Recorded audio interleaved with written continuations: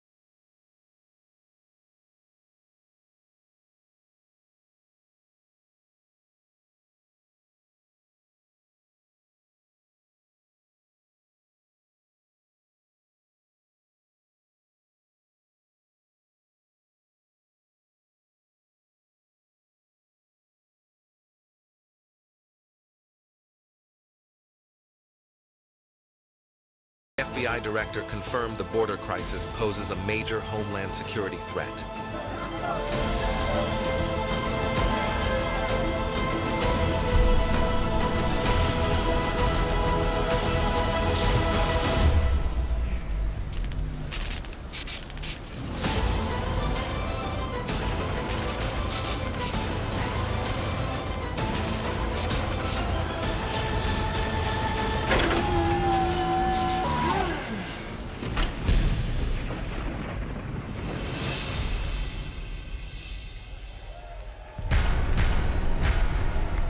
Ladies and gentlemen, the chairman of the Republican National Committee, Michael Whatley of North Carolina.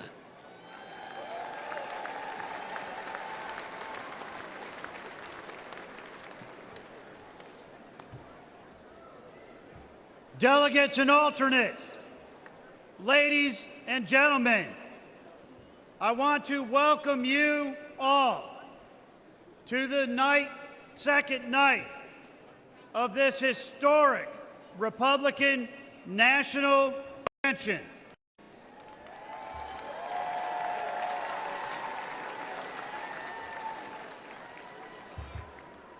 I have to ask, did we have a great night last night?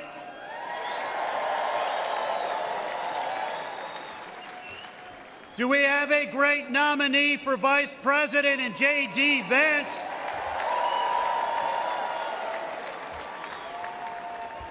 And do we have a great nominee for the 47th President of the United States of America, Donald J. Trump?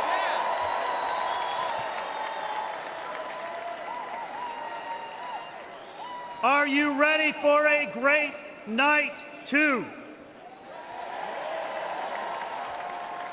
I hereby call this session to order.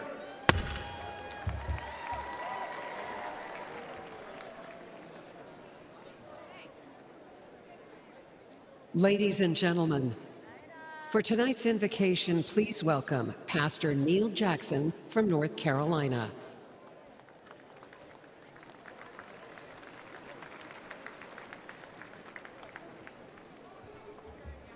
Tonight's theme is to make America safe again.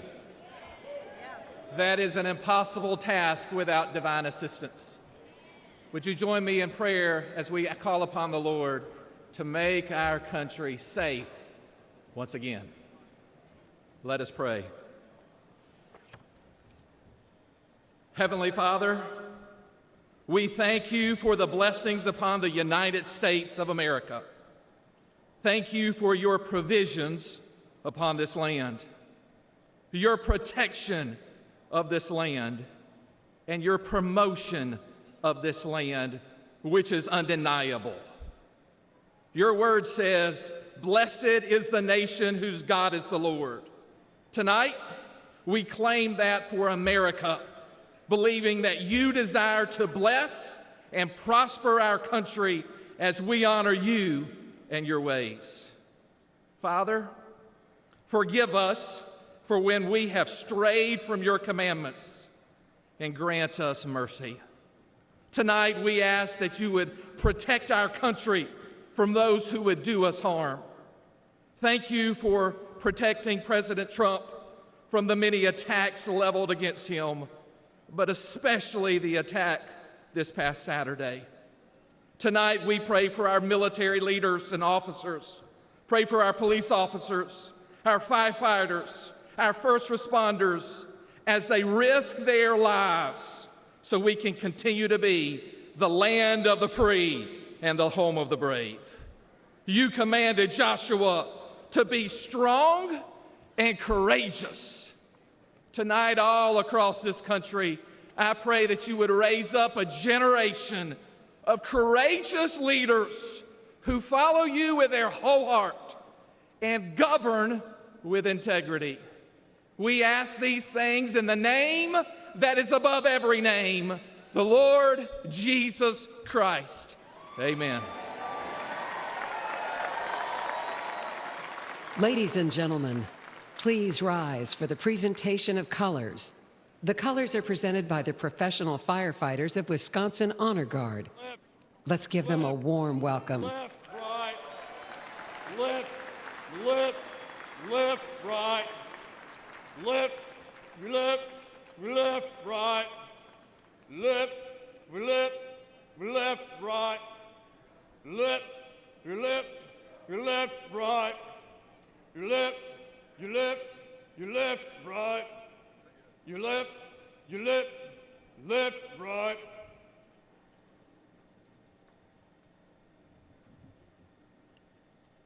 Left, face.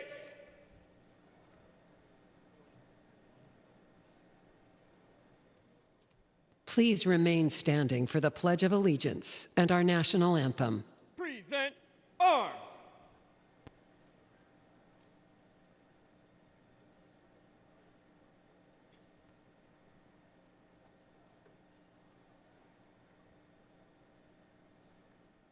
Ladies and gentlemen, please welcome Mary Ann Taylor to lead us in the Pledge of Allegiance.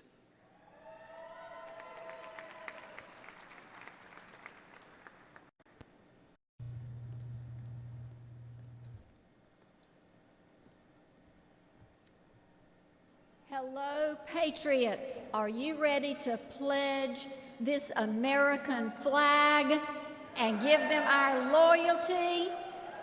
Yes. Well, we're going to do this the Southern South Carolina way, a little bit slower. If you are military, and I'm looking out, and a lot of you already are poised, if you're like me from a military family but not military, we're going to stand at attention, place your right hand over your heart, and pledge with me. I pledge allegiance to the flag of the United States of America and to the republic for which it stands, one nation, under God, indivisible, with liberty and justice for all. Ladies and gentlemen, welcome to the stage Grammy Award-winning singer and U.S. Army veteran, Milwaukee native, Daniel Irby, to perform our national anthem.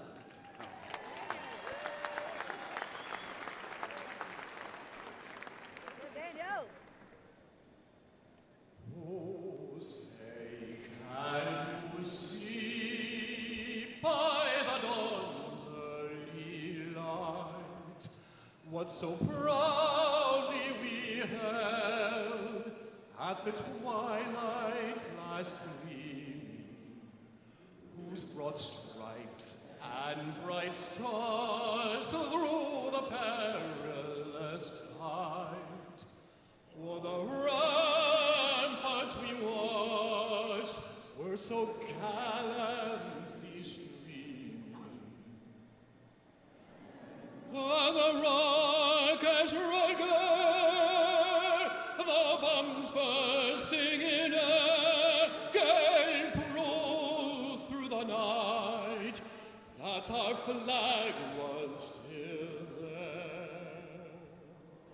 Oh, say does that star star-spangled banner yet wave.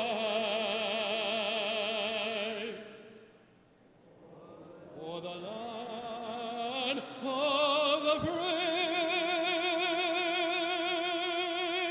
and the home of the brave.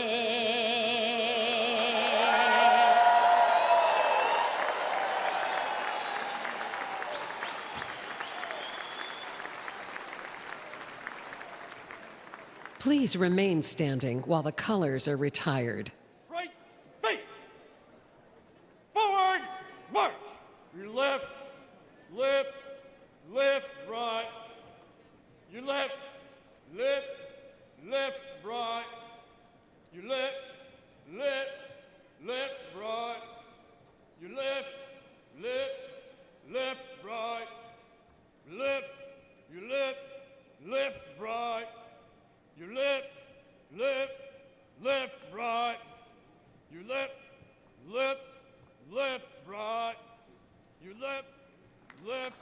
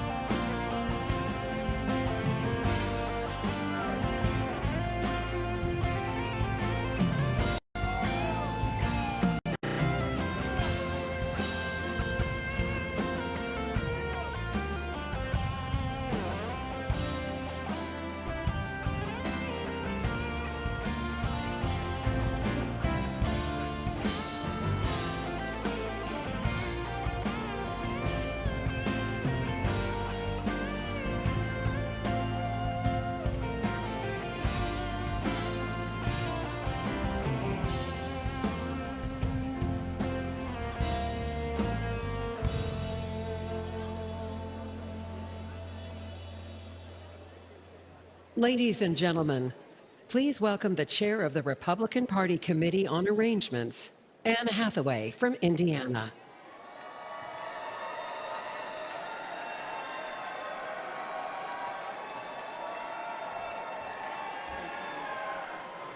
Good evening. My name is Anne Hathaway, and on behalf of the 168 members of the Republican National Committee, the Committee on Arrangements, and the amazing staff of the Committee on Arrangements, I'm honored to welcome you tonight and pleased to be among Republicans from every U.S. state and territory and visitors from over 80 countries from around the world.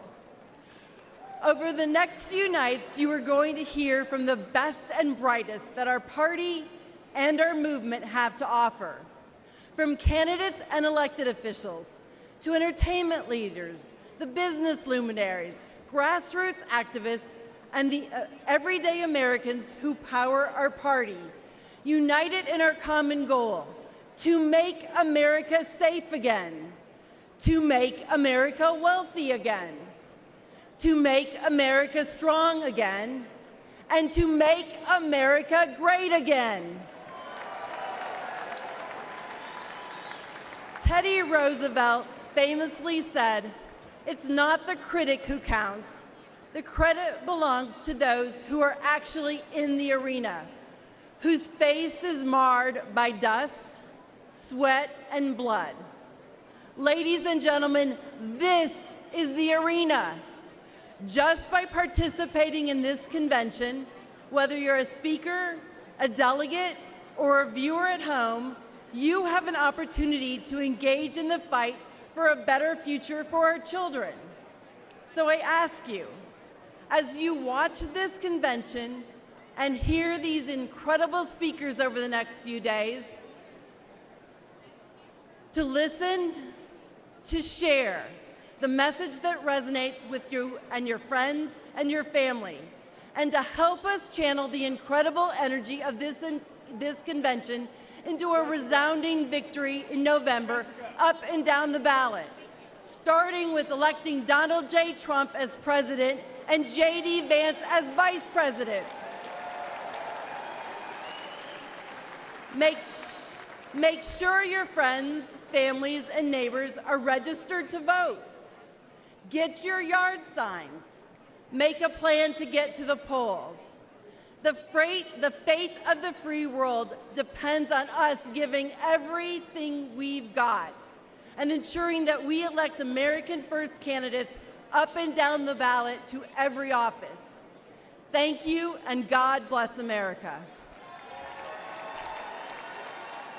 Ladies and gentlemen, please welcome the Governor of the State of Tennessee and Chair of the Republican Governors Association, Governor Bill Lee.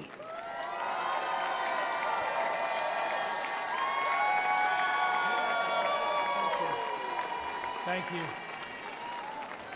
Thank you. It is an honor to be here tonight to add my voice to yours and our fellow Americans who understand the magnitude of this moment.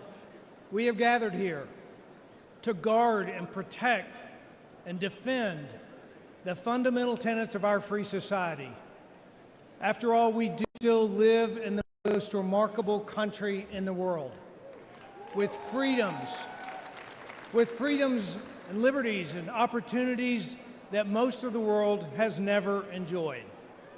Now, we know that our freedoms are granted by God, but they are preserved by the people. Generation after generation of Americans have defended their essential freedoms from the encroachment of the federal government. As Republican governors, we are on the front lines of that fight, and we have banded together to preserve freedom and right the wrongs of the last 4 years. The Biden and Harris administration unleashed inflation on this country, making it hard for Americans to make ends meet. Republican governors pushed back by cutting taxes for our people. They opened the border, endangering our country. Republican governors sent the National Guard to the border to protect it, to crack down on cartels and fentanyl and human trafficking. They tried to let the Chinese Communist Party buy our farmland. Republican governors banned it.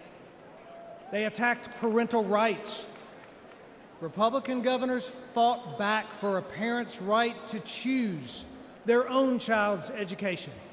President Trump was right when he said that school choice is the civil rights issue of our time.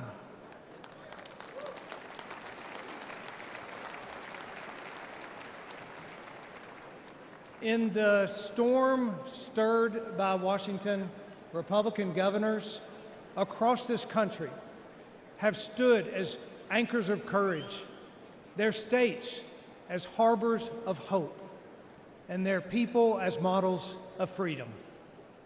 But governors can only do so much. We need strong leadership in the White House. We know what that looks like. We had it before, we need it again. And that's why we, as Republican governors, are joining together, unifying in support for Donald Trump for president.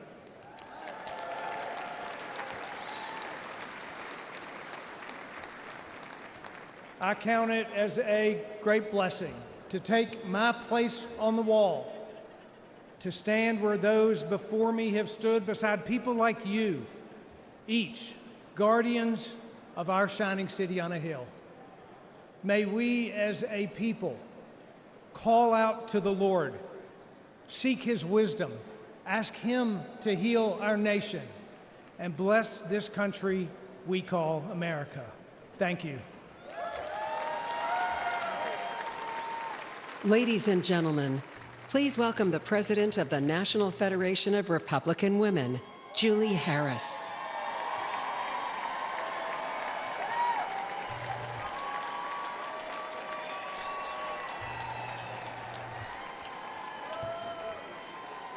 Hello, to be here representing the nation's largest grassroots Republican women's organization in our country. I'm the proud mother of 5, the grandmother of 11. My husband and I are family business owners. We work hard for everything we have and to give our children every opportunity to achieve their dreams. Parents across the country know what it's like to have a pro-family president in the White House. Under President Trump, gasoline and food were affordable. He won huge tax cuts for the middle class and created great high-paying jobs. He worked to keep crime low and to keep drugs out of this country. He's a businessman. He understands what it's like to build something of your own. Joe Biden has never built anything of his own.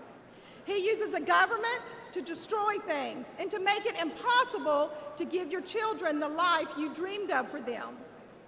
On day 1, Joe Biden declared war on families. He made it harder for people to support themselves, to start families, and to raise children. He's robbed families of affordable homes, energy, and food. As our supply chains broke and inflation exploded, Biden's press secretary blamed us. She implied we should buy less. After destroying the economy and flooding America with illegal immigrants, Biden still wants to raise our taxes. The American dream means more than just scraping by. But under Biden, 65% of Americans say they're living paycheck to paycheck. When it's this hard to provide the basics, the other things we want to provide for our families get wiped out too. Piano lessons, summer camp, braces, family vacation, Christmas gifts. This is not the America that we have worked so hard for. Biden wants us to barely scrape by. President Trump wants us to thrive. We need a pro-family president in the White House again.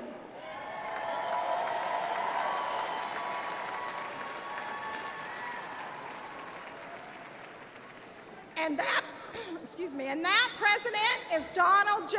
Trump.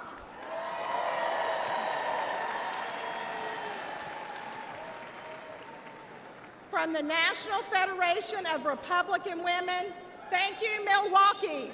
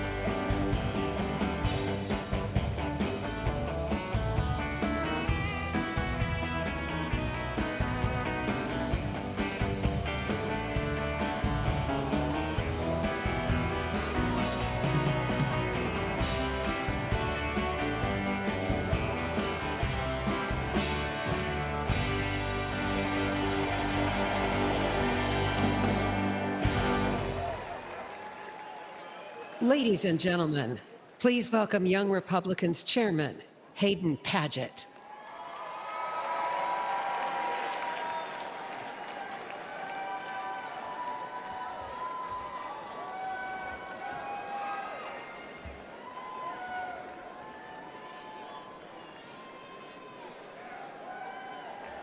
I'm Hayden Paget. I'm the chairman of the Young Republican National Federation and a proud son of the great state of Texas.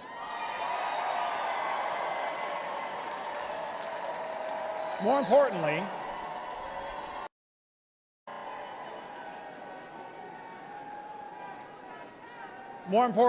I'm a husband and the father of two wonderful children who are under 2 years old.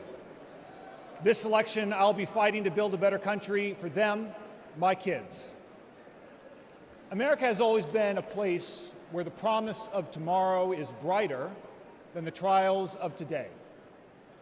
But for young Americans, that future is diminishing as quickly as, well, Biden's cognitive ability. In 2 years, America will celebrate her 250th birthday. But for Americans celebrating their 25th birthday now, they see a future where their dreams are increasingly out of reach. The rising cost of education keeps us in debt. The rising price of groceries and fuel keeps us living one paycheck to the next. The rising cost of childcare keeps us from starting our own families, and the rising cost of rent keeps us from owning our own home. But we know that life can be better, that our lives can be more than making ends meet.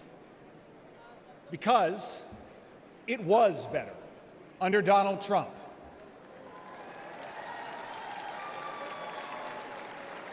Making America great again means making groceries and gas affordable again, making education an investment and not a burden again, and making home ownership possible again.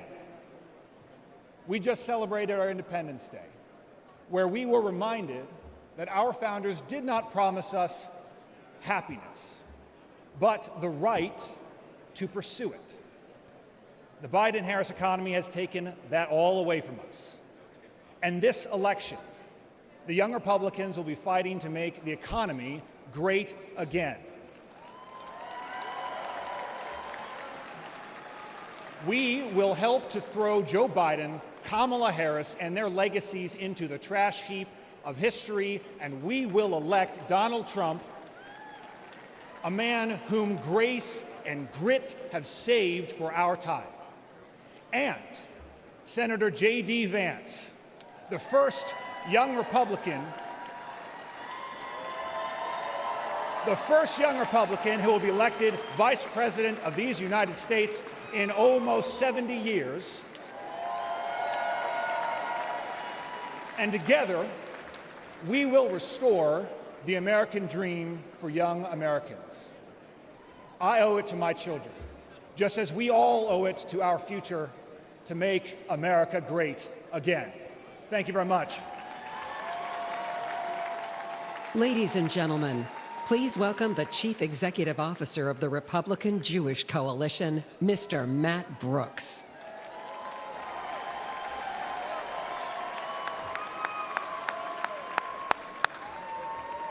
Hello, Milwaukee!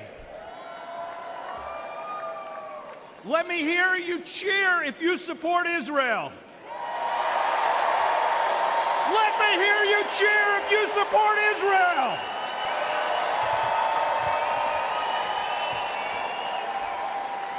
Now, if someone tried that at the Democrats' convention, they'd be booed off the stage.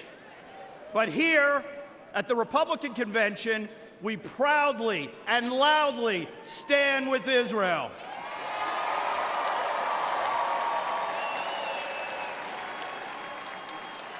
This election is a critical moment for the American Jewish community and for Israel.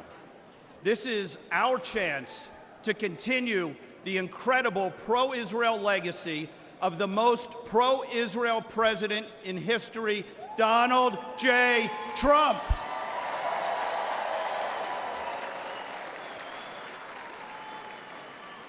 President Trump, among his many accomplishments, many of which they said couldn't be done, but he did it. He moved the U.S. Embassy to Jerusalem. They said it couldn't be done, but he weakened the Iranian regime. They said it couldn't be done, but he delivered the historic Abraham Accords, bringing us closer to peace in the Middle East. With President Trump, we will repair and rebuild the U.S.-Israel relationship that has deteriorated after 4 disastrous years under President Biden. Now, today, 9 months after the historic Hamas attacks, shockingly, President Biden is still withholding critical arms that Israel needs to defend itself. Boo. America must stand with Israel and against the terrorists, especially Iran. We must stand with the Israeli people. Now, my message here today to the Jewish community is clear. There is only one pro-Israel party, and it's the Republican Party.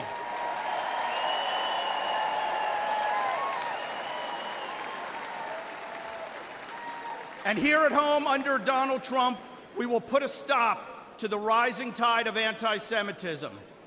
President Trump will bring back law and order so that American Jews can once again wear a kippah and walk the streets without fear.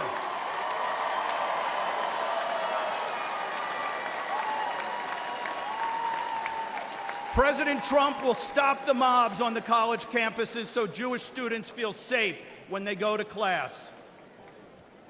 The Jewish community is ready to help elect Donald Trump and J.D. Vance. The Jewish vote continues to increase for Republicans year after year, and I promise you 2024 will be no different. So let me ask all of you, who will best stand up to the Hamas sympathizers and the squad? Donald Trump! Who will best stand with Israel? Donald Trump! Who will make sure Jews feel safe and secure? Thank you, RNC, for the opportunity to speak today, and thank you, President Trump, for your commitment to elevating Jewish American voices. Together, unified, we will win. Am Yisrael Chai!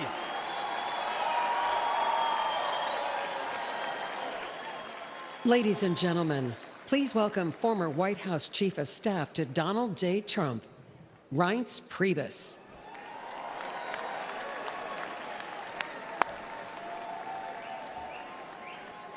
As a longtime Badger, let me say, welcome to Wisconsin. Partners throughout the city of Milwaukee and state of Wisconsin have been preparing behind the scenes for over 2 years to make this convention a reality. I couldn't be more appreciative of everyone who helped make this happen. Milwaukee is a world-class city, and Wisconsinites are some of the kindest people you'll ever meet. While you're here, make sure you experience the beautiful beaches of Lake Michigan. Order a basket of cheese curds, please. And I know you're all going to have a few beers while you're here, right? As the former chair of the Wisconsin GOP and chair of the Republican National Committee, I know firsthand that Wisconsin is the nation's premier battleground state. There's no better place to hold the GOP convention than right here in Wisconsin. And in November, you'll see Wisconsin stand with Donald Trump, and we will help send him back to the White House. I want to say and begin by saying my prayers are with the victims of the shooting in Pennsylvania, and our prayers are with President Trump. As White House Chief of Staff, I saw him right the ship after 8 years of Democrat failed policies, and I'm confident he'll do it again once more.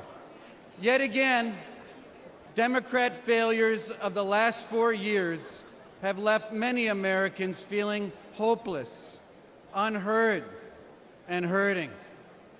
But when Donald Trump tells you what he'll do on the campaign trail, well, look out, because he will deliver when he walks into that Oval Office.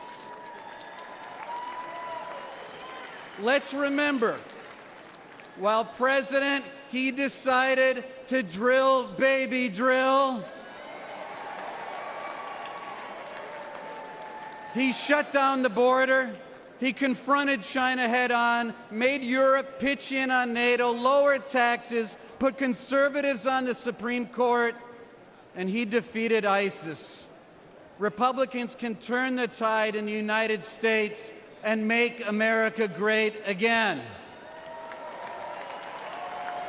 We, together here, the Wisconsin GOP, we can make Wisconsin red again in 2024 and send Donald Trump back to the White House.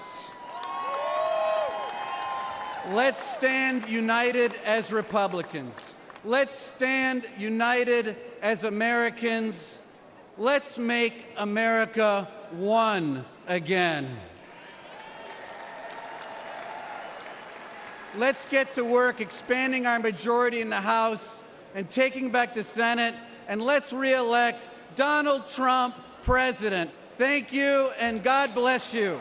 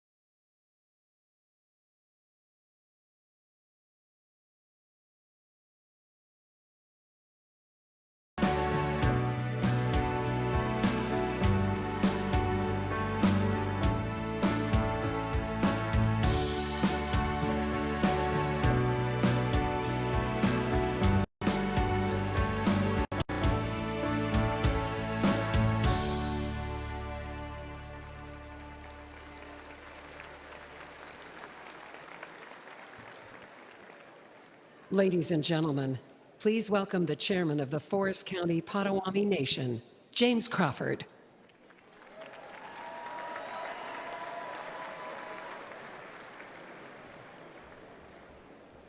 Hello, everyone, and hello, Wisconsin. Good evening. I am James Crawford, the chairman of the Forest County Potawatomi community. I'd like to welcome all of you to not only Milwaukee, but also to an area of the state that is part of the homeland of the Potawatomi people.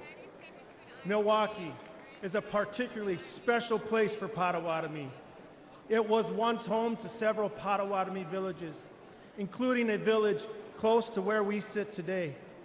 Our ancestors occupied these lands for hundreds of years, fishing area rivers and lakes, hunting the land, tapping maple tree groves for sugar, and harvesting crops in fields each fall.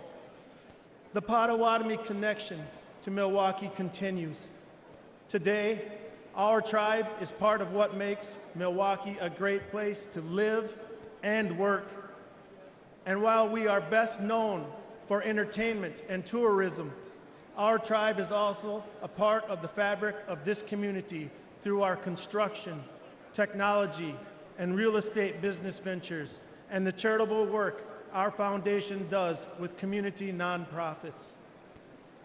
Thank you.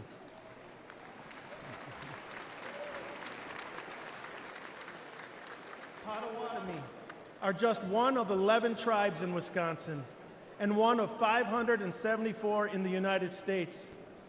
Even though each tribe is unique with their own histories, cultures, and distinct challenges and opportunities, the tribes still share many commonalities, especially a desire and need to keep our people safe. And right now, Native people are facing real threats to ensure our safety. The growing use and abuse of illegal drugs are claiming countless lives on reservations across this country. And Native American women and girls continue to be exploited, trafficked, and subjected to violence at reprehensible levels. So tonight's theme, Make America Safe Again, is especially important for us.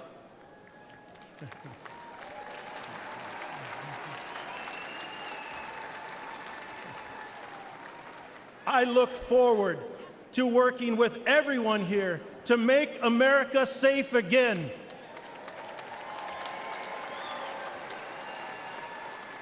To help us preserve, protect, and enhance our future generations. Miigwech, and God bless America.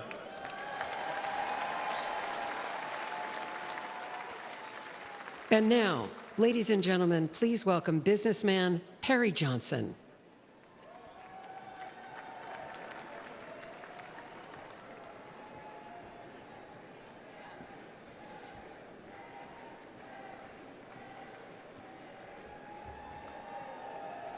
Well, what a group. Well, I'm Perry Johnson, and I'm a business owner of 81 companies around the world. And I'm going to ask you one simple question. Are Americans better off today than they were 4 years ago? No. In 2019, the median household income in the United States was $4,000 more than it is today. And on an average, things are 20% more expensive. Why? Joe Biden. When you go to the grocery store and you find that things are 30% more, you can thank Joe Biden. When you have to fill up your gas tank and it's 50% more expensive, thank Joe Biden. And when you buy a home and get a mortgage, your payments are almost double what they were 4 years ago. And I know because one of my companies is a mortgage company. Now, what do you say we fire Joe Biden?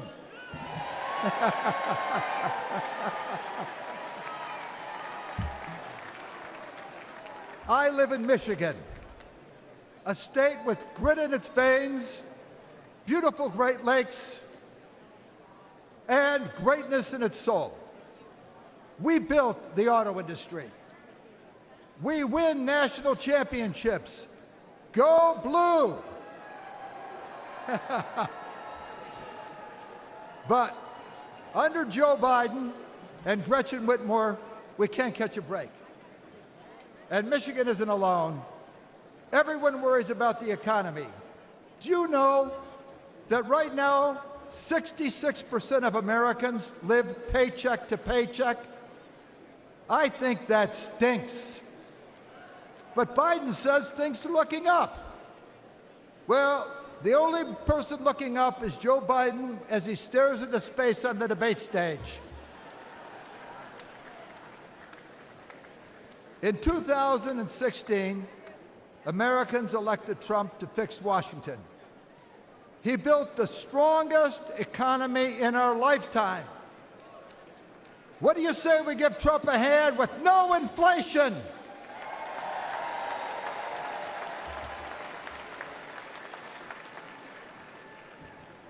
Joe Biden says he can't keep our borders safe. Did Trump keep our borders safe? Yes. Under Trump, we had virtually no inflation for 4 years. That is a fact. Under Trump, family income went up every year. That is a fact. Our borders were secure under Trump. That is a fact. And under Trump, we will have lower prices, affordable American energy, lower taxes, and a better quality of life. What do you say we re-elect Trump?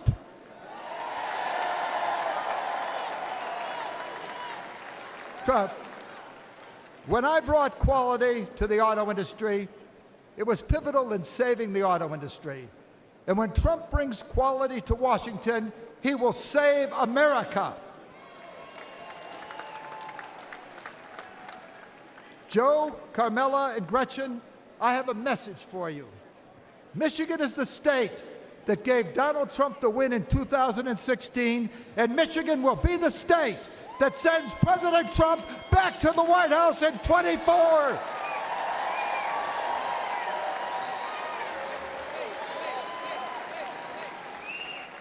President Trump is the toughest president since Teddy Roosevelt. When he was shot, notice, they were carting him his way and his arm was raised because nothing will stop him.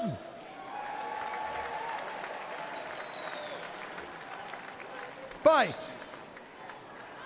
For him, America is always first. He has the heart of a lion, the brain of a genius, and he's done it before. President Trump is ready to save our country, to make America great again.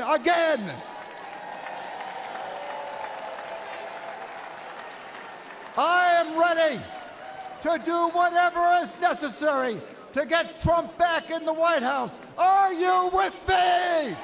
Yes! Yes! Yes! Trump! Trump! Let's do it!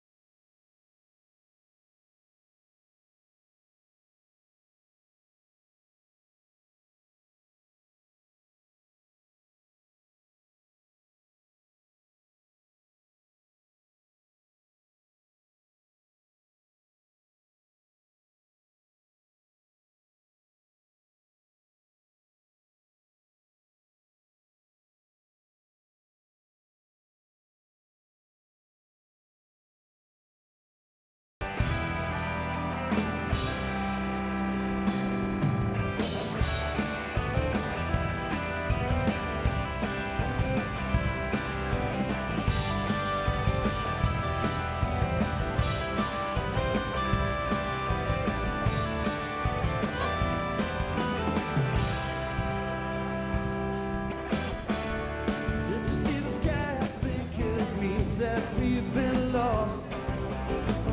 Maybe one last time is all we need. Well, I can't really help it if my tongue's all tied in knots. Jumping off a bridge is just the farthest that I've ever been.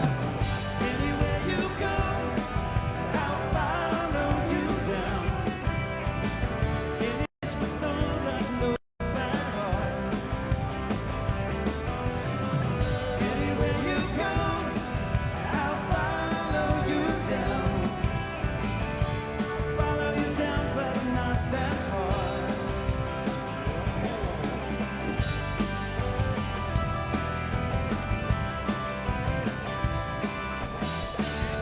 Though we're headed somewhere I can't see how far we've come. Still I can't remember anything. Let's not do the wrong thing, and I swear it might be fun. It's a long way down, but all the knots we've tied have come undone.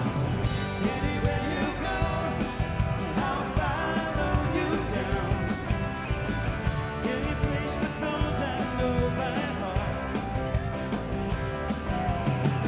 Anywhere you go, I'll follow you down.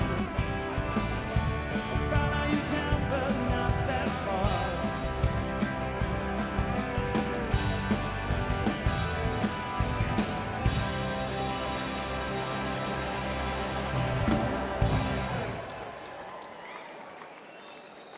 Ladies and gentlemen, please welcome the next senator from Arizona, Carrie Lake.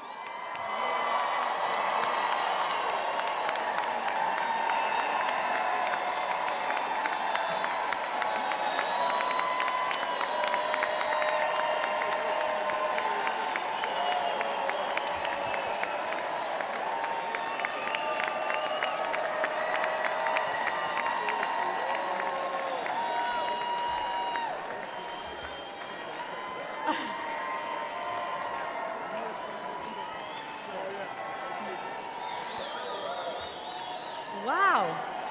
Hello.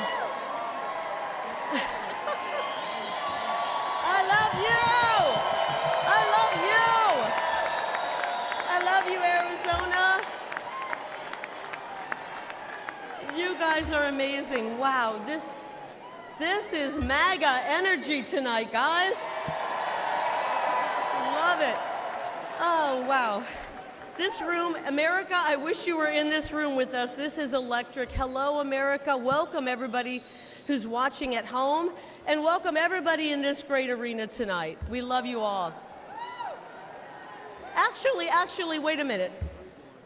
I don't mean that. I don't welcome everybody in this meeting, in this room. The guys up in the fake news, frankly,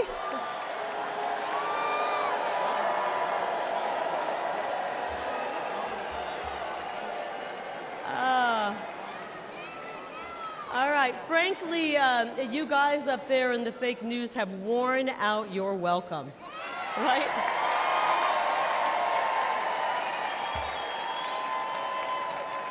You've worn it out, guys. You have spent the last 8 years lying about President Donald Trump and his amazing patriotic supporters. Actually, guys, they lie about everything. They've lied about Joe Biden's health, the economy, the laptop, the border. I could go on and on and on. But the really good news is that every day more and more people are turning off the fake news. And they're... That's right. And Americans are waking up to the truth about the disastrous Democrat policies pushed by Joe Biden and his favorite congressman, my opponent, Ruben Gallego. These guys, they're full of bad ideas. Just last week, Ruben Gallego voted to let the millions of people who poured into our country illegally cast a ballot in this upcoming election.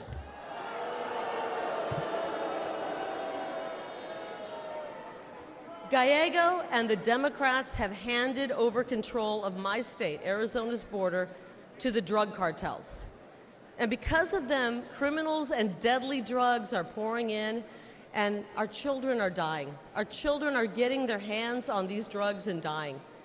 I'll tell you, the hardest thing I've had to do on the camp trail is talk to moms and dads who come up to me and tell me that their 19-year-old son has died because of fentanyl poisoning, or their 22-year-old daughter took a half a pill and she's gone.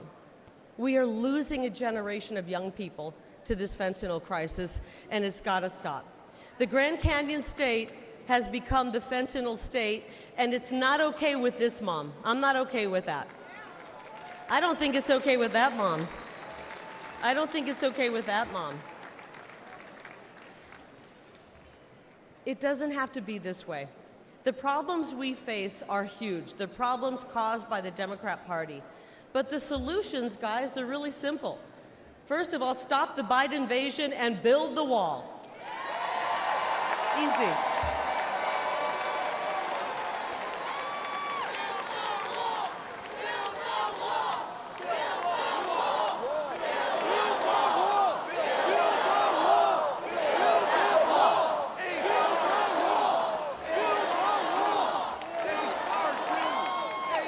And while we're building the wall, let's kick Bidenomics to the curb and bring back the MAGAnomics. Is that okay? I miss the strong Trump economy. And because I'm a mama bear, I want to replace this indoctrination, this psychological abuse they're inflicting on our children with a real, solid, quality education. It's all common sense. The great news is that we can solve these problems, and to be honest, we must solve these problems for the sake of our children, because that's really what this is all about, right? The next generation, the future of our country. I learned something watching, the Nature Channel, that the most dangerous place on planet Earth is between a mama bear and her baby cubs. Right? And that's exactly where the radical left have found themselves, and it's not going to go well for them. Because guess what? They have awoken a sleeping giant. Tens of millions of moms and dads from sea to shining sea, they're going to show up on November 5th, and they're going to be hearing from us on November 5th. That's right.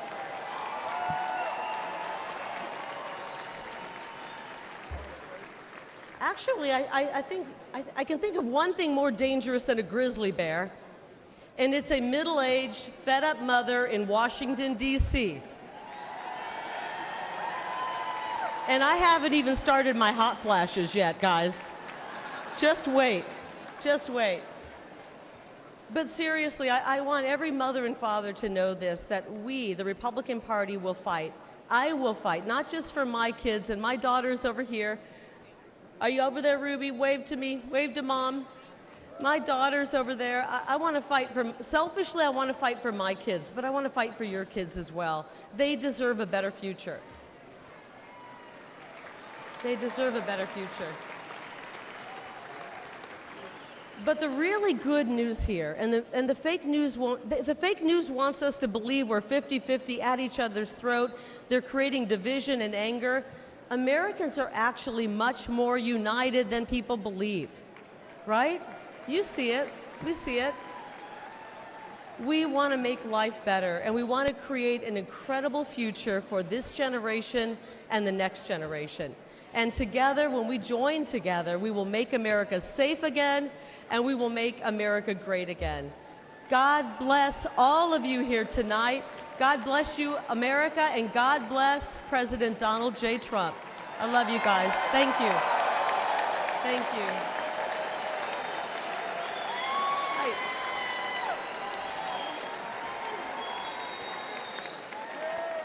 Ladies and gentlemen, please welcome the next senator from Wisconsin, Eric Hovde.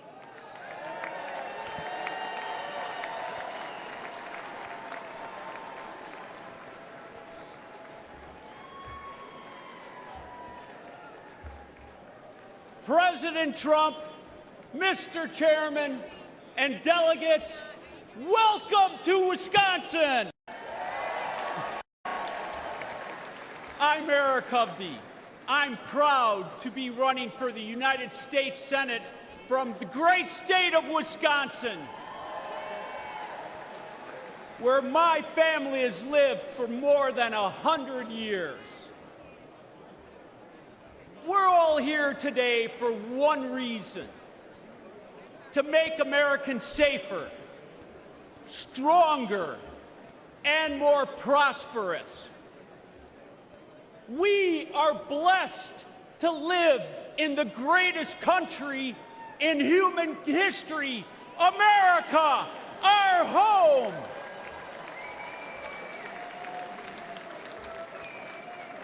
But America is struggling under Joe Biden. And Senator Baldwin has been a rubber stamp voting with him 95.5% of the time. You can believe that. Biden, with Baldwin's help, has weakened us in every way, making Americans less safe. They've eroded us financially by racking up more debt in the last 3.5 years than our country's first 230 years, fueling massive inflation and leaving families wondering how they're going to pay the bills. They've made us less safe at home with their defund the police movement. And Biden, with his border czar, Vice President Harris, opened our southern border, allowing criminals and terrorists to enter our country. They've emboldened drug cartels to flood our streets with fentanyl, killing over 100,000 Americans every year. It is sad. I've talked to parents that have lost their child to this fentanyl poison. They've made us less safe and secure internationally with their incompetent withdrawal from Afghanistan. Our adversaries moved. Putin on Ukraine, Iran through their proxies, Hamas on Israel, and China getting more aggressive every day. Despite all of that, Tammy Baldwin called the Biden administration the most successful in generations. Can you believe that one? I mean, seriously. This shows how detached she is from everyday Wisconsinites. It doesn't have to be this way. Under President Trump, family budgets were more secure. Our border was secure. Our world was secure.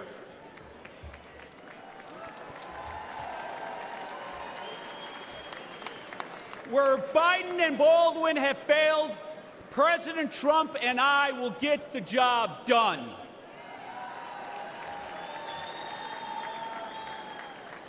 Our country has become too divided, though. Instead of putting on just the blue jersey or the red jersey, we need to put on the red, white, and blue jersey and come together as Americans. We need to heal this country from the division that the left has brought. And the media, you have to stop dividing us. If we can come together, we will win Wisconsin. We will restore America. But it's going to take everyone getting involved. Are you ready to go save your country? Are you ready to restore the American dream? Thank you, everyone. God bless. Ladies and gentlemen, please welcome the next senator from Ohio, Bernie Moreno.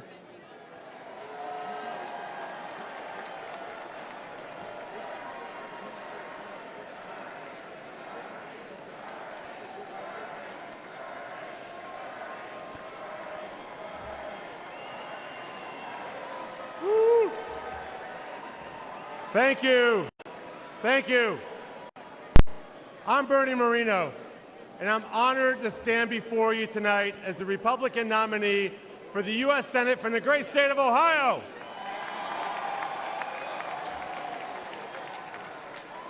Many years ago, my parents brought me and my siblings to America legally. They left Colombia because they wanted their children to live in a country where they could achieve anything. I will forever be grateful to them. I love America, and I've lived the American dream. I married my best friend, raised a family, built successful businesses, and created thousands of jobs for hardworking Americans. But the American dream that I lived is under attack from Joe Biden and his enablers in the Senate like Sherrod Brown. They have encouraged millions of illegals to invade America. And Joe Biden's border czar, Kamala Harris, and the Democrat Senate have put the welfare of illegals ahead of our own citizens. They've destroyed our border, they've destroyed our economy, they've destroyed our standing in the world, and they'll destroy America if we don't stop them. In November, we will fire Biden and Harris, and we will re-elect President Donald J. Trump.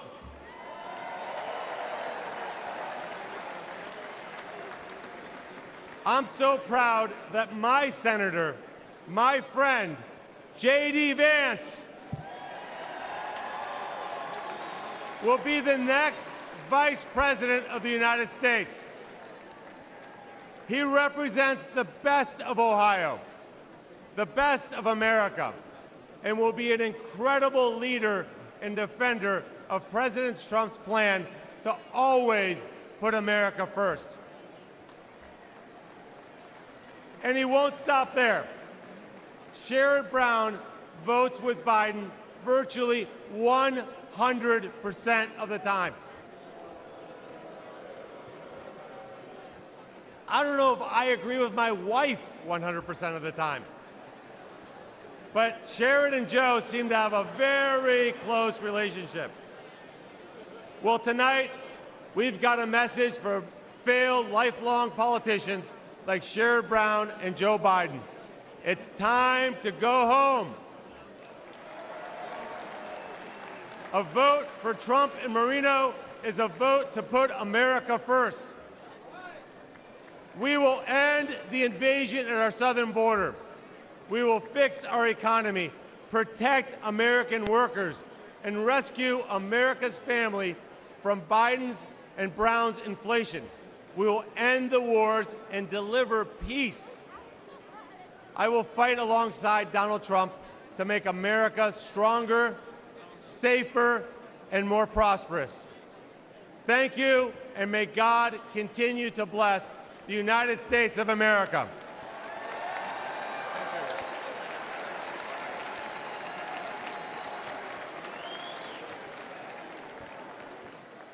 Ladies and gentlemen, please welcome the next senator from Michigan, Mike Rogers.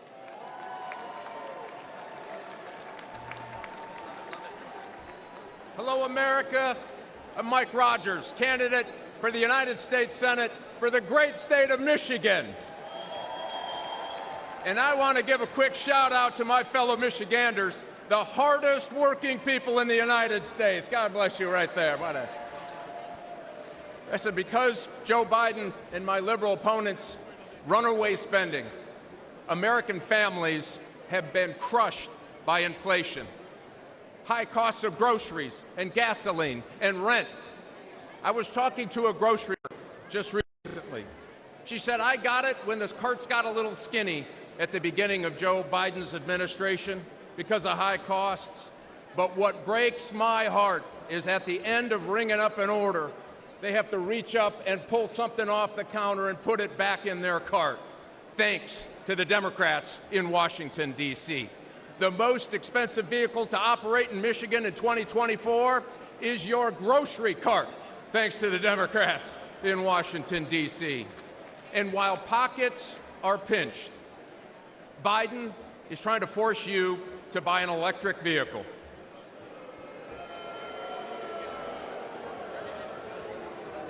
Better get a long extension cord. Let me be clear. EV mandates will destroy American jobs. EVs require 40% less labor to build than gas cars. And here's the kicker. 85% of the critical minerals needed to build them are processed in China. It is impossible to build an EV without getting into bed with the Communist Party of China. Listen, my opponent even signed an agreement to use taxpayer money to bring a Chinese battery company to Michigan, your taxpayers' money. I'll tell you this, I will never put our children's future at the hands, or the matter of fact, the Michigan auto business in Michigan, in the hands of the Chinese Communist Party, and it's the Republicans that are going to stop them from doing that.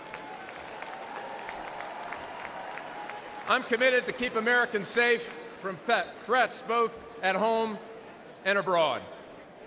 As a former Army officer, FBI special agent battling organized crime, and chairman of the House Intelligence Committee, I've seen how dangerous the world can be. But in all my time working to protect America, I have never seen anything like the Biden-Harris open border policy.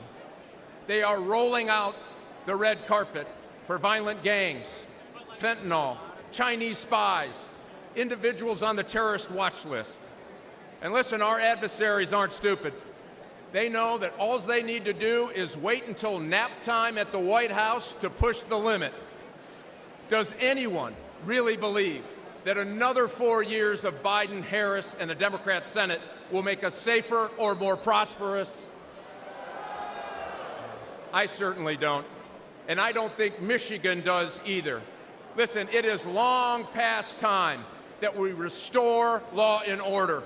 We make groceries affordable again. We make America respected again. We make America safe again. We flip the United States Senate and elect Donald Trump and make America great again. Thanks. Get fired up. This is the election to do your work. God bless.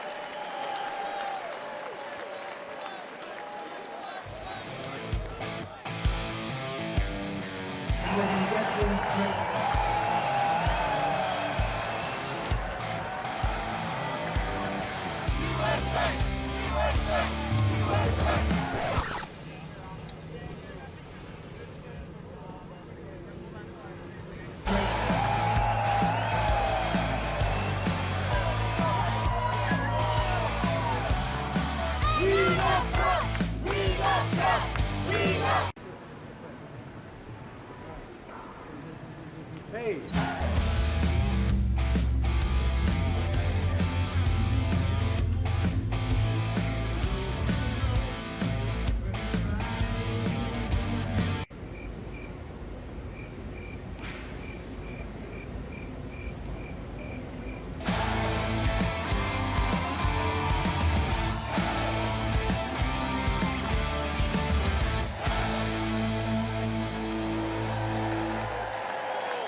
Ladies and gentlemen, please welcome the next Senator of Pennsylvania, McCormick.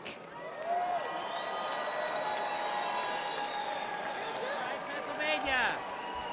Hello, Milwaukee. Who's ready? Who's ready to retire Joe Biden and border czar Kamala Harris and send her back to California? Who's ready for that? And who's ready to make Donald Trump our 47th president? Are you ready for that? And who's ready to make J.D. Vance our new vice president? And who's ready to send Chuck Schumer packing? I'm ready. I'm ready. My name is Dave McCormick, and I'm running to be the Pennsylvania's next United States Senator, the great Commonwealth of Pennsylvania. And I want to first acknowledge what transpired just a few days ago in my home state. where I witnessed firsthand from a front row seat in Butler, President Trump's remarkable strength and resolve in a terrifying and unpredictable moment. The president rose brilliantly to the challenge. But what a sad and frightening day for the families of those who were injured or lost and for our great country. And we all thank God that President Trump is okay.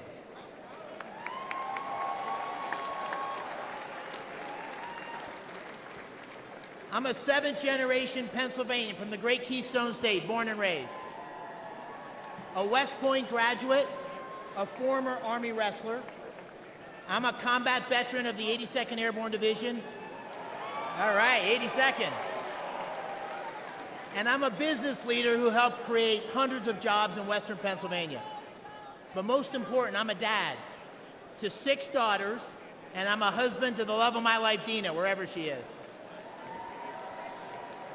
Now my opponent's name is Bob Casey. But you probably don't know him because he does nothing. For 18 years, Bob Casey has been warming a chair and drawing a paycheck. He is a do-nothing, out-of-touch, liberal career politician. And when he votes for Joe Biden's tired old ideas. Casey's been around so long that the #1 song when he was first elected was the Macarena, right? Does everybody remember the Macarena?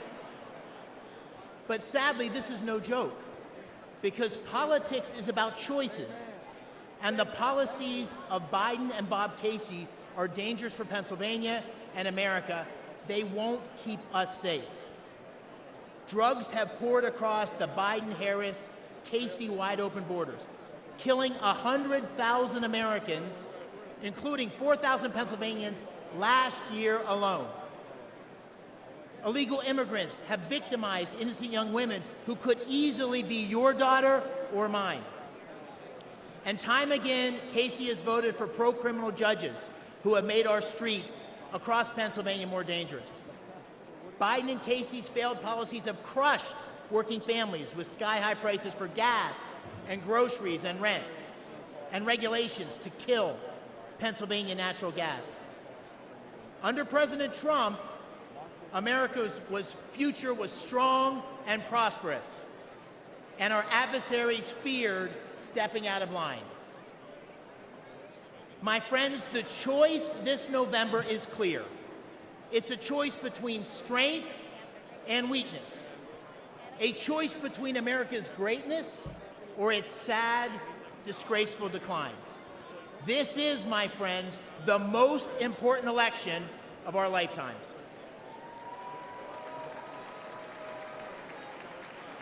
And we deserve a president and a Senate that will go to the mat to fight for America.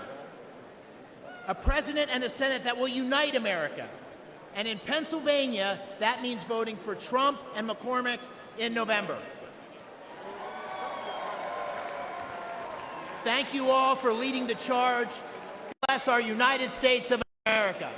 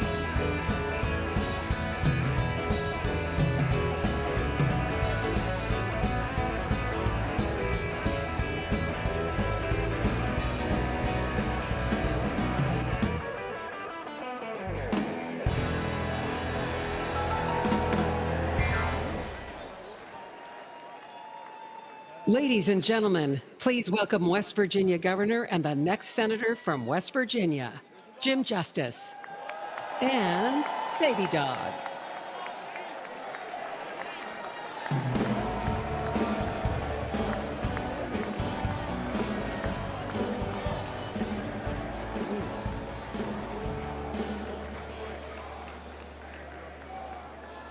Hello, everybody. I'm Jim Justice, and I'm from West Virginia, and I absolutely believe with all my soul we've got the greatest people in the world in West Virginia. And we want you to come and try us out someday. Now, with all that being said, I know that a lot of you want to meet my little buddy. So if Baby Dog could come on out here.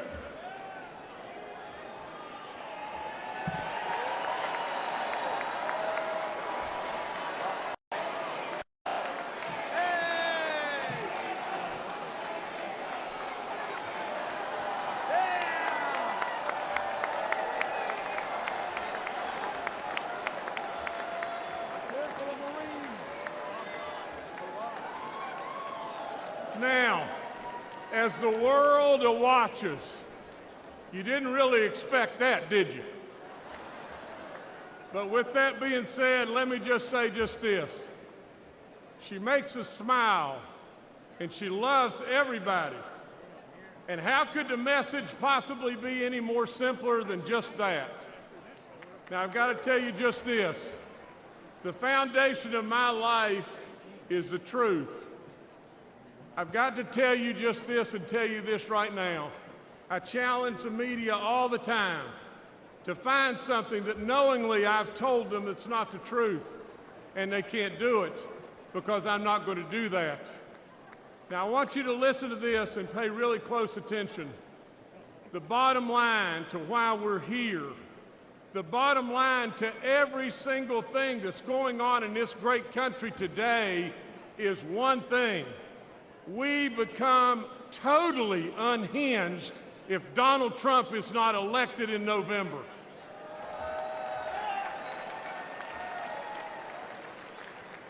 I want to talk to you tonight about my relationship with President Trump. I want to talk to you about an incredible man. I want to tell you the truth about him and his family. He's tough. He's super smart. He's a business guy. But maybe there's something that you've missed, and that is he genuinely cares. He cares about all of us, every last one of us, and he loves this nation beyond good sense. He has amazing kids. I've hunted and fished with Don Jr. He's an incredible outdoorsman and a really treasured friend. Now imagine this. Eric and I have been so far back in the woods on top of a mountain, and I blew the tire out on the back of my 4x4, and who was under the vehicle right then? Eric Trump. Eric Trump changed the tire. Donald Trump has taught his kids the very best. He's taught them absolutely to respect the military. He's taught them to respect our first responders. He's taught them absolutely to treat our working men and women with love and respect all across this land.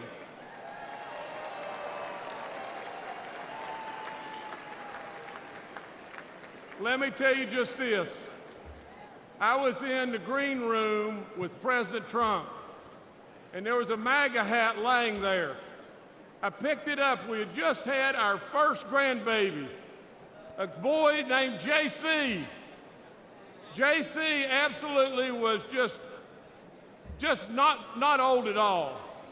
And all of a sudden I asked President Trump if he would sign that hat for our grandbaby JC. He took it. You know what he wrote on it? He wrote, JC, always work hard. Now let's review. Donald J. Trump, my friend, my close friend. He's tough. He's super smart. He's a business guy. He loves America. He taught his kids the right values, and he's a hard worker. Sure sounds like a leader to me.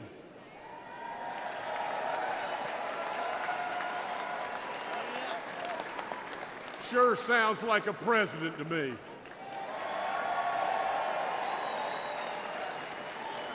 Then ask yourself, why does Donald Trump fight every day for us and continue to take this senseless persecution? Why? And I know the answer: because we're worth it.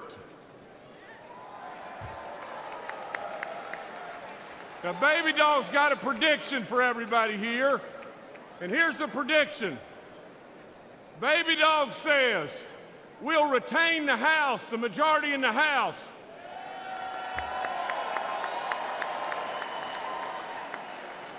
We're going to flip the United States Senate.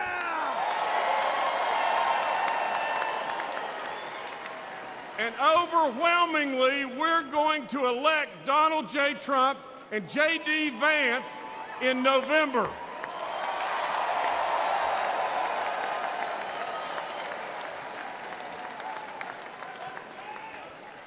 And Baby Dog says, what is the reason that she knows why we're going to win?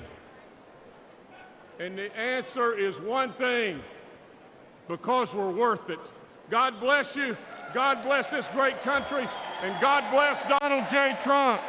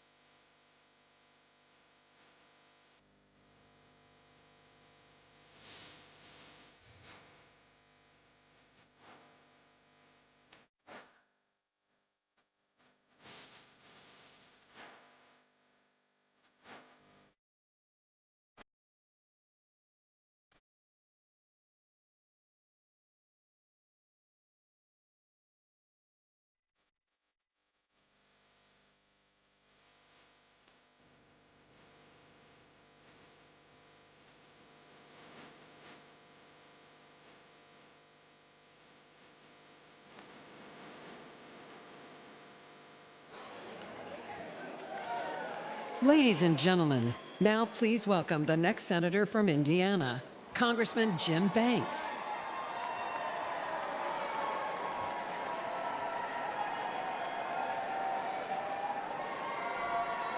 Thank you. I don't know about you, but thank God Baby Dog's a Republican. Thank you, fellow Republicans, and thank you to the great state of Indiana for making me your nominee to be the next United States Senator. Only in America could a kid like me, who was born in a trailer park, the son of a factory worker and a nursing home cook, end up here. I'm Jim Banks, and I have lived the American dream, and I'm proud of it. Holy cow. But the biggest difference today between Republicans is that we believe America is the greatest country in the history of the world. But they don't. I got to tell you, as an Afghanistan war veteran, I've never been more ashamed than when Joe Biden's disastrous withdrawal left 13 American heroes dead, and then he lied about it. Americans want a president who is proud of their country and who they can be proud of. Joe Biden is an embarrassment. We went from the strongest president of my lifetime in President Trump to the weakest president in history in Joe Biden. We need President Trump back in the White House if we're going to make America great once again. But ladies and gentlemen, he's going to need backup in the United States Senate. This is no time for wimpy Republicans. That's why I'm running. We'll start by securing the border. If you came here illegally under Joe Biden, you're going back to where you came from under Donald Trump.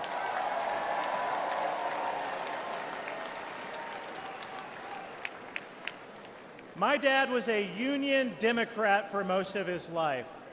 Today, he's a Trump Republican. Because my dad knows that President Trump will always put American workers first. Trump was the first president of my lifetime to hold China accountable for taking our jobs.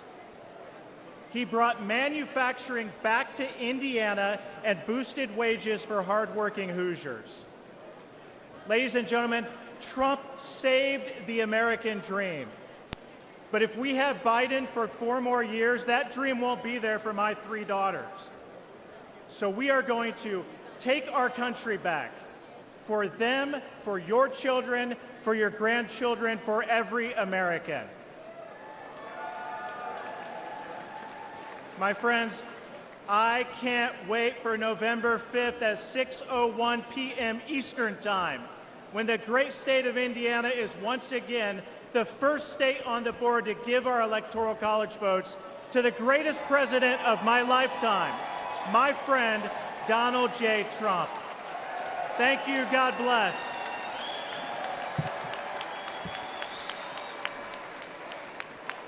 Ladies and gentlemen, now please welcome Captain Sam Brown, the next senator from Nevada.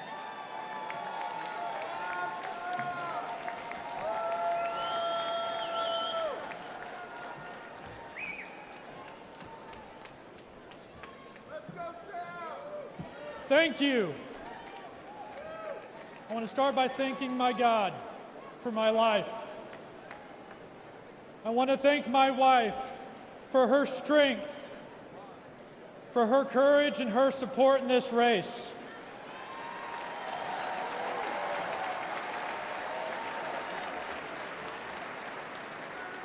And back home, I want to thank my children. I do this for many reasons, and you are part of that mission.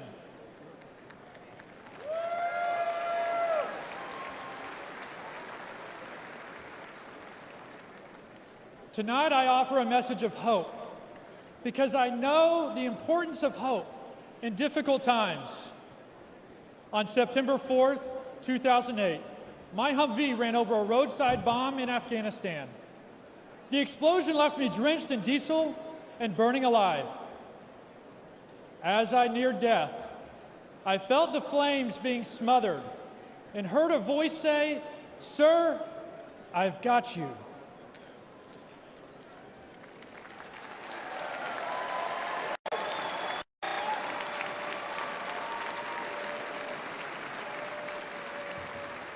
Through the pain and anguish of recovery and the years that followed, I never lost hope.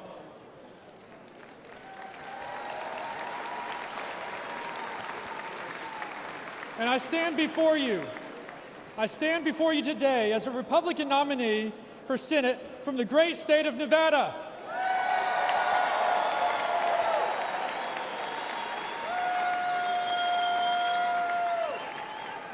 America, I served you as a soldier, and I want to serve you again.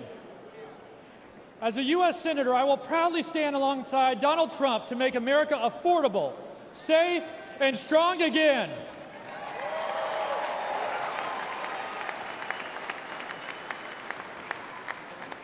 We have a tough fight ahead, but it won't be my first. Nevadans are suffering right now. The unemployment rate in Nevada is nearly 25% higher than the national average. The Biden-Harris economy might be fine for millionaires like Senator Jackie Rosen, but it's terrible for Nevadans struggling with inflation and high prices. Yet Jackie and Joe want to raise your taxes while dodging their own. I'll work with President Trump to cut taxes for working families and end taxes on tips for struggling Nevada service workers.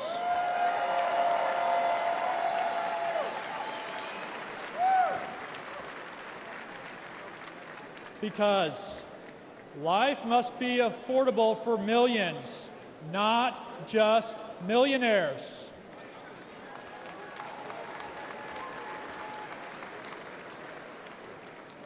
Finally, look at my face. This is the high cost of war. If Joe Biden stays in office, more service members will pay this price. He has brought our nation humiliation, defeat, and to the brink of more war. I've been through the fire. President Trump has been through the fire. But hope has not been extinguished. It is reignited.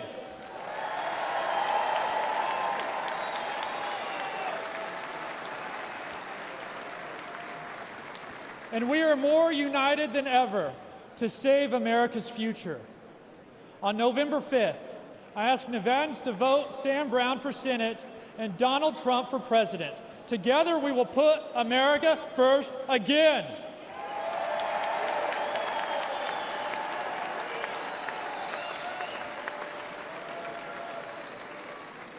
I want to close with those same words I heard on the battlefield that gave me hope. America, I've got you. May God bless President Trump. God bless you. And God bless the United States of America.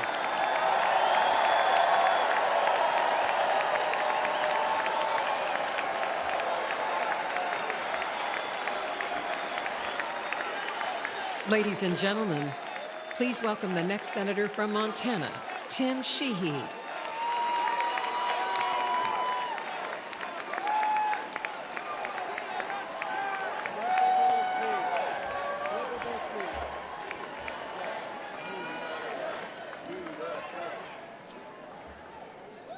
Hey, Montana, how's it going? Hey, everybody, my name is Tim Sheehy. Those are also my pronouns.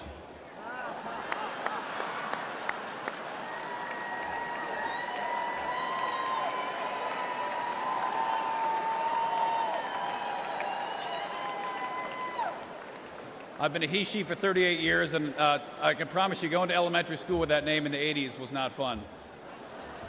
That is a joke, but it also shows the lunacy we're living with in Joe Biden and John Tester's America. I'm a former Navy SEAL. My wife was a Marine.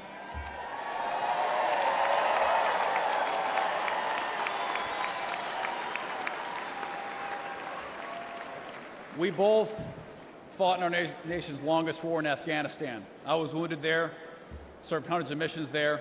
We came home to live the American dream in Montana, the great state of Montana, I might add. And we started an aerial firefighting company in our barn. We created hundreds of jobs protecting our public lands and protecting fellow Montanans from devastating wildfires. I fight wildfires for a living, so take it from me, the world is on fire under Joe Biden. Consider for a minute Biden's disgraceful retreat from Afghanistan, when he let our enemies steal billions of dollars of our equipment and kill 13 brave American service members. To this day, there has been zero accountability, none. And that's why I'm running for the United States Senate in Montana, to bring back accountability to our government and beat John Tester, the liberal Washington politician who votes with Biden and Kamala every single time it matters.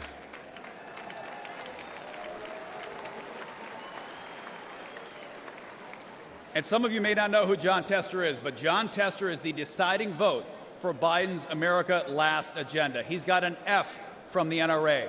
He's voted to open our borders, unleash inflation, and he even put a liberal judge on the Supreme Court who can't even define what a woman is.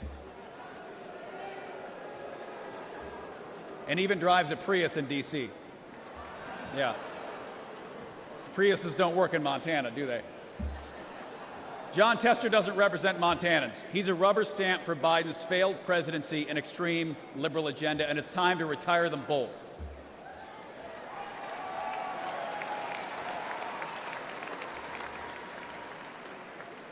And listen, I'm an optimist. You can't jump out of planes at night into enemy territory if you're not. And I truly believe America's future will be better than our past. But that future is not given. And we need political outsiders like President Trump to return common sense to our nation.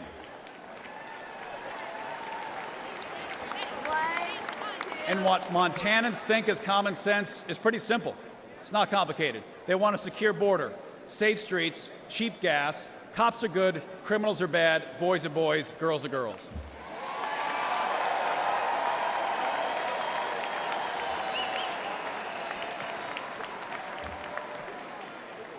And I'm ready to retire John Tester and take back the United States Senate. And I'm ready to join you in sending President Donald J. Trump back to the White House. Let's save America. We've got a lot of work to do.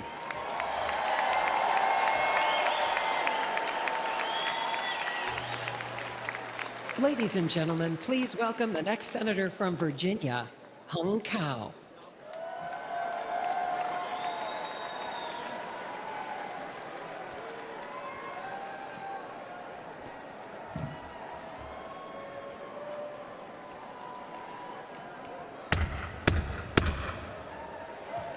That's the scariest sound you'll ever hear when you live in a communist country.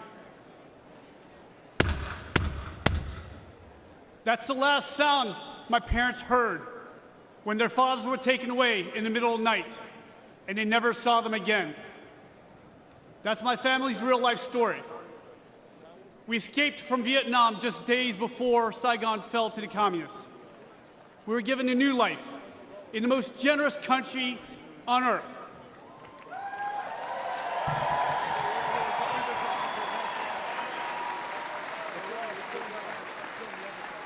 My name's Hung Cao, and America saved my life.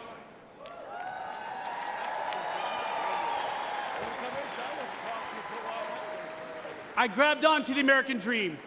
I graduated from the United States Naval Academy, but I paid back every dime of that American dream with 25 years of service in Navy Special Operations.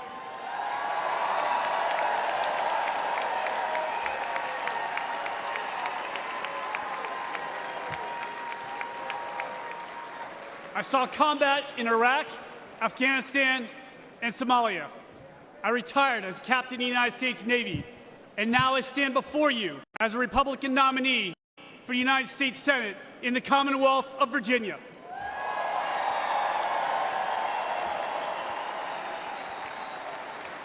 Only in America, ladies and gentlemen, only in America. But we're losing our country. Under Joe Biden, millions of illegal aliens flood our borders.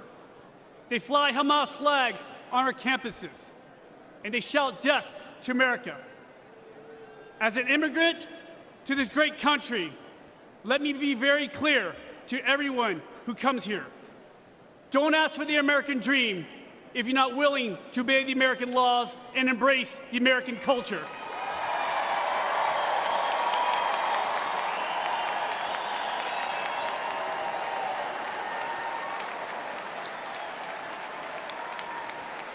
Because I did.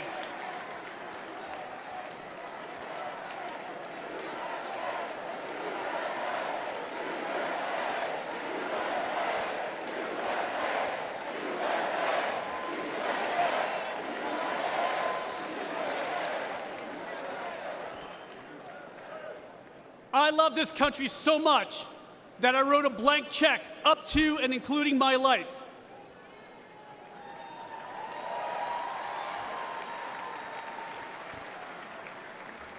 I'm running against Hillary's running mate, Senator Tim Kaine.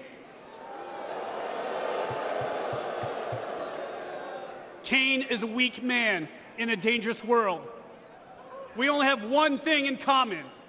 The American taxpayer signed our paychecks for 30 years. Except Kaine is a career politician with millions of dollars to show for it. I've been a warrior with scars to prove it, and I'm damn proud of it.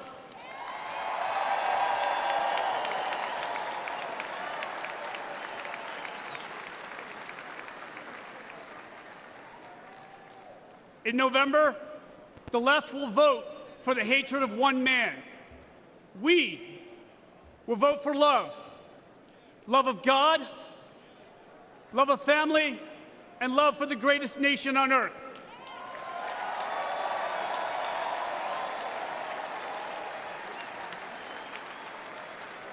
And Virginia will elect me and President Trump, and together we will save America.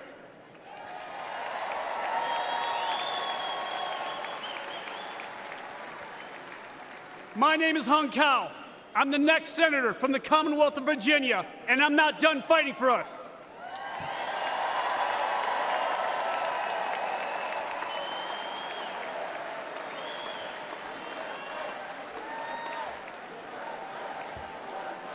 May God bless you, may God bless President Trump, and may God bless the United States of America.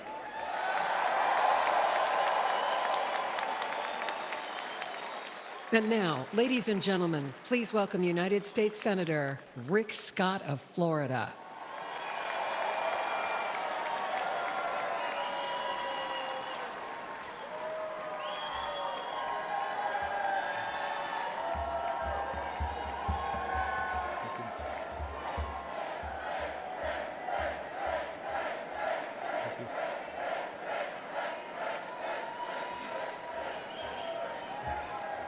Thank you, thank you, thank you.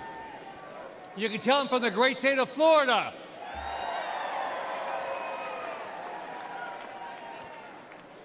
Well, the Democrats couldn't stop him. The media couldn't stop him. The liberal judges couldn't stop him. A bullet from a madman couldn't stop him.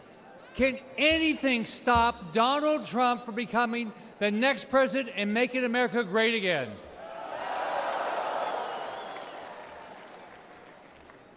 I've known Donald since before each of us ran for office, and it's an honor to be here to do everything I can to get him reelected back in the White House where he should belong every day going forward.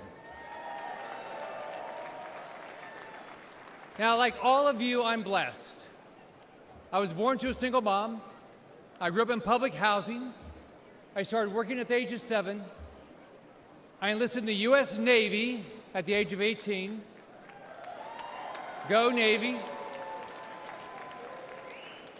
But only because I grew up in America, I was able, like many of you, to come from absolutely nothing to build one of the biggest companies in the world, be the 45th governor of Florida, a U.S. senator, where we have to fight every day to stop the radical Democrats from absolutely destroying our great country.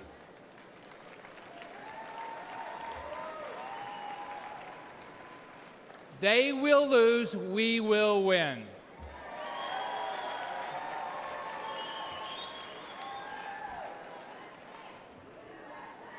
USA, USA. We will win. Now, let me tell you about a dream I had recently. I had a dream and I did some time traveling. I traveled into the future to an imaginary world where actually Joe Biden got reelected. Yeah.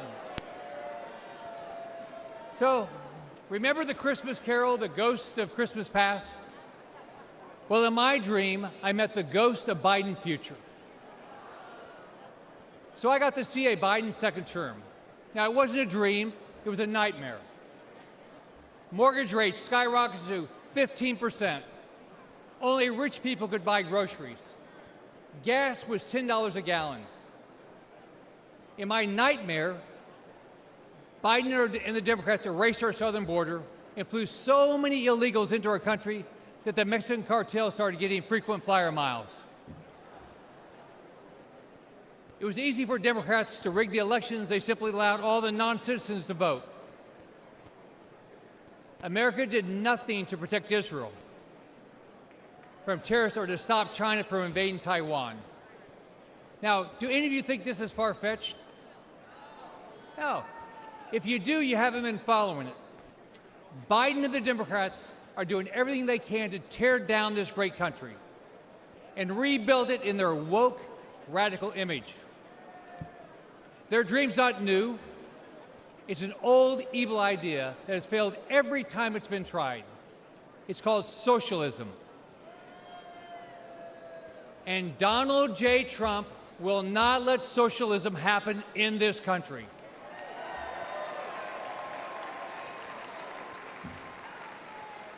Think about it. Under Trump, we had a booming economy. We weren't at war. Our enemies feared us. Our allies respected us. We had a secure border. Inflation and mortgage rates were low. And families had money in the bank.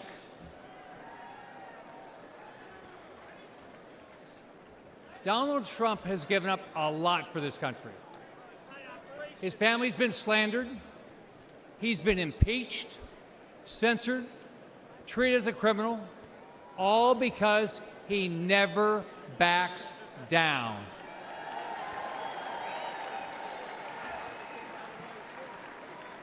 This week, he's shown the courage all of us should display as we rally around him to rescue our great country.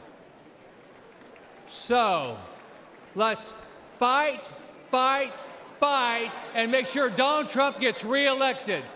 Have a great night. God bless you.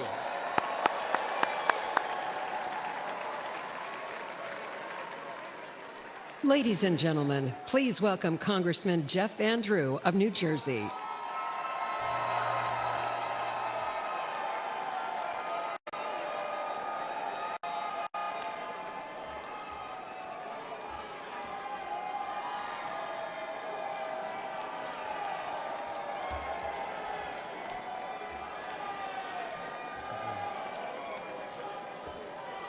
Thank you.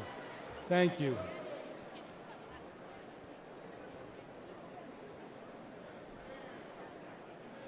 Good evening. My name is Jeff Van Drew.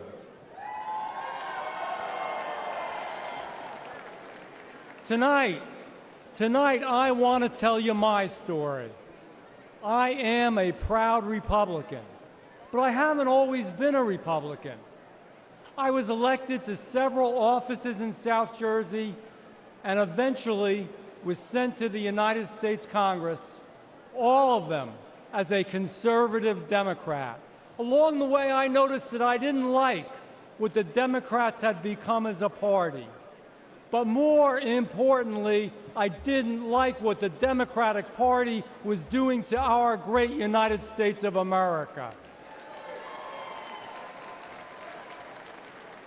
To the independents, and especially to the forgotten Democrats out there, for a moment I want to speak to you.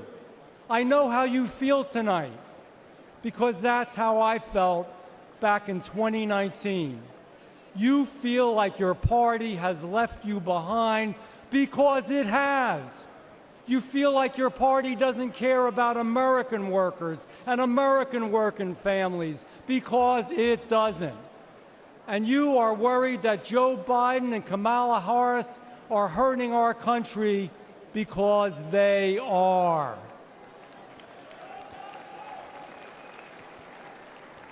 I felt the same way.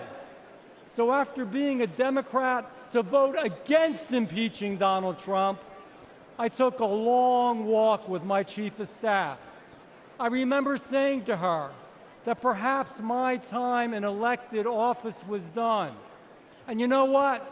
I was okay with that. There was no way I could be a Democrat anymore.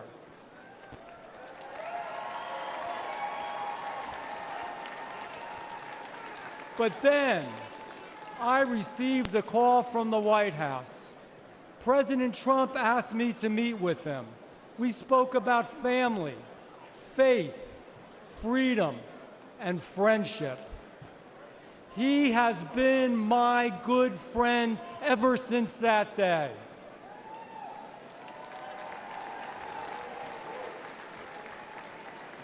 He said that I should be a Republican. I said, Mr. President, I will be a Republican.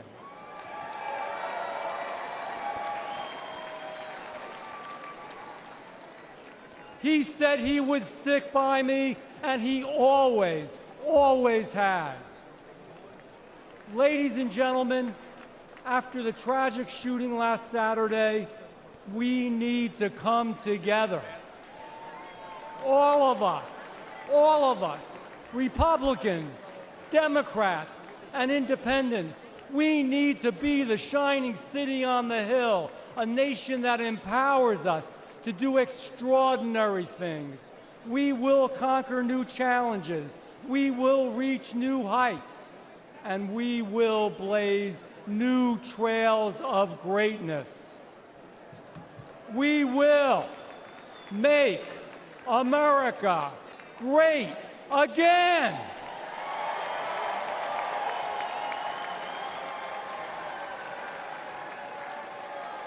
And we will elect Donald Trump this November.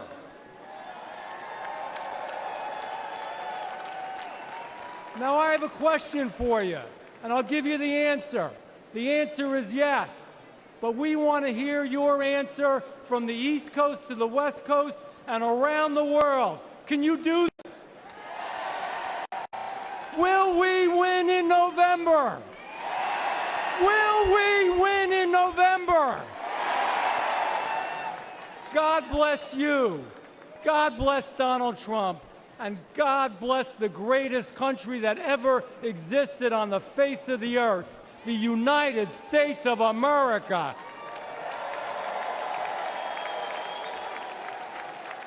Ladies and gentlemen, please welcome the chair of the United States House of Representatives Republican Conference, Congresswoman Elise Stefanik of New York.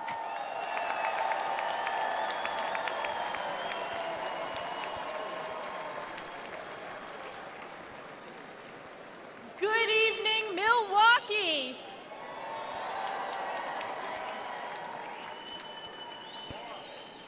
We always say that this is the most important election in our lifetime, but we know deep down this one truly is. Our Constitution and the soul of our very nation are on the ballot. Under Joe Biden, the American people have suffered crisis after crisis. From the Biden border, the most wide-open border in our nation's history, to Bidenflation, the highest rate of inflation in my lifetime, devastating hardworking families with skyrocketing prices for groceries, gas, and utilities. To Biden's violent crime crisis, fueled by Democrats' pro-criminal sanctuary cities and defund the police policies like we have seen in my home state of New York. All while corrupt Democrat prosecutors and judges wage illegal and unconstitutional lawfare against President Trump in an effort to do Joe Biden's political bidding. And around the world, the feckless and failed Joe Biden has caused chaos, weakening our national security. From the catastrophic withdrawal from Afghanistan, to Putin's invasion of Ukraine, to Hamas's terrorist attack against our most precious ally, Israel. And let me ask you a question. What has been the response from the radical left on our college campuses? Vile anti-Semitism, chanting death to Israel, death to Jews, death to America. This is Joe Biden's Democrat Party. Who saw that congressional hearing with the college presidents of so-called elite universities? Oh, wait, they are former presidents.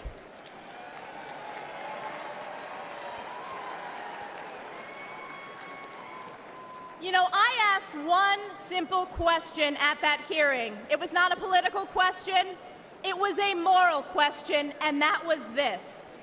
Does calling for the genocide of Jews violate your university's code of conduct? And one after the other said it depends on the context. Let me tell you, America knows it does not depend on the context.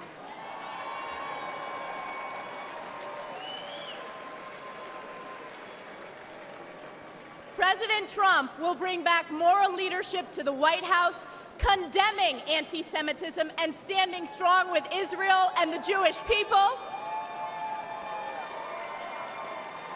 President Trump will once again deliver the most secure border in our nation's history and unleash the American economy. And he will bring peace through strength as Commander-in-Chief, standing with our allies and causing our enemies to fear us. President Trump has done it before, and he will do it again. This November, we are counting on you, we the people, to save America by electing President Donald J. Trump. It is clear for the whole world to see nothing, absolutely nothing will stop President Trump from standing and fighting for our great country. And I have been proud to always stand in the breach during the toughest moments for President Trump, from leading the charge against illegal impeachments, to standing for election integrity, to unifying House Republicans, to proudly being the first member of Congress to endorse him for re-election. And as we embark on the difficult path ahead to save America, call upon Galatians 6:9. And let us not grow weary of doing good, for in due season we will reap if we do not give up. We the people will never give up on President Trump, and we will never give up on the United States of America. God bless you, God bless President Donald J. Trump, and God bless the United States of America. Ladies and gentlemen, please welcome the Majority Whip of the United States House of Representatives, Congressman Tom Emmer of Minnesota.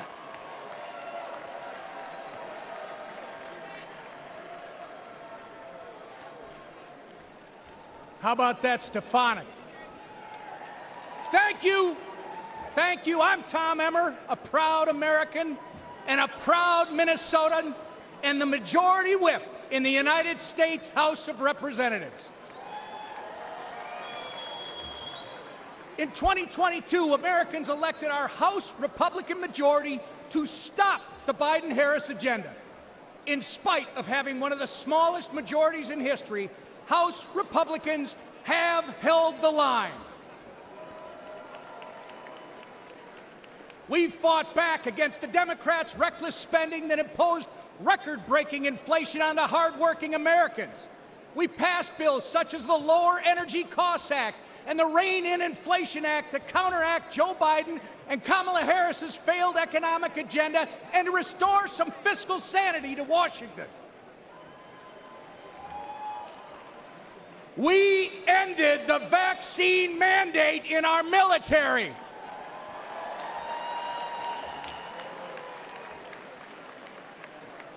We passed over a dozen bills gutting specific Biden-Harris regulations. We passed the Parents' Bill of Rights. We investigated the Chinese Communist Party. We stopped a D.C. crime bill that would have made our nation's capital simply too dangerous to visit. And we passed the strongest border security bill in decades.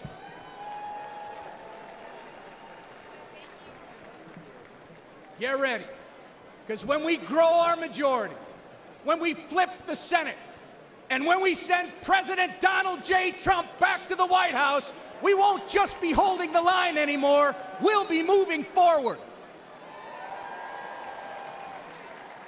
We will turn America First principles into law. I know firsthand that Minnesotans can't afford 4 more years of Joe Biden and Kamala Harris. That's right. Which is why I'm confident that we will make history this November when we turn Minnesota red for the first time in 50 years.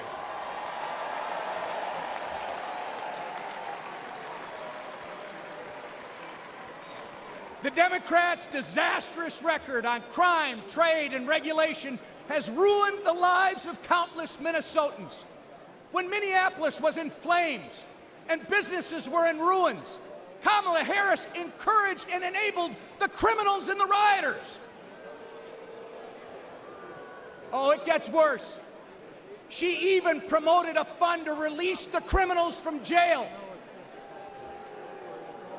It doesn't get reported much in our media, but one criminal Kamala Harris freed in Minneapolis went on to murder a man in St. Paul, Minnesota. Donald Trump stands with the people and the police, our men and women in blue, not with the criminals and the rioters. Donald Trump also fought for Minnesota workers and farmers, fighting back against Chinese trade abuses, ending NAFTA and replacing it with the USMCA. Joe Biden voted for NAFTA and China's entry into the WTO, devastating Minnesota's economy. And Kamala Harris, she opposed tariffs on China. Of course, when they aren't outsourcing our jobs through bad trade deals, Joe Biden and Kamala Harris are destroying them through taxes and regulation. They are America last. But next year, Donald Trump, with the support of Trump majorities in the House and Senate, will put America first again. Thank you. And I'm confident that together we are going to make America great again. God bless you. May God continue to bless Donald Trump and his family, and God bless America.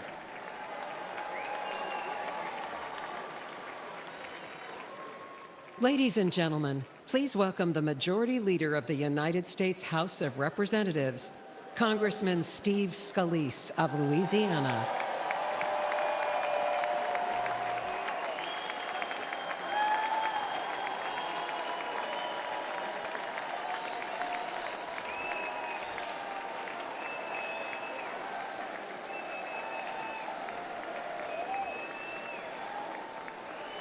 God bless each and every one of you. I'm House Majority Leader Steve Scalise from the great state of Louisiana. Now, I was born in New Orleans, so I've seen some crazy things in my time. But New Orleans has nothing on Washington, D.C. these past 4 years. Joe Biden and Kamala Harris have spent your tax dollars trashing America's finances in ways no sane or sober-minded person ever would. Let's talk energy. They've eroded the American energy dominance that President Trump delivered. Joe Biden approved the Nord Stream pipeline for Russia, but he killed the Keystone pipeline here at home.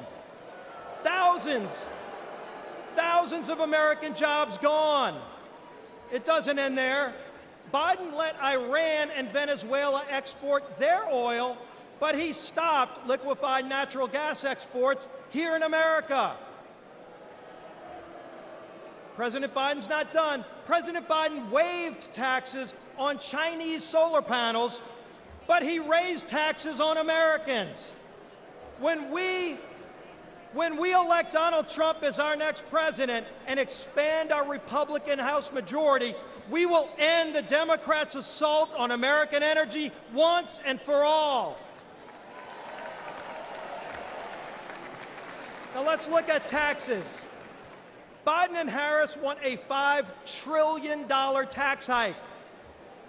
In our first 100 days, President Trump and a Republican majority will make the Trump tax cuts permanent. And yes, we will end taxes on tips and deliver another tax cut for working families. On the border, Biden and Harris opened it up to the entire world. Prisons are being emptied. President Trump and a Republican majority will repass H.R. 2, the strongest border security bill in decades. We will lock down the border, and yes, we will finish building the wall.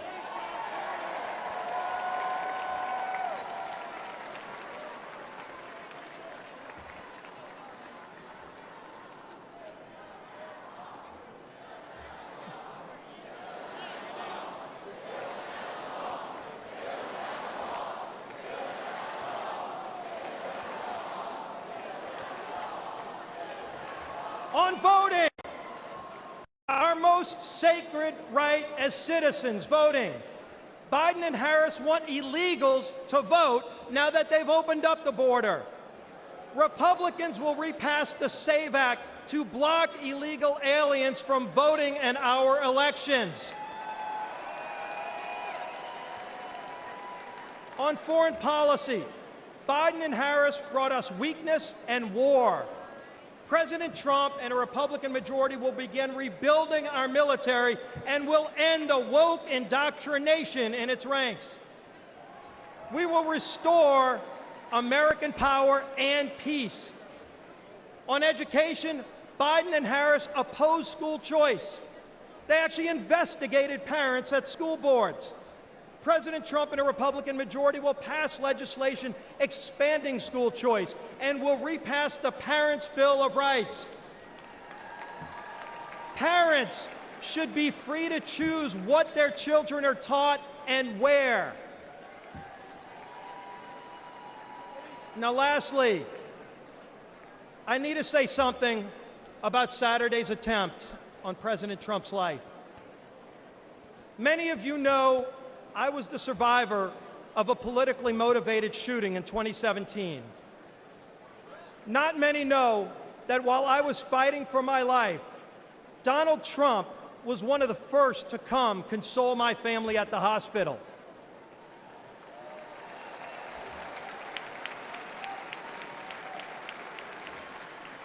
That's the kind of leader he is. Courageous under fire. Compassionate towards others. Let's put Donald Trump back in the White House this November so we can make America great again. God bless you. May Donald Trump continue to receive God's blessing, and God bless these great United States of America.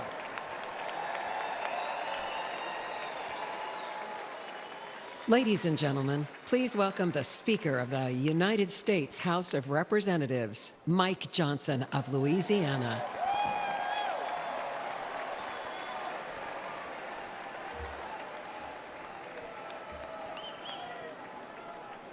Good evening, my friends. What an amazing crowd, and what a great time it is to unite our party and to send President Donald Trump back to the White House. That's what we're going to do. But we're not just uniting as Republicans. We're uniting today as Americans in the wake of the assassination attempt on the life of President Trump. Everyone hear me clearly and listen to me at home and make no mistake. The House is conducting an immediate and thorough investigation of these tragic events.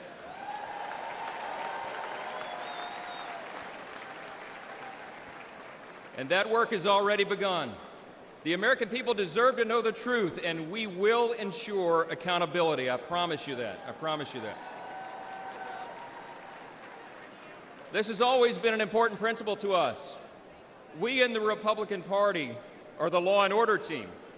We always have been, and we always will be, the advocates for the rule of law. And we all know that that principle, as well as many others, is in serious jeopardy today.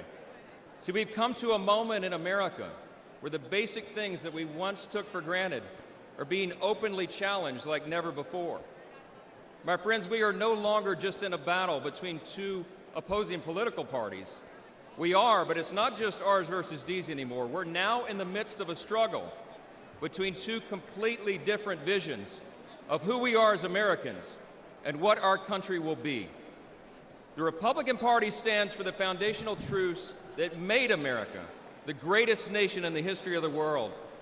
We are the most free, the most powerful, the most benevolent nation that has ever been. It's not even close. It's not even close.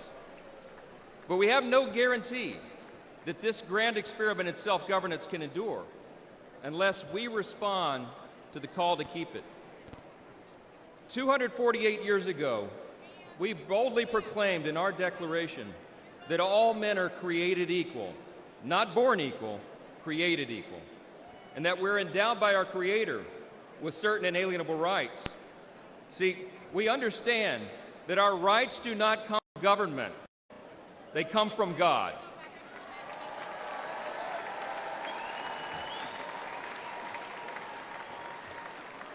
There's another thing that we recognize. We recognize that we are made in His image. And because of that, every single person has inestimable dignity and value. And your value is not related in any way to the color of your skin, what zip code you live in, where you come from, what your talents are, or what you can contribute to society. Your value is inherent because it is given to you by your Creator. That's what we stand for.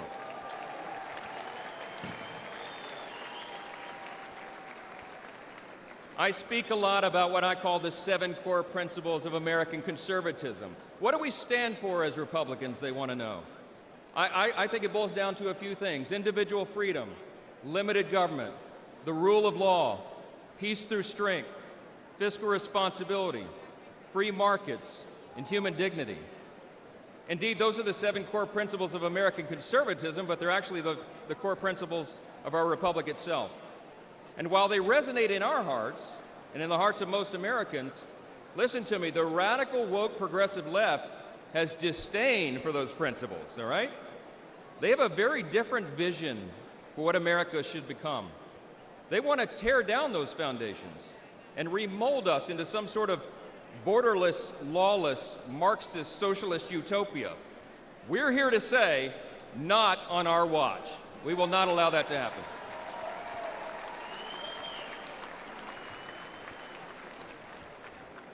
It was just 3 weeks ago that Kelly and I dropped off our oldest son at the Naval Academy. That's right. In 4 years, he'll graduate, and he'll join the 1.3 million active duty service members who bravely defend our country. We're so proud of Jack and all our children, but like most parents today, we're concerned about their future.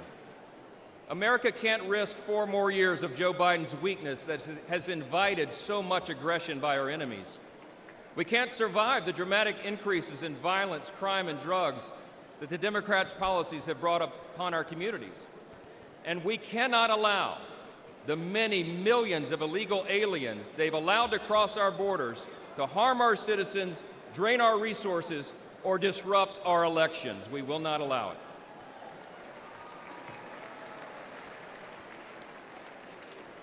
My friends, we're watching the principles of faith, family, and freedom that once defined our nation now being trampled underfoot by the radical left.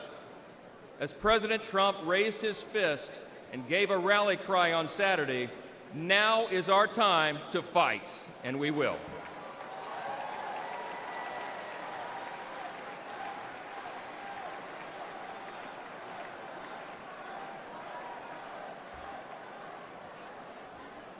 We're in a fateful battle of ideas, my friends, and we have to recognize that.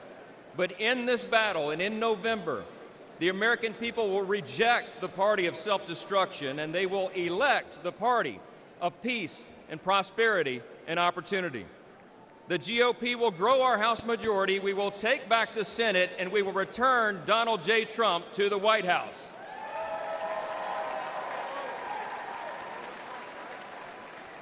Standing arm in arm, we will make America safe again. Listen, we reach out tonight to everyone watching at home. We invite all Americans who believe in the promise of our great nation to join us in this fateful battle. We can and we will reverse this current decline. We can restore our founding principles, and we can preserve this exceptional nation that God has entrusted to us, and what Abraham Lincoln referred to as the last best hope of man on the earth. Thank you so much. God bless you, God bless our troops, and God bless America.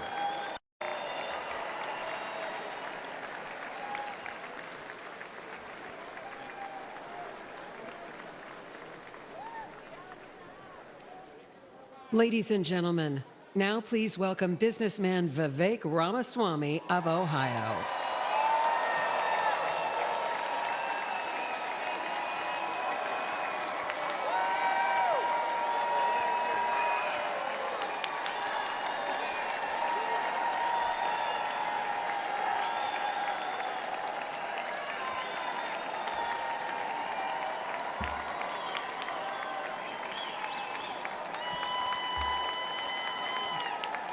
Love it. Thank you, guys. Thank you for the warm welcome.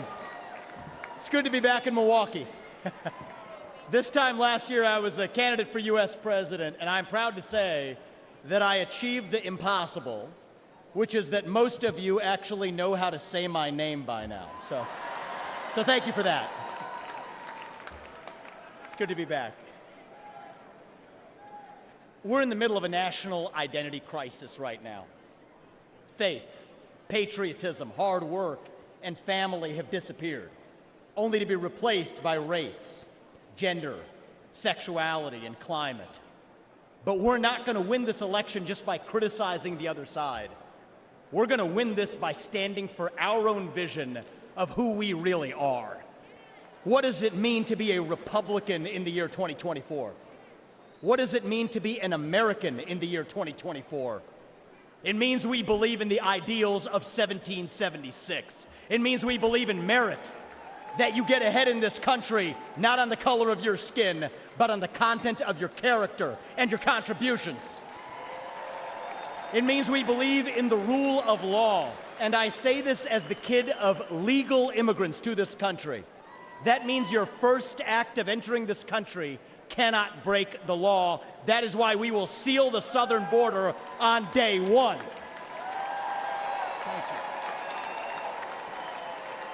you. It means the people who we elect to run the government ought to be the ones who actually run the government, not unelected bureaucrats in the deep state. These are not black ideas or white ideas. They are not even Democrat ideas or Republican ideas. They are American ideas that we fought a revolution to secure. And the man who will revive these ideals in the United States of America is your next president, the 47th President of the United States, Donald J. Trump.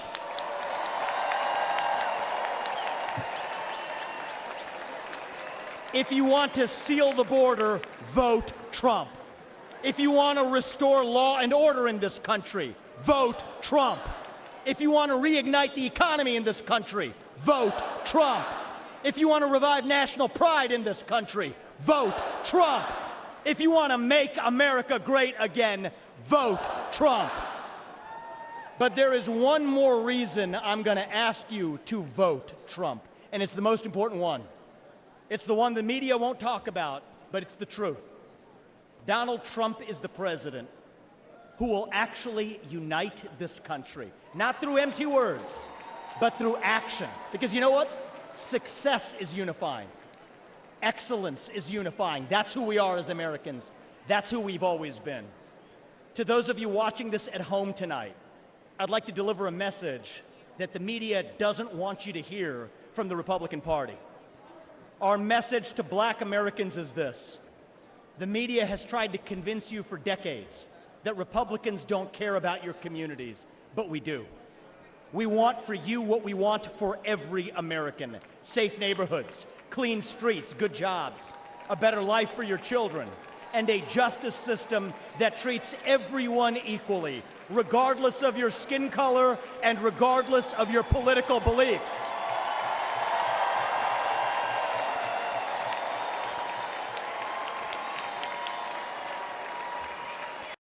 Our message to every legal immigrant in this country is this: you're like my parents. You deserve the opportunity to secure a better life for your children in America. But our message to illegal immigrants is also this: we will return you to your country of origin, not because you're all bad people, but because you broke the law. And the United States of America was founded on the rule of law.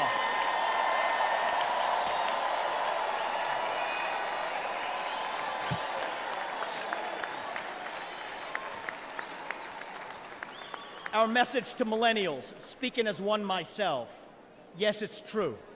Our government sold us a false bill of goods with the Iraq War and the 2008 financial crisis, loading up our national debt that falls on our generation's shoulders, telling us that if we took out college loans, we'd somehow get a head start on the American dream, when it hasn't worked out that way.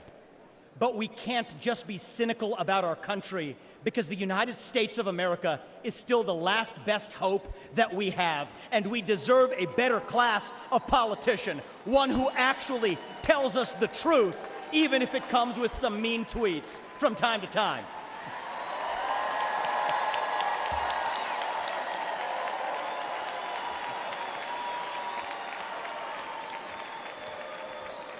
And our message to Gen Z is this: you're going to be the generation that actually saves this country. You want to be a rebel? You want to be a hippie? You want to stick it to the man? Show up on your college campus and try calling yourself a conservative. Say you want to get married, have kids, teach them to believe in God and pledge allegiance to their country. Because you know what? Fear has been infectious in this country, but courage can be contagious too. That too is what it means to be an American. And you know what? If you're at home and you disagree with everything I just said, our message to you is this: we will still defend to the death your right to say it, because that is who we are as Americans. We are the country where we can disagree like hell and still get together at the dinner table at the end of it. That is the America I know. That is the America we miss. We do not have to be ancient Rome. We don't have to be this nation in decline. We can still be a nation in our ascent. A nation whose best days, not in some fake politician way, but in a true way, a nation whose best days are actually still ahead of us. Still on our way to that shining city on a hill, that country where no matter who you are, or where your parents came from, or what your skin color is, or how long your last name is, that you will still get ahead in this country with your own hard work, your own commitment, your own dedication, and that you know what? You are free to speak your mind at every step of the way. That is the American dream. That is what won us the American Revolution. That is what reunited us after the Civil War. That is what won us 2 world wars and the Cold War. That is what still gives hope to the free world. And if we can revive that dream over group identity and victimhood and grievance, then nobody in the world, not a nation, not a corporation, not a virus, not China, is going to defeat us. That is what American exceptionalism is all about. And that is what we will revive this November when we send Donald J. Trump back to the White House. Thank you all. God bless you and your families. And may God bless our United States of America. Thank you. Thank you. Thank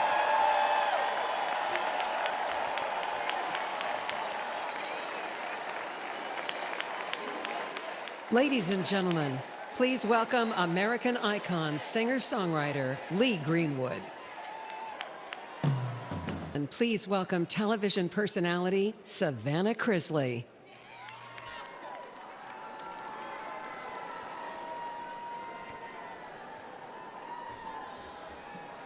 Good evening. 726-00019 and 726-01019. These may be just numbers to you, but to me, they're my whole heart. These numbers are my parents' identification numbers in our federal prison system. My name is Savannah Chrisley, and you may have seen my family on TV, but for the past decade, we've been consumed with a different kind of drama. My family was persecuted by rogue prosecutors in Fulton County due to our public profile. I know, Fulton County, they know how to do it, don't they? Due to our public profile and conservative beliefs. They accused my parents of fraud when really, we were defrauded by a dishonest business partner who, let's not forget, the government gave full immunity to. We suffered warrantless raids and harassment. One of the officials even had my father's face on a dartboard in his office. My parents were sentenced to a combined 19 years. I know. And let me tell you, I got custody of my brother and sister, 10 and 16 at the time. And you don't know heartache until you look two children in the eyes and say, I don't know when mom and dad are coming home. I'll never forget what the prosecutor said in the most heavily Democrat county in the state before an Obama-appointed judge. He called us the Trumps of the South. Yeah, hey, it's fun. He meant it as an insult, but let me tell you, boy, do I wear it as a badge of honor.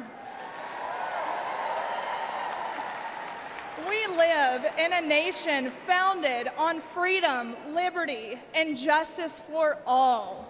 Justice, it's supposed to be blind, but today we have a two-faced justice system. Just look at what they're doing to President Trump. All while, let's face it, Hunter Biden is roaming around free and attending classified meetings. And let's face it, look at what they're doing to countless Christians and conservatives that the government has labeled extremist or even worse. Meanwhile, the Democrats are releasing actual violent offenders who have hurt innocent people. A lawyer of mine, Brett Tolman, who's a former U.S. attorney, he told me about a plaque that hangs in the Department of Justice, and it reads, "The hallmark of fairness in the administration of justice is consistency. The only thing consistent about Democrat justice is how they consistently punish their enemies. That's not justice. Look at what they've done to Steve Bannon. I mean, the man should be at home." Proverbs 24:16 says, "For though the righteous fall 7 times, they rise again. But the wicked stumble when calamity strikes." It's about time we start seeing people stumble. We need to rise above the persecution. We need to hold rogue prosecutors accountable. There should be no immunity. We need to expose the Democrats' corruption, and better yet, the Biden family's corruption. And guess what? I know just the man for that job. Donald J. Trump has only one conviction that matters, and that is his conviction to make America great again. Thank you, and God bless America.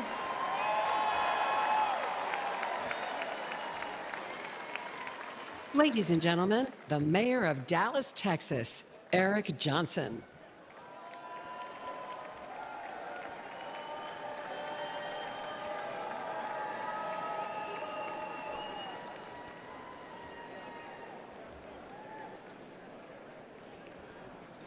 4 years ago, progressive activists stood on my front lawn with the stated goal of intimidating my family.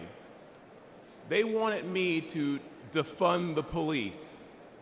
I said no.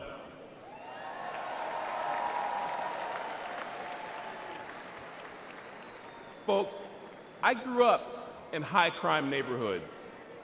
What we wanted was more and better policing, not less. As mayor, I knew we needed to increase support for our police department and prioritize violent crime reduction. I'd been a Democrat my entire life, albeit a conservative one.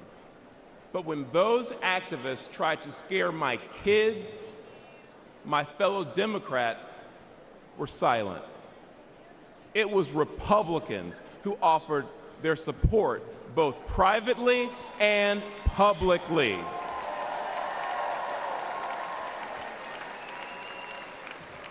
Party affiliation didn't matter. They cared about doing what was right. Today, I'm the proud Republican mayor of Dallas, Texas. The largest city in the United States led by a Republican.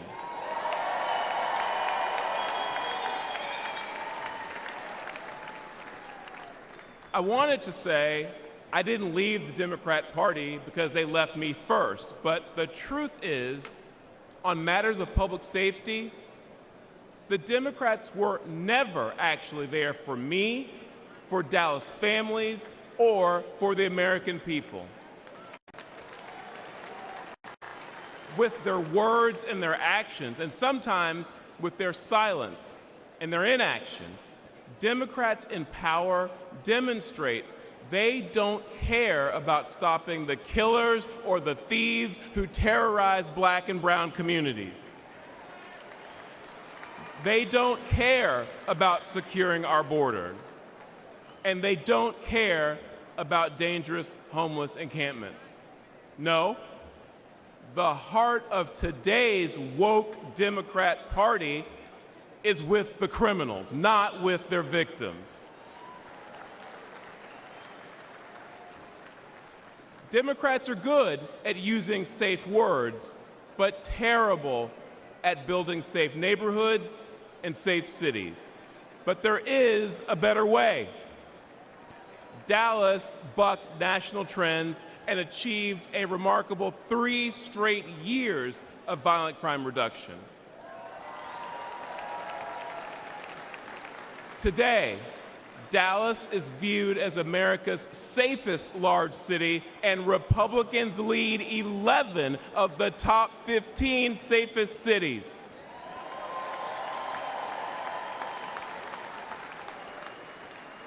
And that's because Republicans won't be silent about public safety.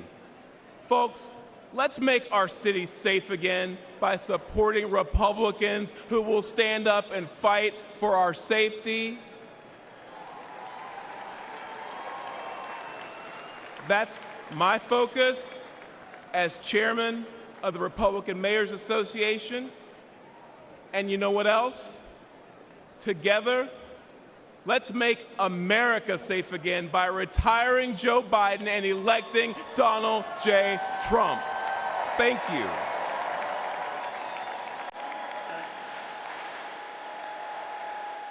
Ladies and gentlemen, please welcome Vice Presidential nominee, Senator J.D. Vance.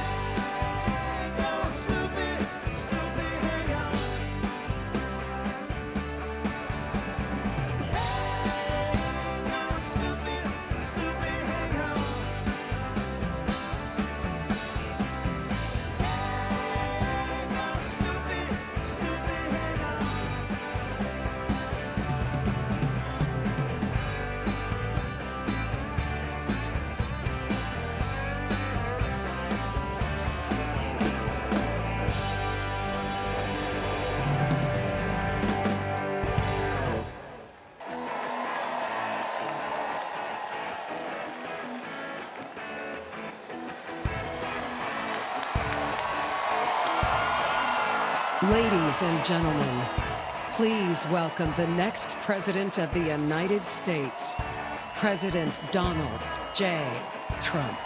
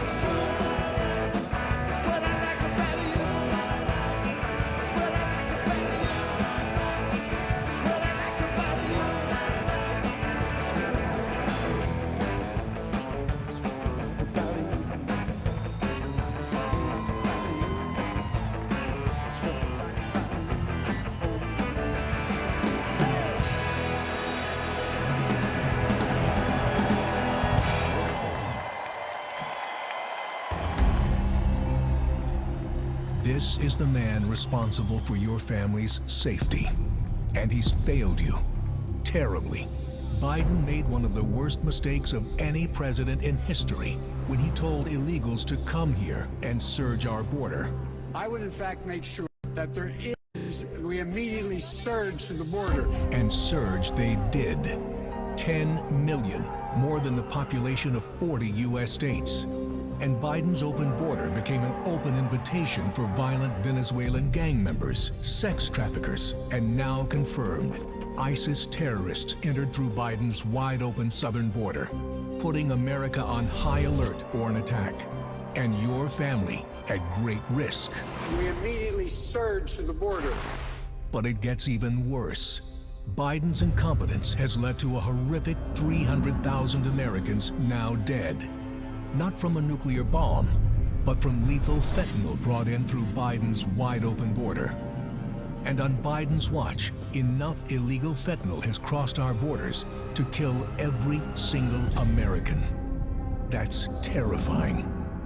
This weak man has been great for the Mexican drug cartels, while being a death sentence for over 300,000 Americans, including young children. That's approaching the number of soldiers that were killed in World War II. Yet what's Biden's message? Surge to the border. The Biden surge has also led to a surge in violent crimes committed by illegal migrants. Horrific crimes. Murders. Gang attacks against our police. Child sex crimes. And the brutal killing of a nursing student on her college campus. Countless families will never forget the pain and tragedy. And America should never forget who was responsible. Joe Biden. Surge to the border. And America's border czar, President Trump had our borders secure, our families safe, and he'll do it again. Ladies and gentlemen, please welcome United States Senator Ted Cruz of Texas.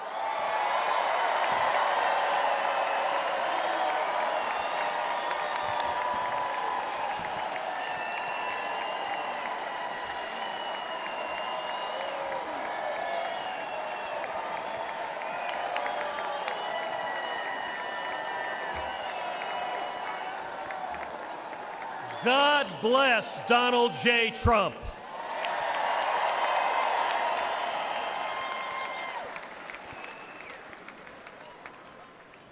And let me start by giving thanks to God Almighty for protecting President Trump.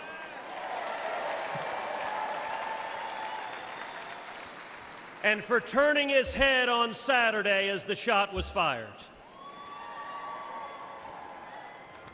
Together we lift up in prayer all of our leaders for protection, and our prayers are in particular with the family of Fire Chief Corey Comparatore and the others injured on Saturday.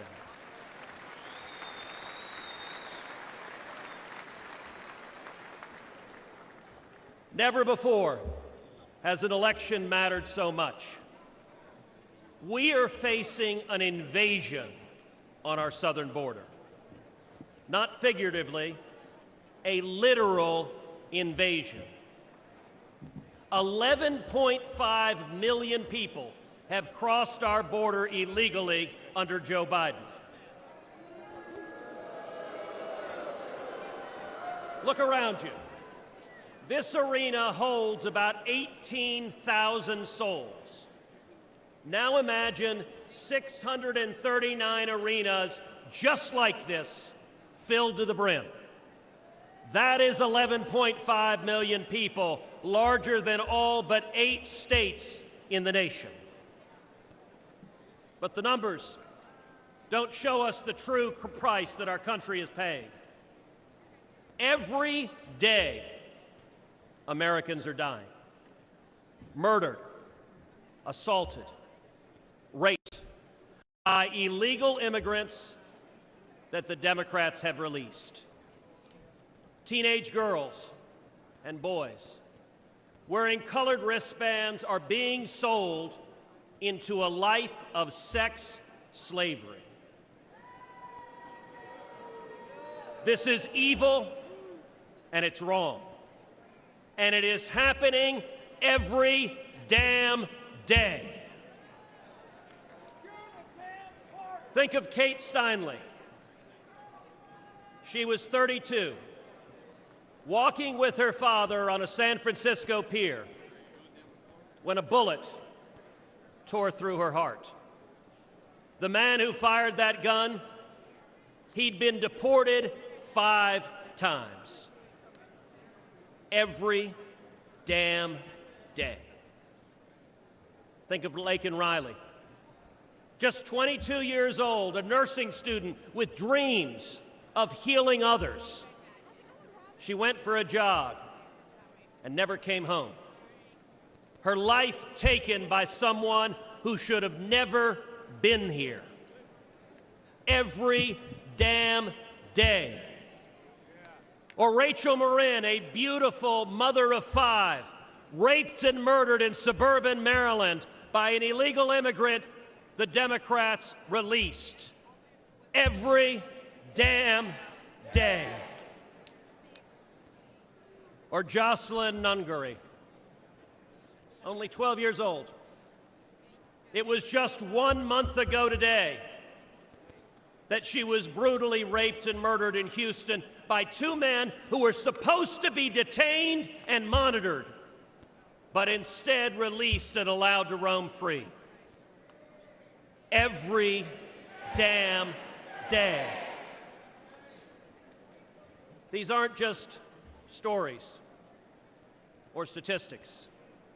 They're our daughters, our sisters, our friends. The families don't care about the empty numbers. They care about the empty chairs at the dinner table about the voices they'll never hear again, about the laughter lost, and about the dreams that will never be fulfilled. I've sat with these families in living rooms where the silence is so loud that it hurts, where photo albums are opened with trembling hands. How did we get here? It happened because Democrats cynically decided they wanted votes from illegals more than they wanted to protect our children.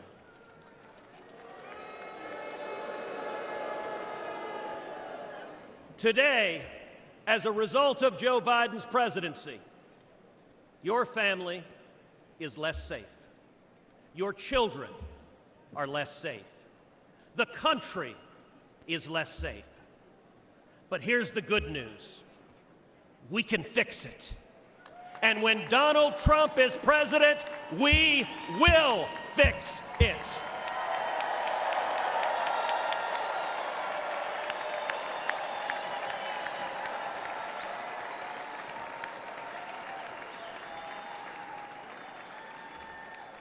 We know this because he's done it before. I know this because I worked hand in hand with President Trump to secure our border, and we achieved the lowest rate of illegal immigration in 45 years.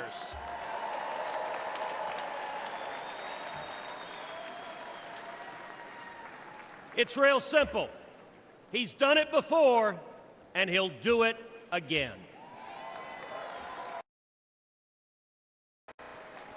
So tonight, I speak for Kate and Laken and Rachel. Tonight, I speak for Jocelyn. And let us go forward together and keep our sacred oath to defend the Constitution and to protect the American people. Let us secure our borders, enforce our laws, protect our children, and restore the future.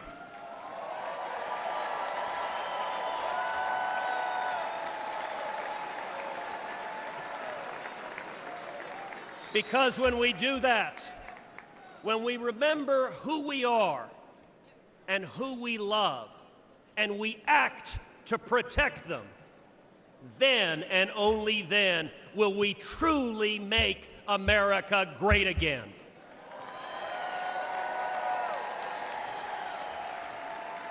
Thank you. God bless Texas, and God bless the United States of America.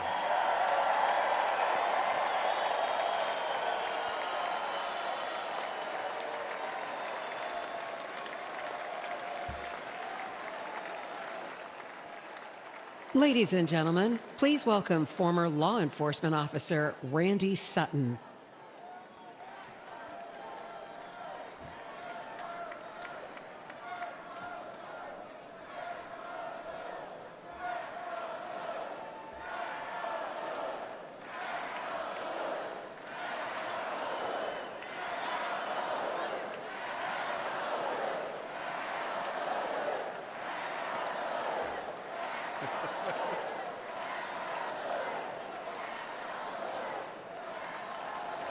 Thank you. Thank you for that. Thank you for that. Hello, America. My name is Randy Sutton, a police lieutenant. I was a police officer for 34 years.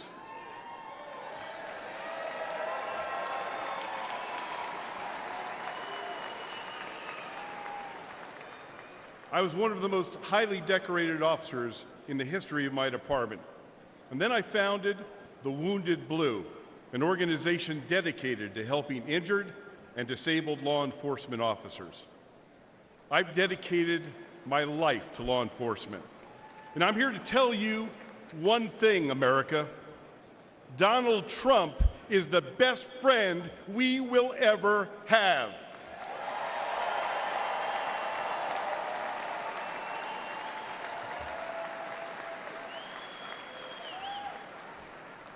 Ladies and gentlemen, we're experiencing a plague of crime across America. The endless tsunami of illegal aliens, no consequences for violent crime, the abuse of our criminal justice system. It's all made America more dangerous than ever before.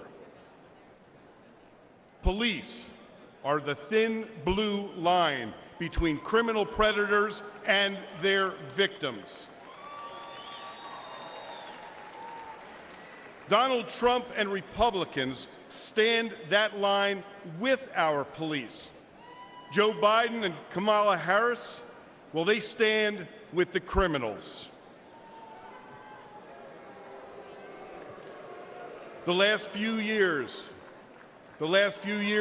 have been devastating for our police. The war on cops is very real, and it's getting Americans killed. Last year alone, more than 70,000 law enforcement officers were physically assaulted. They were shot, they were stabbed, they were beaten, they were hit with bricks, and in the last 5 years, 1,834 made the ultimate sacrifice and gave their lives in the line of duty. But all of this will end on the day we elect Donald J. Trump president.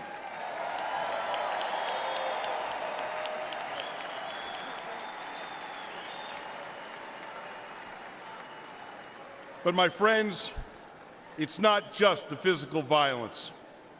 It's the relentless effort to divide the people from the police. This is about the soul of America. Make no mistakes. If the radical left succeeds in defunding and destroying policing as we know it, they will break apart the cornerstone of our system, law and order. Well,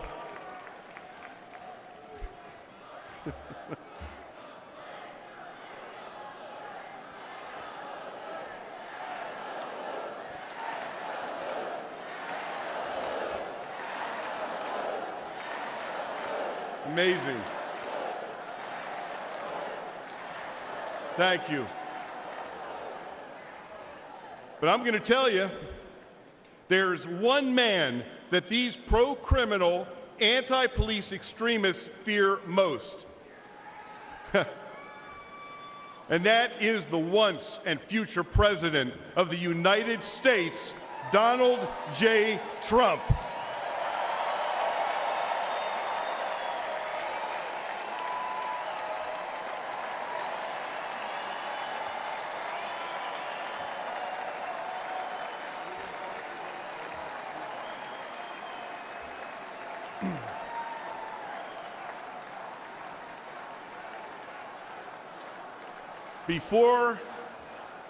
Before I finish my remarks, I want to do one thing, and that is salute our president.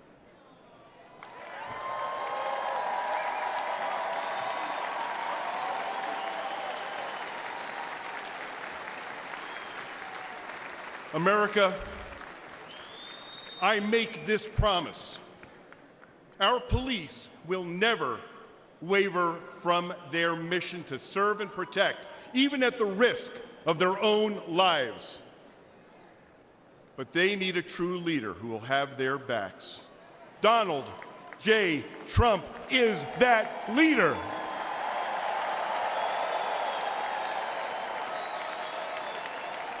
Thank you. May God bless you. May God bless those that walk the line. And may God bless America.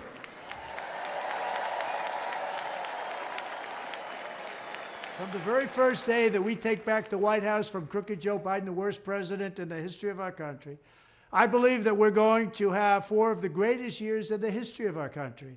I will once and for all secure our elections. We're going to go to paper ballots. We're going to have same-day voting, voter ID. We're going to do it properly. We're going to have good, secure, beautiful elections.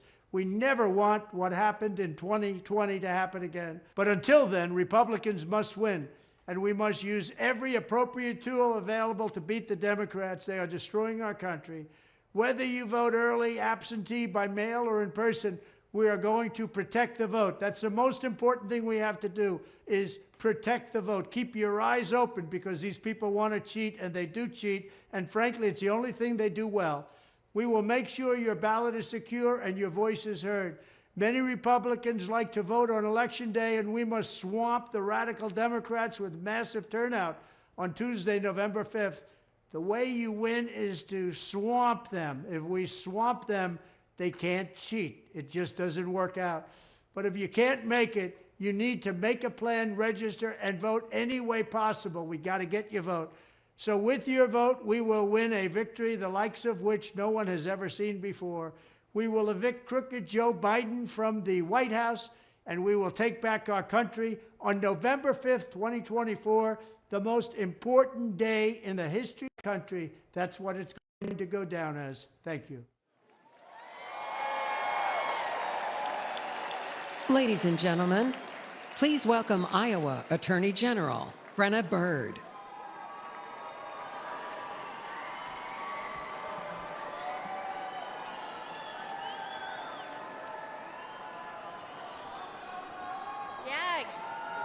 Good evening, Milwaukee. My name is Brenna Bird, and I am the Attorney General of the great state of Iowa.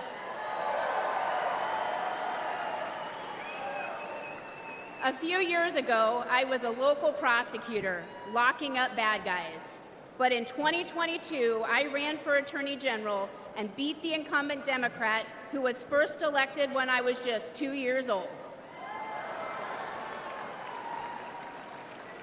We won because Iowans were ready for an Attorney General who would protect them, not the criminals. An Attorney General who would stand up to Joe Biden and the radical Democrats. And an Attorney General who would defend our constitutional freedoms. But perhaps more than anything, Iowa voters wanted an Attorney General who would back the blue.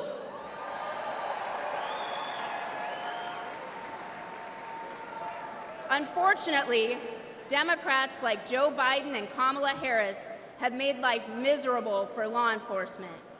They treat police like criminals, and criminals like victims. And tragically, many crime victims feel abandoned by a justice system that doesn't seem to put their interests first. They deserve better than what these defund the police Democrats deliver. Yet the radical left believes in handouts, not handcuffs. Democrats like Harris use words like reimagine the police. They're probably imagining more DEI programs for the police. Harris even said that putting more cops on the street wouldn't make communities safer. American families disagree. Never forget. The Democratic Party is the party of defunding the police. They said it, they mean it, and they can't wiggle out of it.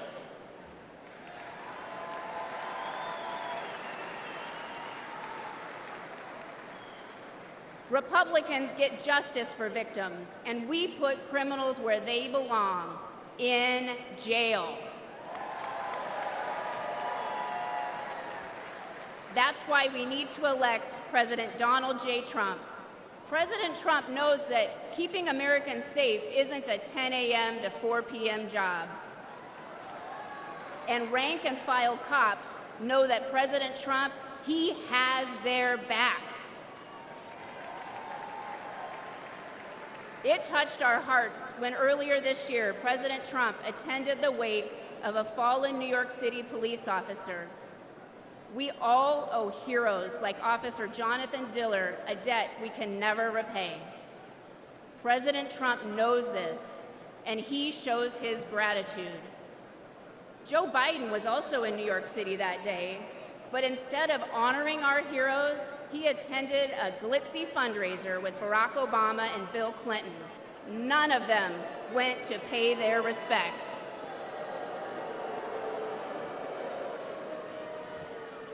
That day, we saw Democrat priorities, and we saw Donald Trump's priorities, and we saw that Trump's values are our values.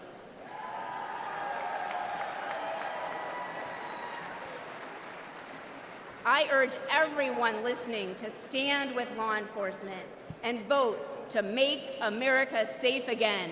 I urge you to vote for Donald Trump on November 5th. Thank you, Milwaukee, and God bless you.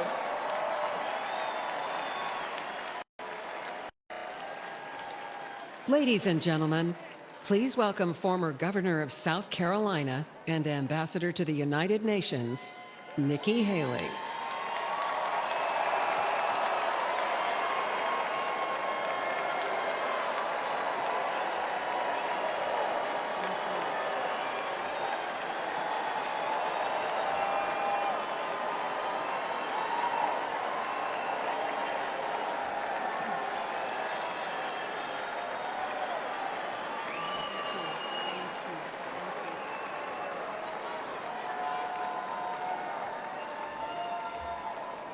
My fellow Republicans,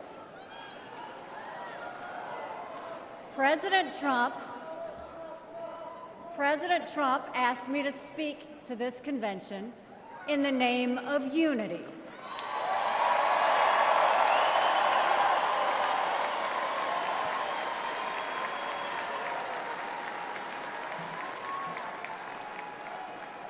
It was a gracious invitation, and I was happy to accept.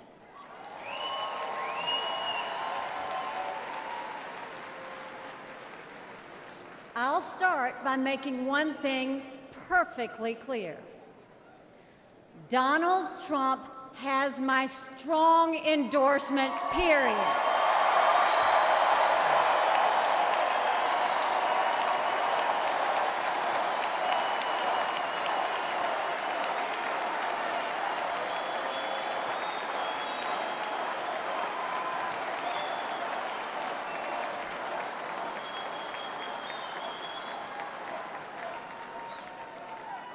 Our country is at a critical moment. We have a choice to make. For more than a year, I said a vote for Joe Biden is a vote for President Kamala Harris. After seeing the debate, everyone knows it's true. If we have 4 more years of Biden, or a single day of Harris, our country will be badly worse off. For the sake of our nation, we have to go with Donald Trump.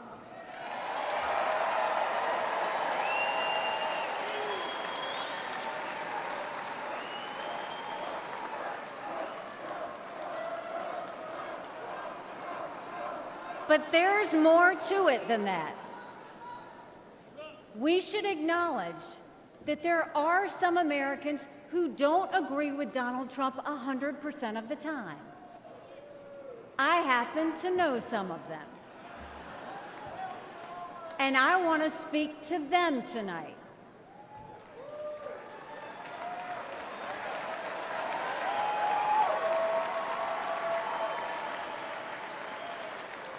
My message to them is simple. You don't have to agree with Trump 100% of the time to vote for him.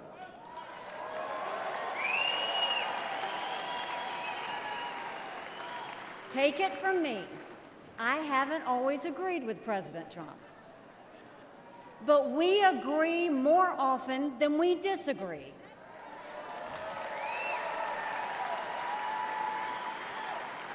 We agree on keeping America strong. We agree on keeping America safe. And we agree that Democrats have moved so far to the left that they're putting our freedoms in danger. I'm here tonight because we have a country to save. And a unified Republican Party is essential for saving her.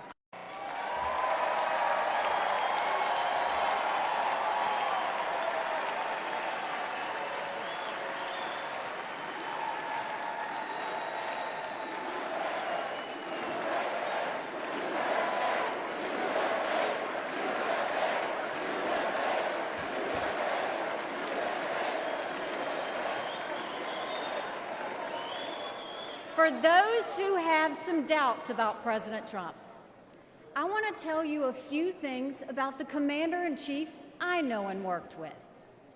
As ambassador to the United Nations, I had a front row seat to his national security policies. We sure could use those again.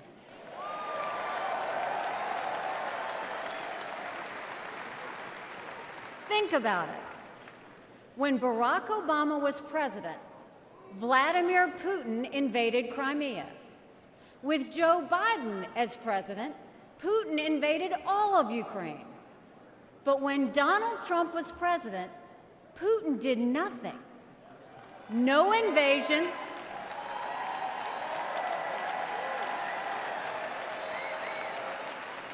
No invasions, no wars. That was no accident. Putin didn't attack Ukraine because he knew Donald Trump was tough. A strong president doesn't start wars. A strong president prevents wars.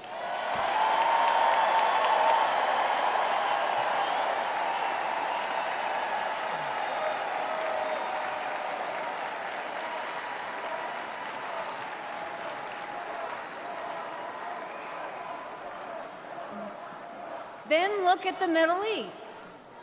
Every problem in that part of the world can be laid at the feet of Iran. The dictators who chant death to America are the bankrollers and weapons suppliers for Hamas and Hezbollah. They're behind the barbaric massacres and the hostage-taking. Once again, compare Trump and Biden. Trump got us out of the insane Iran nuclear deal.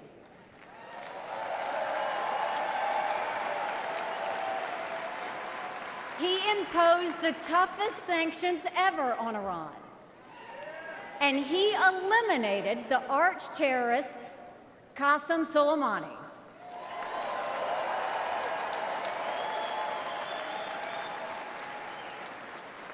Iran was too weak to start any wars. They knew Trump meant business, and they were afraid. And then there's Joe Biden.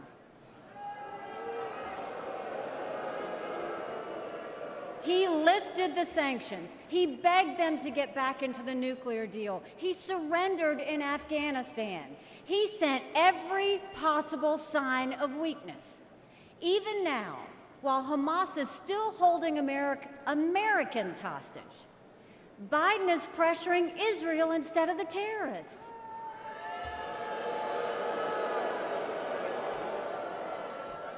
Between Israel and Hamas, Donald Trump is clear about who is our friend and who is our enemy.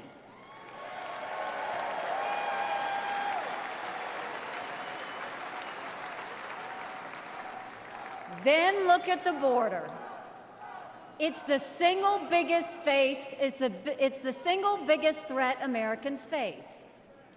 Under Joe Biden, migrants are coming into our country by the thousands every day. We have no idea who they are, where they end up, or what they plan to do. And let me remind you, Kamala had one job, and that was to fix the border. Now imagine her in charge of the entire country.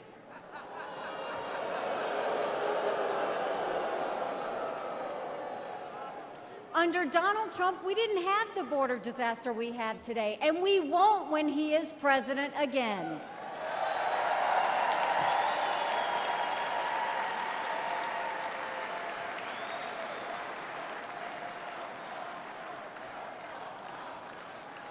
I was proud to serve America in President Trump's cabinet, and I'll tell you something you won't hear from the critics.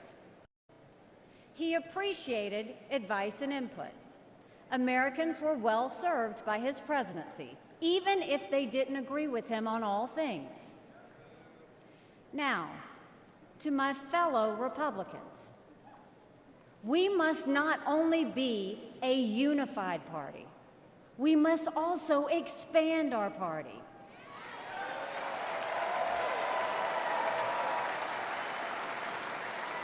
We are so much better when we are bigger. We are stronger when we welcome people into our party who have different backgrounds and experiences. And right now, we need to be strong to save America. This is a defining moment, not only for our party, but for our country. Our fellow Americans are fearful right now. Families are suffering from inflation and wages that don't keep up with prices. Young people are being indoctrinated to think our country is racist and evil. The Jewish community is facing an obscene rise in anti-Semitism. Too many minorities are trapped in communities devastated by crime. Our foreign enemies win when they see Americans hate each other. They see that today, whether it's on college campuses or in a field in Butler, Pennsylvania.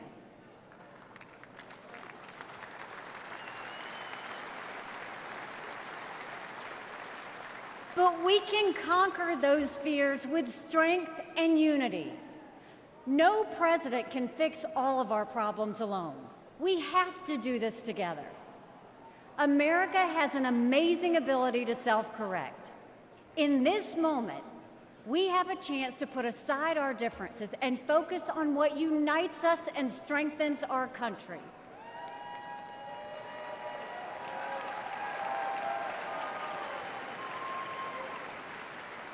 Let us join together as a party.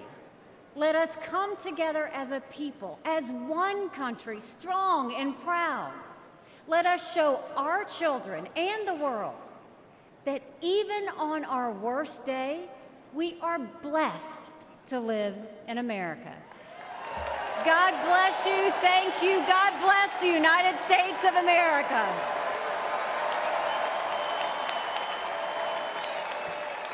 And now, ladies and gentlemen, please welcome the Governor of Florida, Ron DeSantis.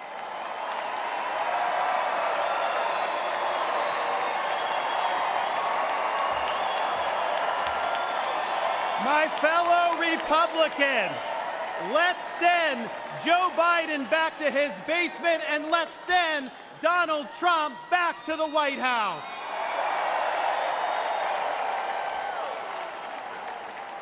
Life was more affordable when Donald Trump was president. Our border was safer under the Trump administration, and our country was respected when Donald Trump was our commander-in-chief. Joe Biden has failed this nation. As a veteran, I was appalled when 13 of our service members were killed in Afghanistan due to Joe Biden's dereliction of duty. As a citizen, as a husband, and as a father, I am alarmed that the current President of the United States lacks the capability to discharge the duties of his office. Our enemies do not confine their designs to between 10 a.m. and 4 p.m.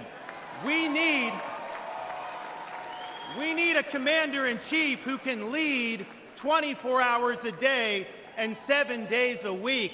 America cannot afford 4 more years of a weekend at Bernie's presidency.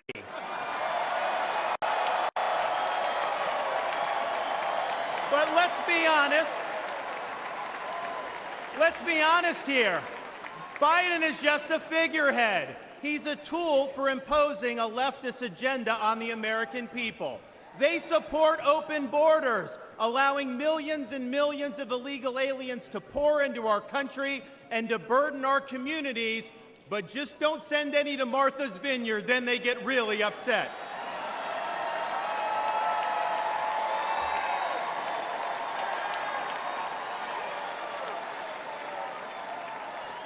They have unleashed progressive prosecutors across our nation who care more about coddling criminals than about protecting their own communities. They use the unelected bureaucracy to impose their will on us without our consent, and they weaponize political power to target their political opponents like they've done to our own nominee. They want to ban gas automobiles, eliminate Second Amendment rights, and impose gender ideology on everyone from our infantrymen to kindergartners. They stand for DEI, which really means division, exclusion, and indoctrination, and it is wrong.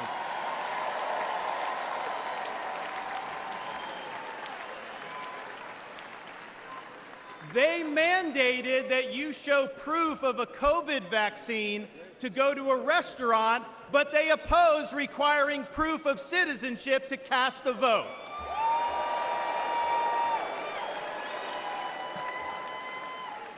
They can't even define what a woman is.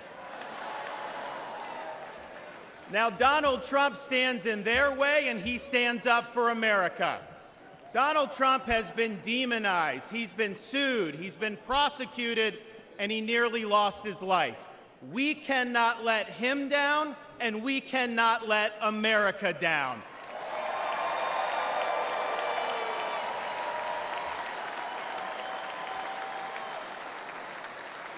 It is the values of this Republican Party that reflect our nation's founding principles.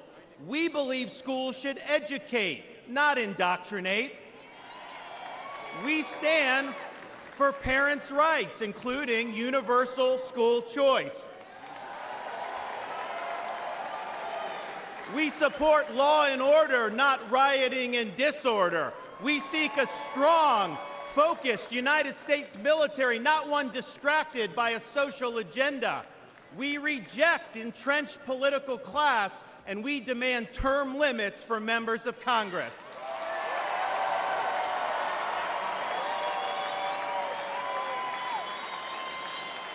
We stand for fiscal sanity, for low taxes, and for reduced debt.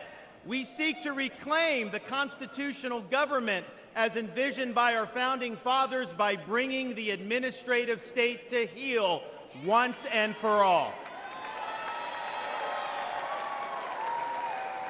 We believe that you must be a citizen in order to vote, and that photo ID should be required before casting a ballot.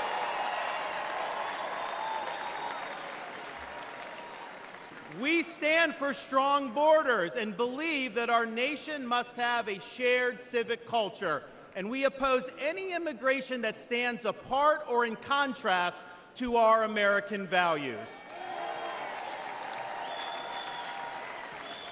We believe in the principles articulated in the Declaration of Independence that our rights come not from the generosity of the state, but from the hand of the Almighty, including the right to life, liberty, and the pursuit of happiness.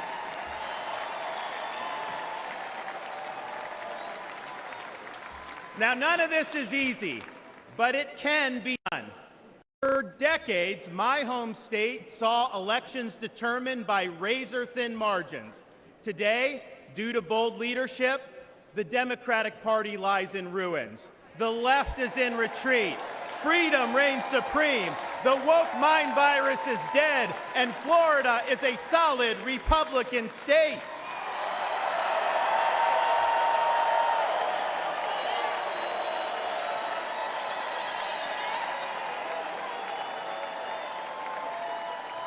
Now, electing Donald Trump gives us the chance to do this all across America.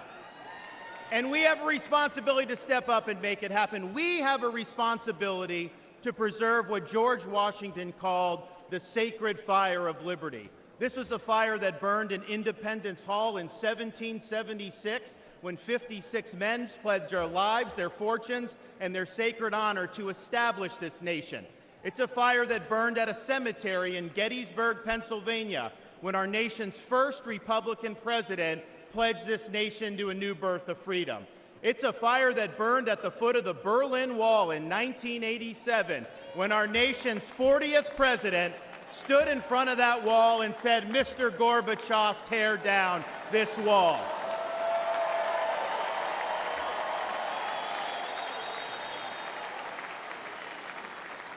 This is not a responsibility we should fear. It's a responsibility we should welcome. After all, if not us, who? And if not now, when? Let's make the 45th President of the United States the 47th President of the United States.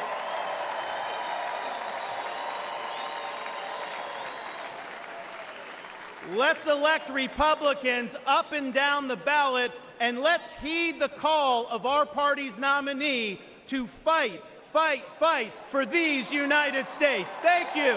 God bless you. Let's win in November. Thank you so much.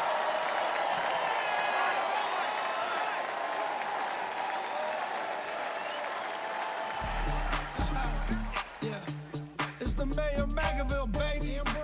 Hey, you know who we voting for? We voting Donald Trump, baby. Donald Trump, baby. America needs saving. America needs saving. We voting Trump, Trump, baby. Trump, Trump, baby. November 5th, we going crazy. November 5th, we going crazy.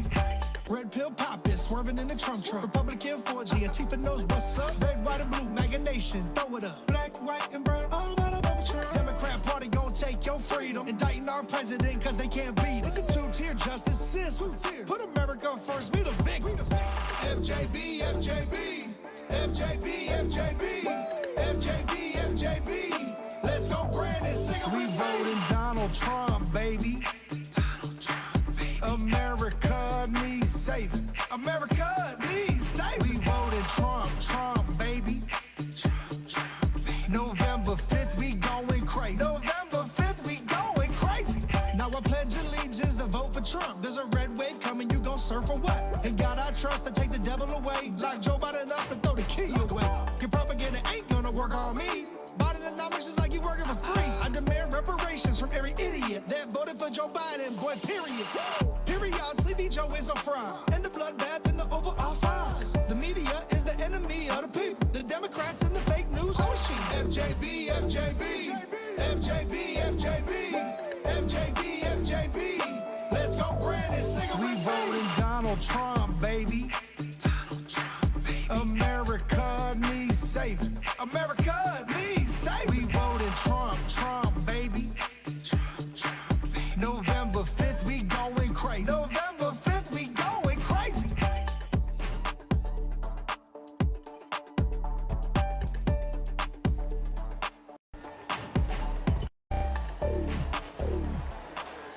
Ladies and gentlemen, please welcome United States Senator Eric Schmitt of Missouri.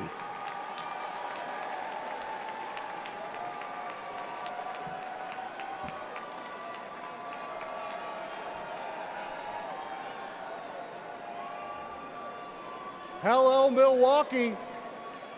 Hello, America. I'm Eric Schmitt from the great state of Missouri, the Show Me State.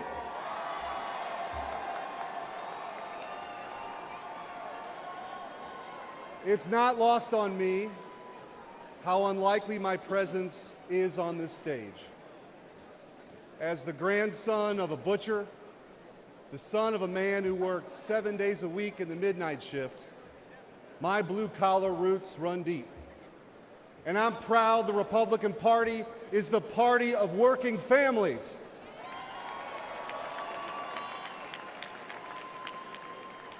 Missouri is home to cities named Liberty and Independence, and towns called Freedom and Defiance.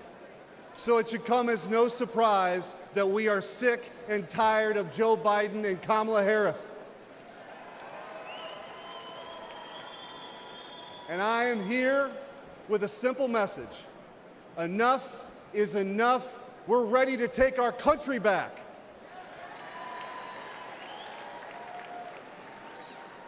Under Joe Biden, the rule of law has disintegrated. Crime is rampant. Our communities are under siege, and our brave law enforcement officers are constantly being vilified. He stood idly by as liberal DAs and mayors pushed to defund the police agenda and empowered criminals, all while endangering law-abiding citizens. Kamala Harris shares in these failures. She campaigned as a progressive prosecutor and even called for us to reimagine public safety. Americans don't need to reimagine safety. We know exactly what safe communities look like. But the weakness and the wokeness of the Biden-Harris administration has made us less safe. Biden and Harris opened our border to terrorists, to criminals. They allowed drug cartels to flood our communities with Chinese fentanyl that's killing more than 200 Americans each and every day. It doesn't have to be this way. As Missouri's former Attorney General, I went toe-to-toe with the radical defund the police crowd and had the backs of our men and women in blue. When Soros-backed officials refused to prosecute violent criminals, I stepped in and put those dangerous felons behind bars.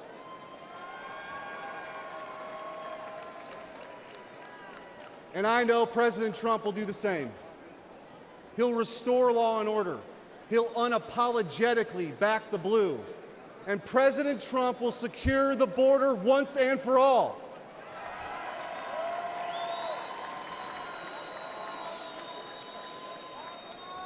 I believe in an America where our best days are ahead of us. I believe in an America where moms and dads can raise their kids in safe communities. And I believe in an America where we defend the police, not defund the police.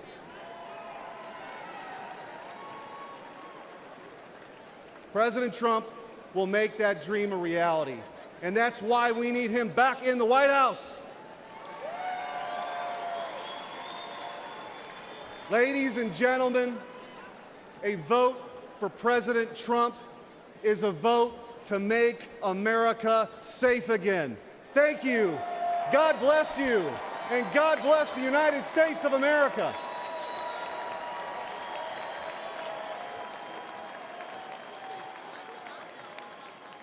Ladies and gentlemen, please welcome United States Senator Tom Cotton of Arkansas.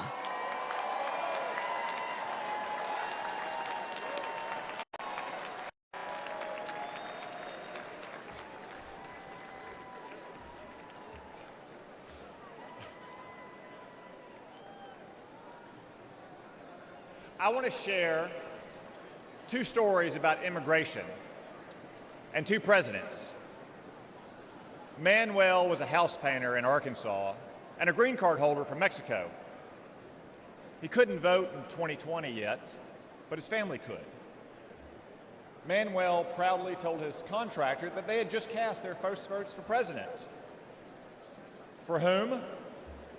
Donald Trump, of course.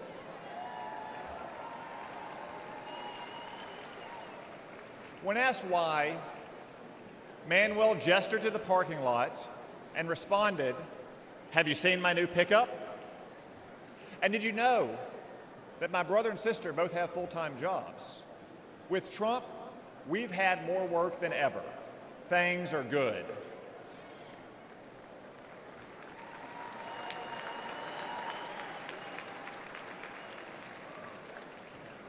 Manuel became a citizen last year, and he's excited to vote for the first time for Donald Trump.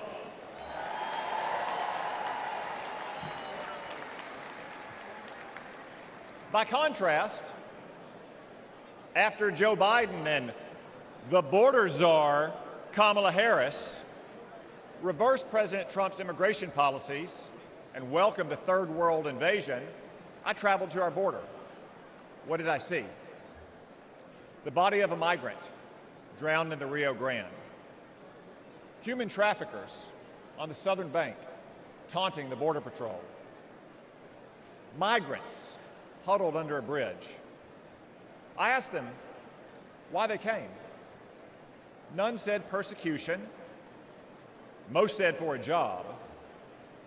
A few admitted because they could get in. Another answered with one simple word: Biden. My flight home the next day was full of these migrants, and you, all of you, paid for their tickets.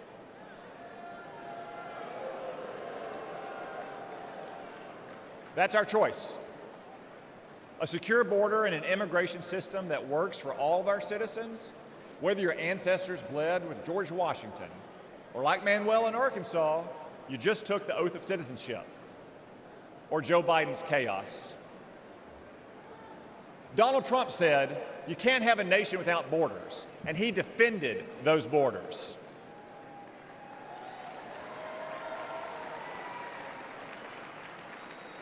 Joe Biden thinks borders are racist. Donald Trump will secure our border once again.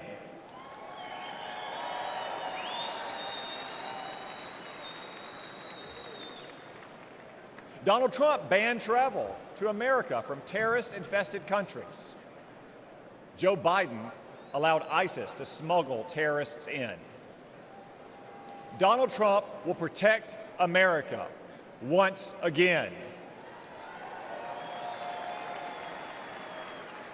Donald Trump insisted that immigrants must stand on their own 2 feet, the oldest principle of American immigration. Joe Biden gave migrants welfare, free hotels, and more. Donald Trump will stop migrant welfare once again.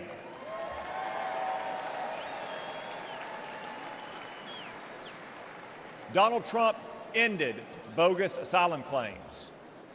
Joe Biden created an app to let illegals schedule their arrival. Seriously. Donald Trump will stop this migrant fraud once again.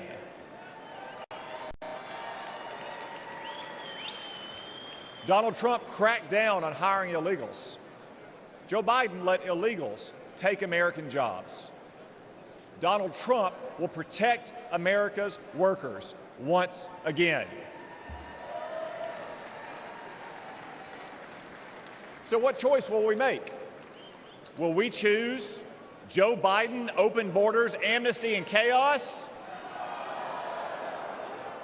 No, of course not. We'll choose Donald Trump and his record of security, prosperity, and stability.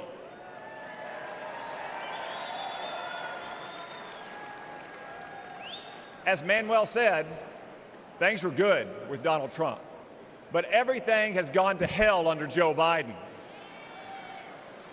But this Biden chaos will end soon, because it's time for us to elect President Trump to secure our border and to make America great again. Thank you all. God bless you. God bless the United States of America.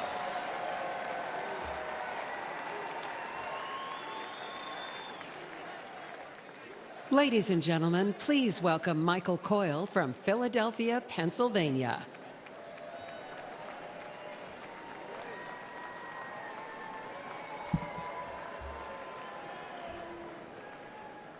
Good evening, Milwaukee.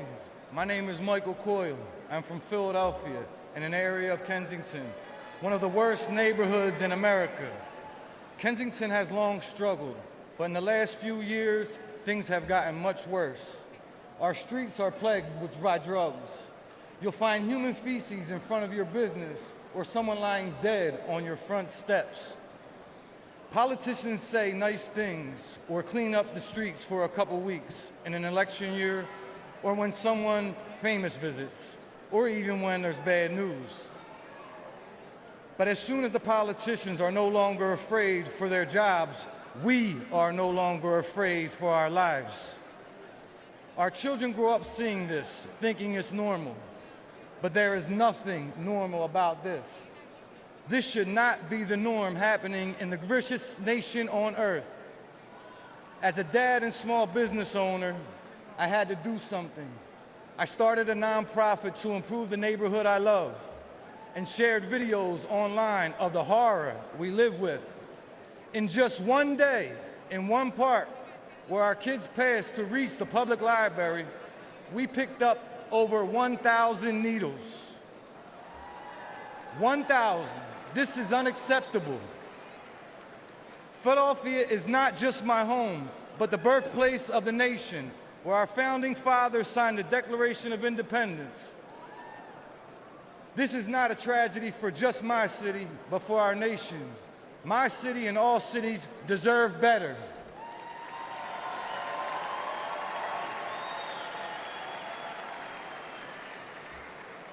Joe Biden and Kamala Harris are the ones who opened our southern border and allowed Chinese fentanyl to pour in unconditionally.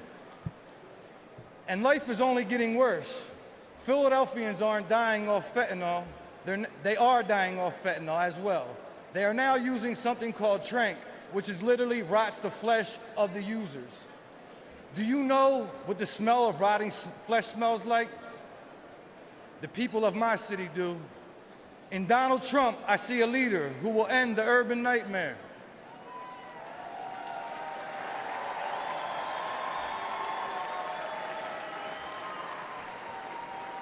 I ask you to join me in supporting him this fall, because a vote for President Trump is a vote to restore our cities and to make America safe again.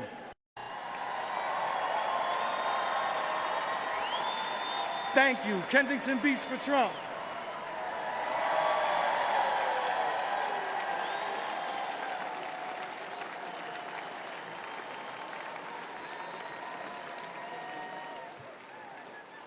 Ladies and gentlemen, please welcome Aaron Koper from Pittsburgh, Pennsylvania.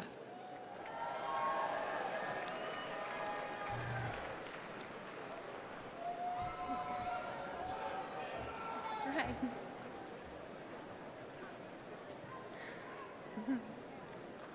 Good evening. My name is Aaron Koper.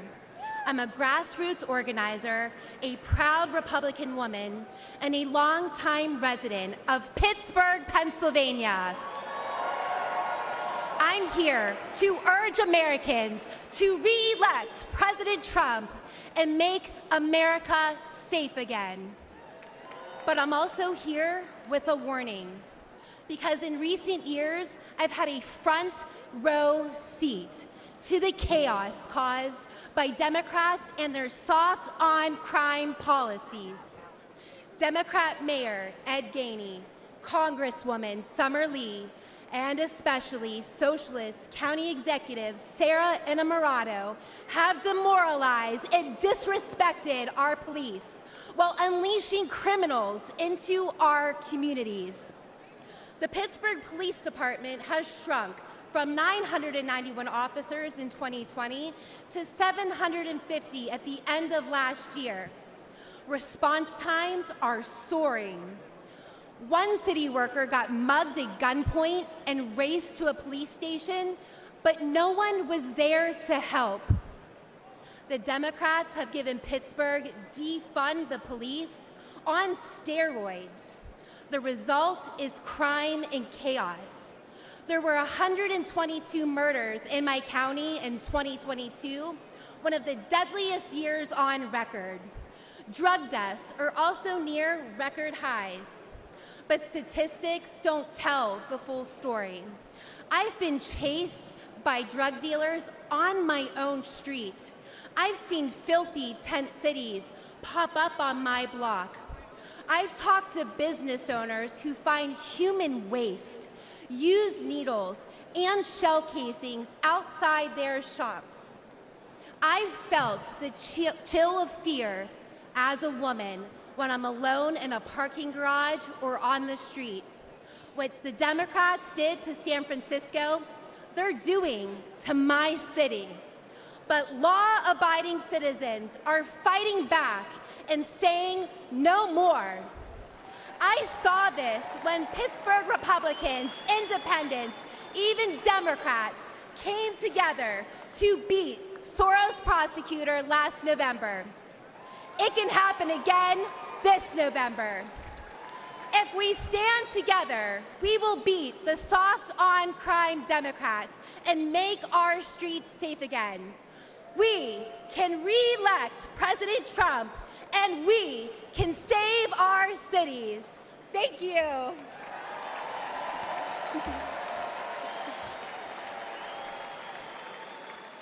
Ladies and gentlemen, please welcome American mom and funder.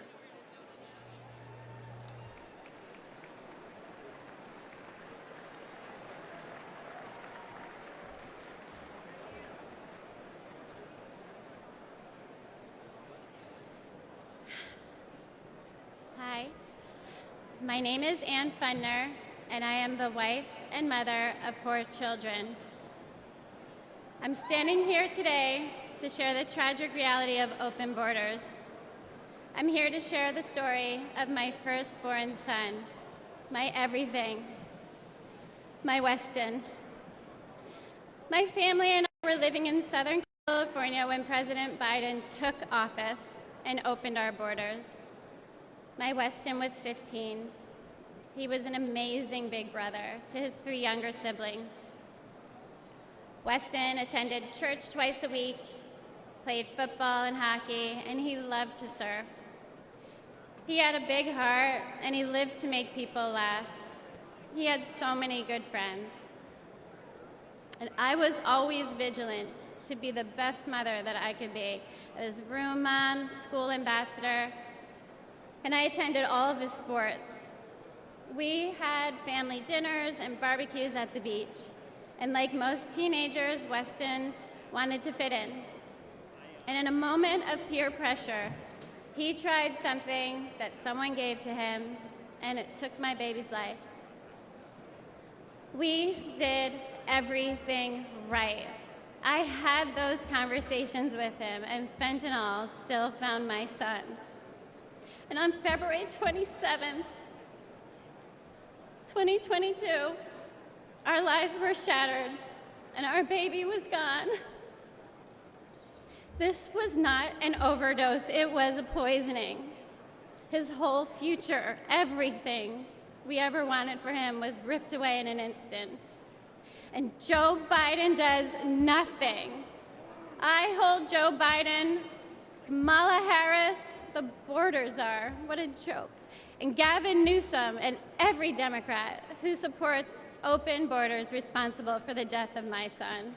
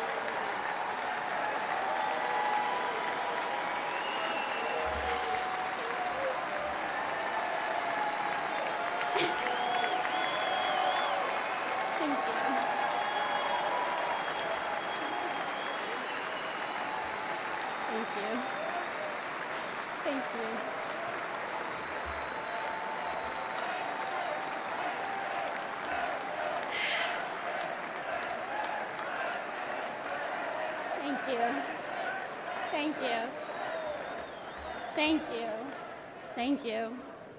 And the tens of thousands of American innocent children.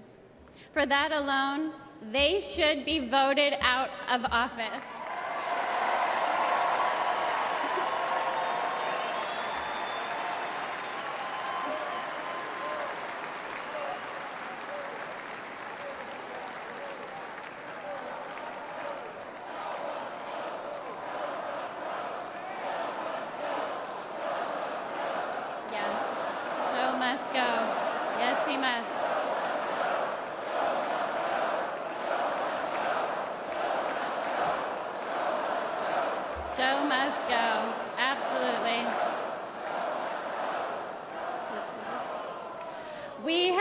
The highest number of fentanyl deaths during the Biden-Harris administration, and fentanyl is now the #1 killer of Americans ages 18 to 45, and it is quickly becoming the leading cause of death for teens, with 14 and under being the fastest growing demographic. We need President Trump back in office. We need a president who will seal the border, aggressively prosecute drug dealers, and stop Communist China from poisoning our children.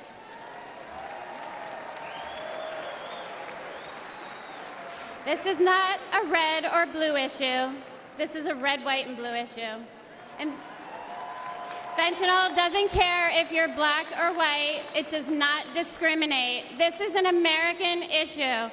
We need a president who will call the drug cartels what they are, terrorist organizations.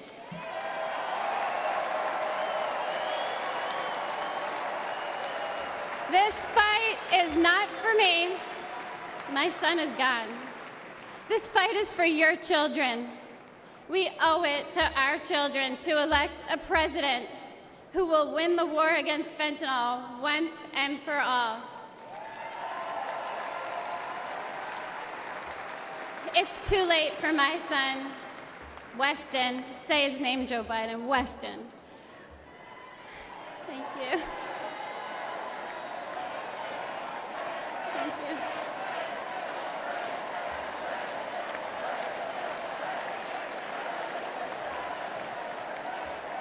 But we can change this for your children.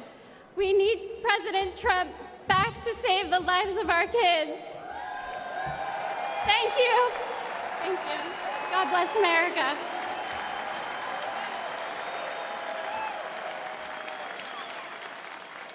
Ladies and gentlemen, please welcome the Moore family from Maryland.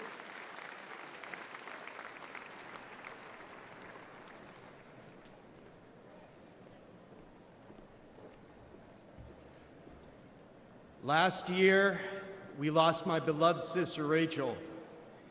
She went for a walk in one of our family's favorite places. This beautiful trail was to us a safe place where we pushed our babies in strollers, where we walked together as a family, where my wife and I got married, near what would later become the spot where my sister's body was found. Rachel, a joyful, accomplished athlete and mother of 5, was raped and murdered by a suspected illegal immigrant. This was described as among the most brutal and violent offenses that has ever occurred in Harford County, Maryland history. Open borders are often portrayed as compassionate and virtuous. But there is nothing compassionate about allowing violent criminals into our country and robbing children of their mother.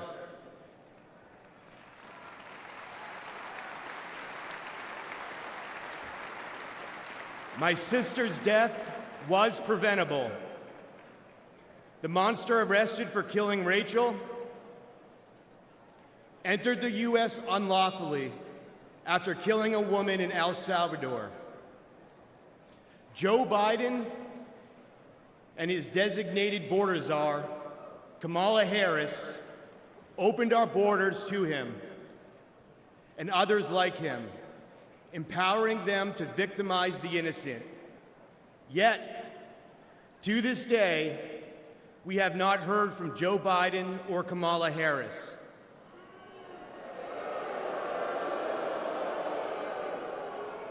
They never apologized.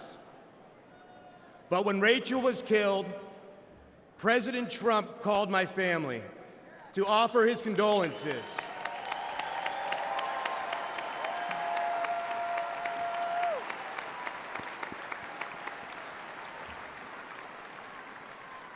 He wanted to meet with us. He cared. That is leadership.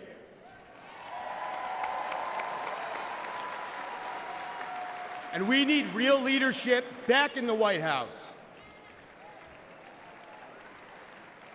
What has gotten us through this unthinkable loss is our faith in Jesus Christ.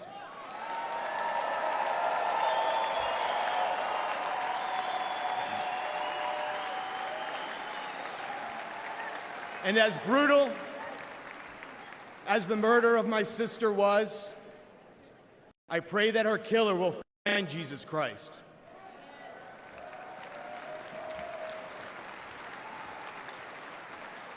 For all the affected by senseless tragedy, I pray for peace, knowing that all things work together for good to those who love God, to those who are called according to his purpose.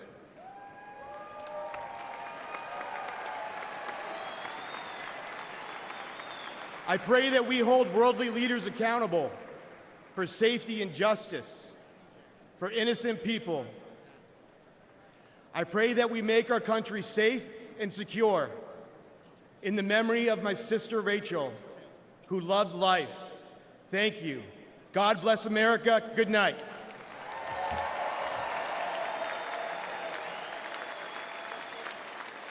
Ladies and gentlemen, please welcome Madeline Brame from New York.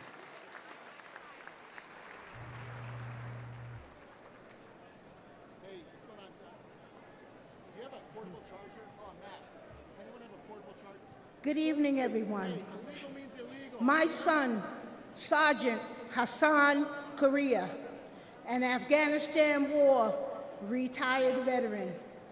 He received enemy fire from the Taliban, only to be murdered with a knife on the streets of New York City.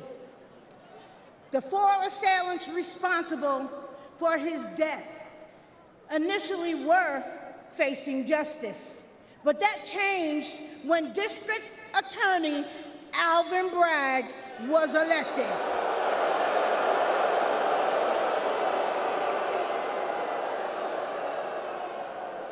Suddenly, 2 of the homicidal maniacs responsible for my son's death had their gang assault and murder charges completely dismissed.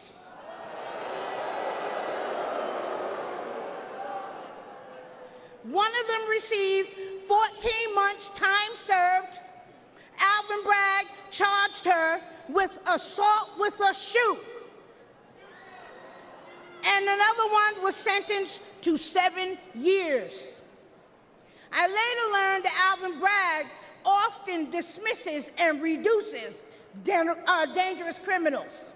He wants to clear the jails and return violent felons onto our streets every day. The injustice was devastating for me and my family.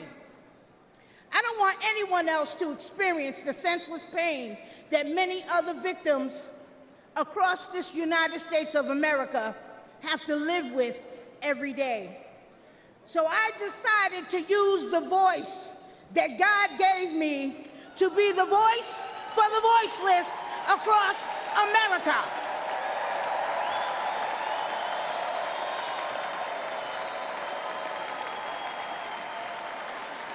We need justice for victims, and we need accountability for prosecutors who fail in their duty. Soft on crime prosecutors like Alvin Bragg in New York, Kim Fox in Chicago, and George Gascon in Los Angeles have turned our great country and cities into war zones. Poor and neglected communities like mine are suffering. And who else in here is sick and tired of being sick and tired?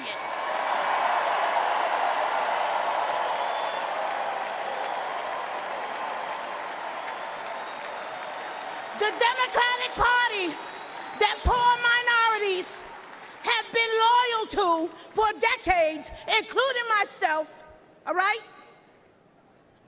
They betrayed us, stabbed us in the back. Joe Biden and Kamala Harris, who claim to represent us, have abandoned us. They neglected the poor minority communities across America.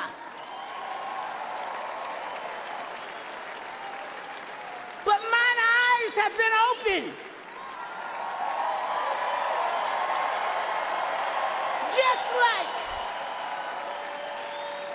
Just like so many other poor minorities across America.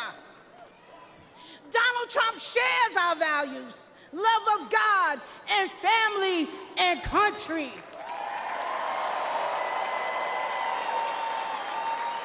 He's been a victim of the same corrupt system that I have been and my family has been. He is committed to providing economic opportunities, helping those suffering from addiction with long-term inpatient drug programs,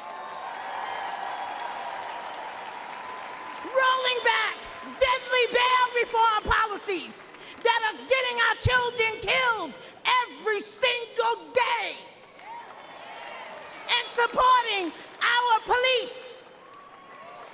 We back the NYPD. We back the blue.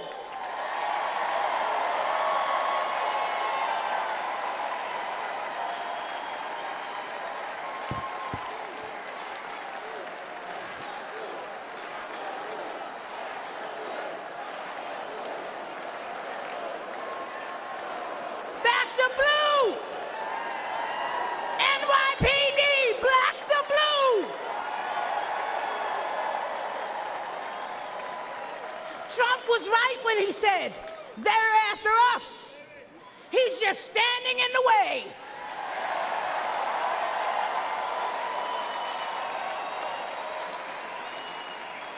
And guess what? He always will. That's why I'm standing with him today. Let's make America safe again.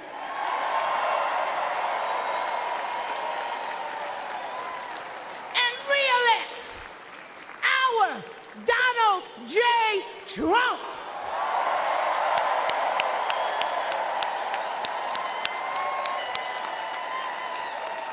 Thank you, and good night.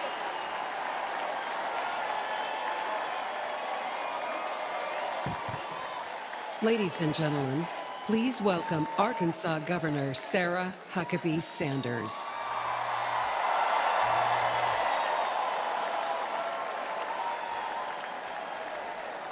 Thank you. What a powerful story to follow. Good evening. I'm Sarah Huckabee Sanders.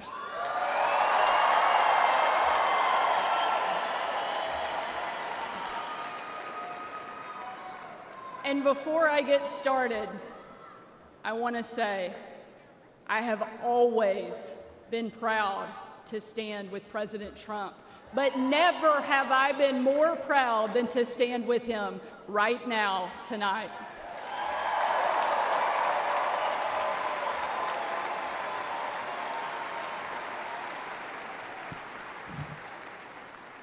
Not even an assassin's bullet could stop him.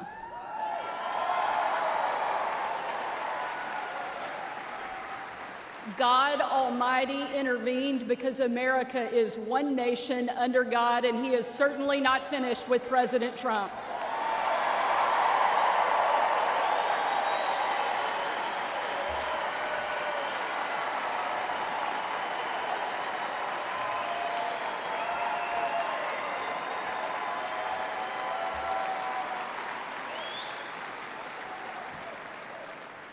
And our country is better for it. I am here tonight as America's youngest governor, the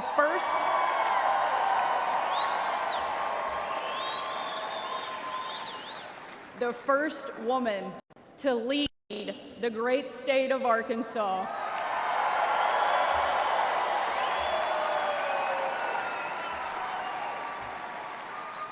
And most importantly, a mom to 3 amazing kids, Scarlett, Huck, George.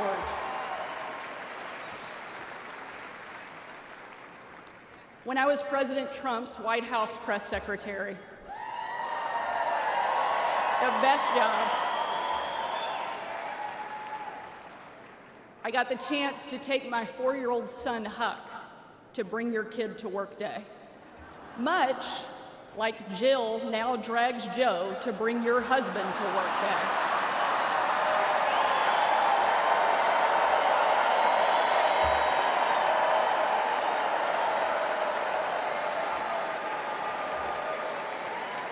And while I was briefing the president on the upcoming event in the Oval Office, all of the kids who were attending that day gathered in the Rose Garden, getting ready to meet him. And we were walking out onto that beautiful, perfect colonnade. And I saw out of the corner of my eye that my son Huck was running full speed directly at the President of the United States. Being the gracious person he is, President Trump bent down to give him a big hug. And right in front of everyone, Huck sidestepped the president, completely ignoring him in front of everyone, and ran straight into my arms.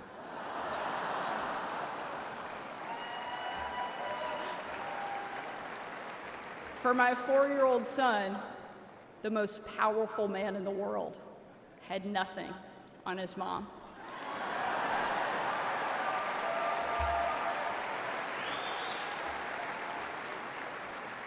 But because he's the amazing man he is, President Trump didn't mind at all. After all, he's a dad to 5 unbelievable kids and a grandfather to 10.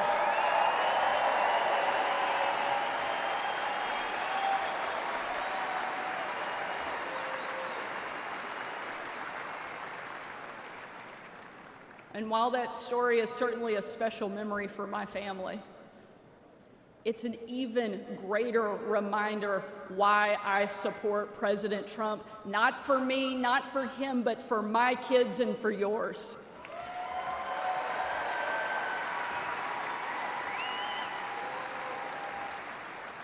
Under President Trump, America was safer, the world was safer, and it felt like the next generation would have a chance at the American dream.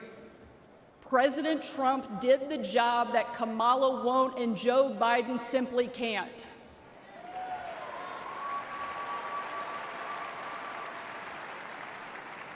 When we're honest, every American knows that we were so much better off under President Trump.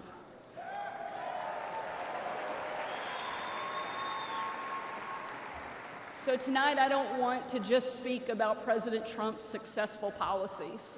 While there are many, I want to talk about the man that I know. When the president hired me, I was the first mom and only the 3rd woman to ever serve as the White House press secretary.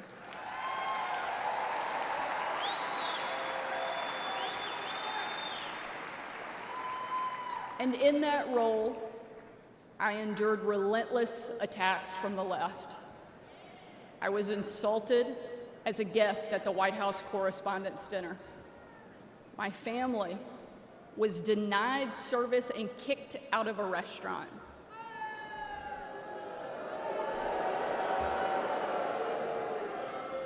And a parent at my 3-year-old son's preschool spit on my car. And in those moments, it was President Trump who defended me.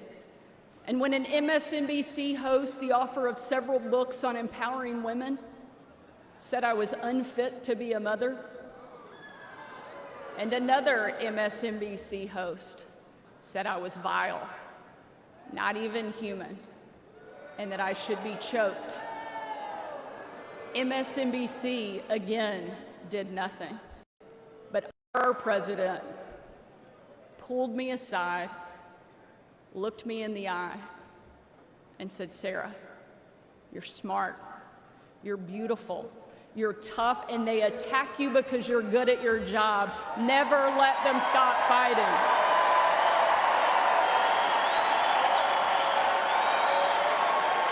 Thank you, Mr. President. Thank you.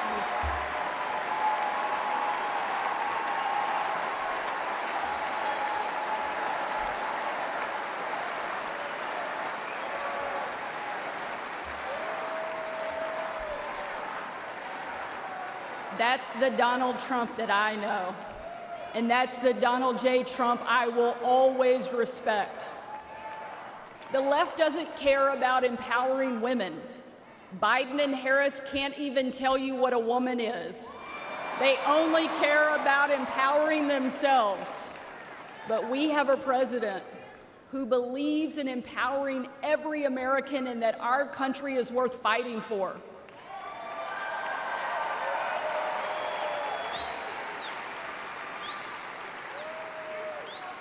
For the last 4 years, Republican governors have been leading that fight and doing what Joe Biden refuses to do.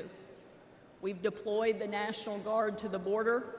We've cracked down on crime and drugs. We cut taxes to give hardworking Americans a break from Bidenflation.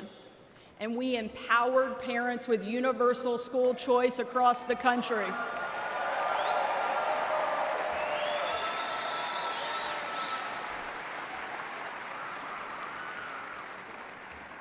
Donald Trump was the very first president in my lifetime to take a hard line against China, and I'm proud to be the first and only governor in the country to kick communist China off our farmland and out of my state.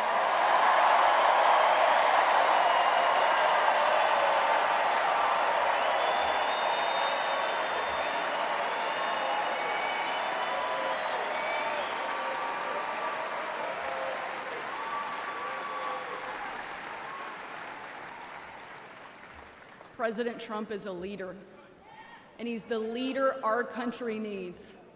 And if ever there was a doubt, earlier this week, we saw just how tough, resilient, courageous, and daring this man is, and we can't get him back in the White House fast enough.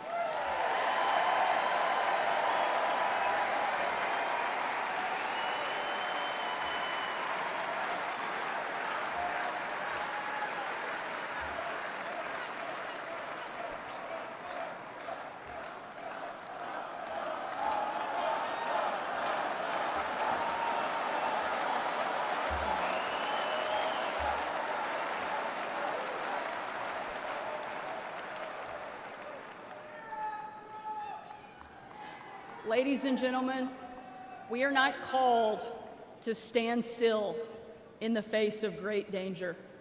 You and I were put on this earth at a moment in time to charge boldly ahead. We cannot know what the future holds, but we know damn sure who holds the future in his hands.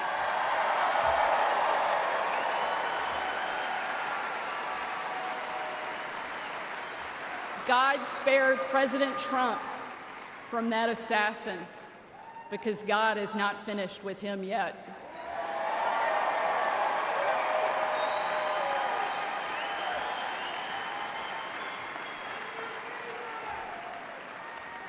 And he most certainly is not finished with America yet either.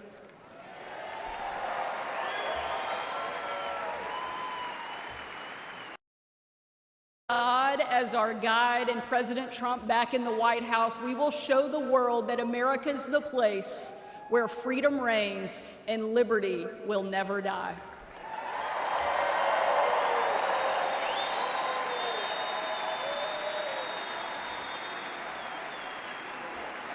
Ladies and gentlemen,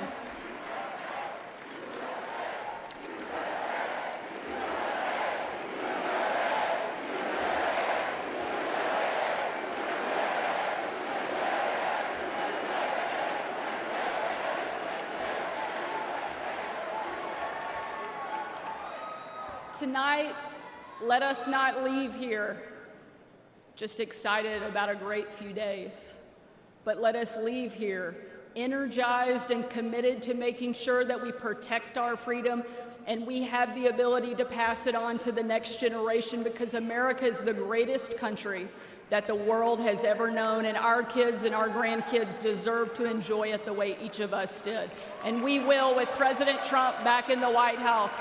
Thank you so much. God bless the great state of Arkansas and the amazing United States of America. Thank you very much.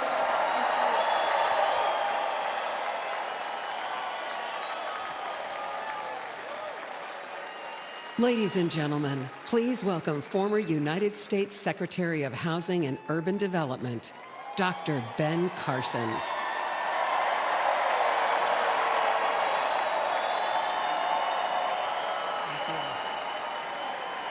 Thank you. Thank you so much. Thank you. You know, Sarah Huckabee always says to me, I hate to follow you, but I think she turned the table on me tonight. I want to thank you all for being here and for being involved. Like many of you last week, I watched with horror as the events unfolded in that Pennsylvania field. I saw President Trump, a dear friend, escape death by mere inches, and my thoughts immediately turned to the book of Isaiah that says, "No weapon formed against you shall prosper."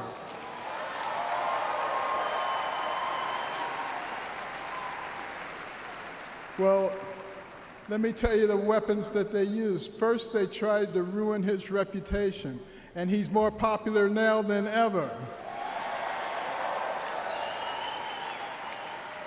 And then they tried to bankrupt him, and he's got more money now than he had before.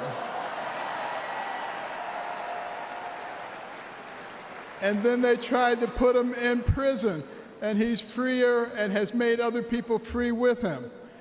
And then last weekend they tried to kill him, and there he is over there alive and well.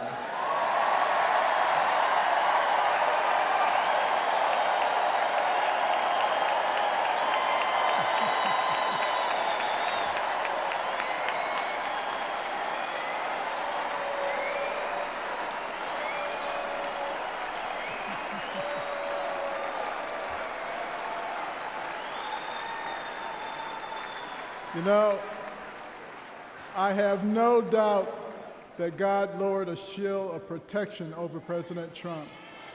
And I join millions of Americans in thanksgiving for President Trump's safety. And I encourage you to join me in praying each day for his continued protection. You know, our hearts go out to the victims in the audience. Let's also pray for them and their families. These events have brought unusual clarity to the times we are living in. We have all harbored the nagging feeling that everything we love is slipping away. All you have to do is turn on the television. The free press, a pillar of any free society, has abused the public trust and resorted to lies, deception, and disinformation. They divide us along lines of race, class, and gender, rather than uniting us around our shared bond as Americans. Our government has been no better, shredding our Constitution and upending the rule of law. We have a wide open border, a broken education system, and chaos breaking out around the world. And on top of it all, we have a president who, well, if you can't say anything good, don't say anything at all. But ask anyone around the world, what does it mean to be an American? Most will tell you that it means unlimited opportunity, that where you begin in life doesn't dictate where you will end. That's the America I grew up in. In no other country could a poor inner-city kid raised by a single mom make it to an Ivy League school, then to medical school, become a successful neurosurgeon, run for president, and eventually become a member of the president's cabinet.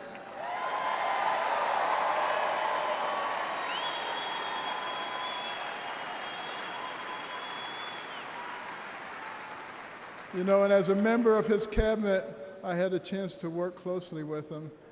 And I got to tell you, this is a man who is a gift to us as a nation.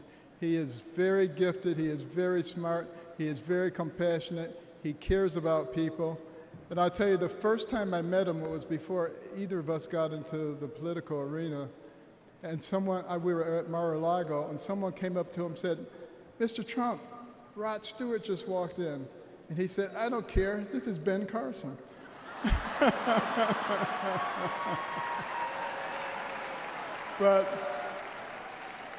I feel blessed that I've been able to live the American dream. But my story is moving further out of reach in America today. The lessons my mother taught me, like hard work and the value of well-rounded patriotic education and faith in God above all else, are being forced out of the public square. But we're all here today because we know we can bring these things back. By God's grace, we live in a country where the people rule. We have the power to choose the kind of nation we will be and the kind of men and women that will lead us. And today the choice could not be more clear.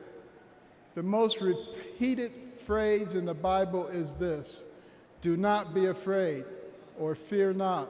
It appears 365 times in Scripture, a reminder to live each day with faith, hope, and joy as joyful warriors for Christ.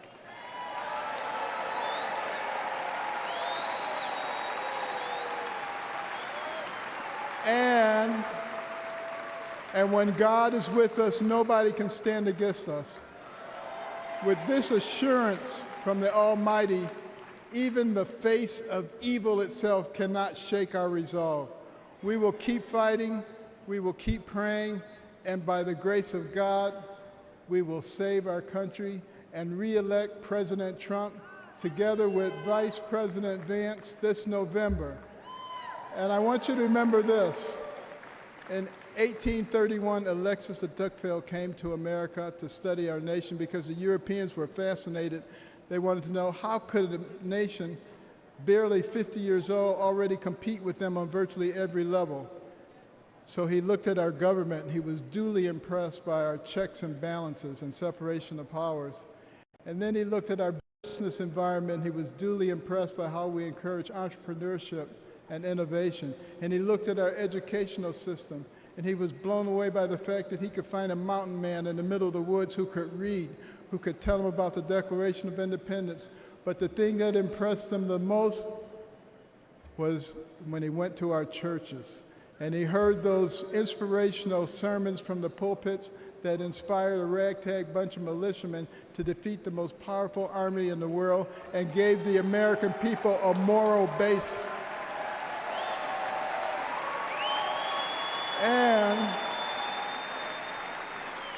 And he concluded his 2-volume set, Democracy in America, with these words. He said, "America is great because America is good. And if America ever ceases to be good, she will cease to be great. It is our job to make America good, and let's do this by re-electing President Trump so we can make America great." Thank you very much.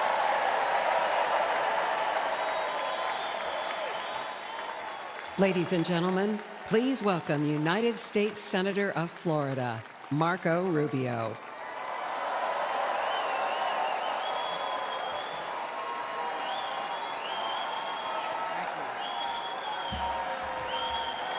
Thank you, thank you. Thank you. Thank you. Thank you. Don't say polo. Don't say polo. Thank you, thank you. Thank you.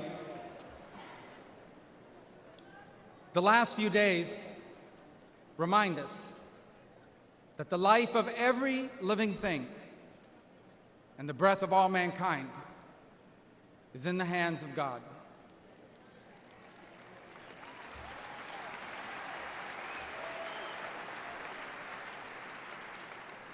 We were brought to the precipice of the abyss, and by the hand of God, reminded of what truly matters in our lives and in our country.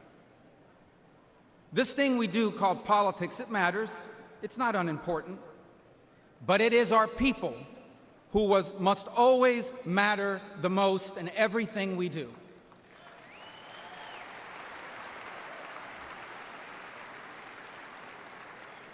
By giving voice to everyday Americans, President Trump has not just transformed our party, he has inspired a movement.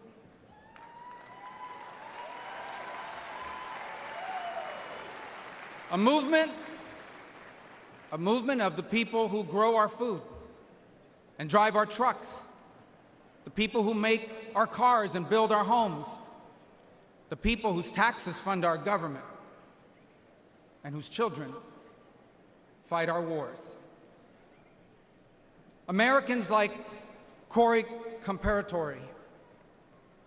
He was a former fire chief and a loving husband. He was described as the best dad a girl could ever ask for. As a man of God who loved Jesus fiercely and looked after members of his church. Corey was one of the millions of everyday Americans who make our country great.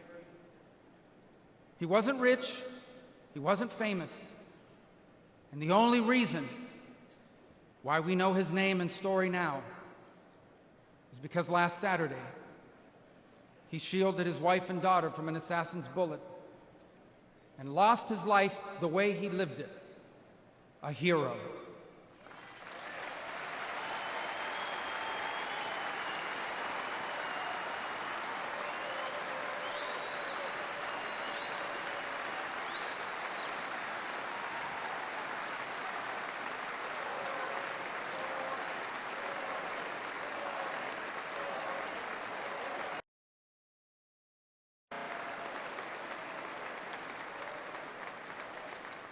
For those still wondering who are in the press and many watching at home, these are the Americans who wear the red hats and wait for hours under a blazing sun to hear Trump speak. And what they want, what they ask for, it is not hateful or extreme. What they want is good jobs and lower prices. They want borders that are secure, and for those who come here to do so legally. They want to be safe from criminals and from terrorists. And they want for our leaders to care more about our problems here at home than about the problems of other countries far away.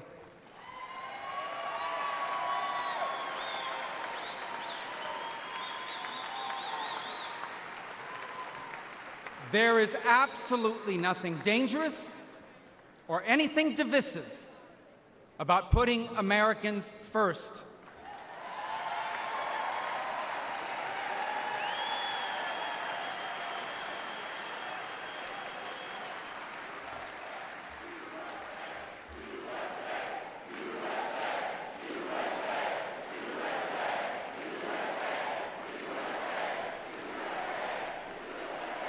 Those who are offended, anyone who is offended about putting America first has forgotten what American is and what American means. American isn't the color of our skin or our ethnicity. Americans are people as diverse as humanity itself. But out of many, we are one. Because as the life story of our next Vice President, J.D. Vance, reminds us, we are all descendants of ordinary people who achieved extraordinary things.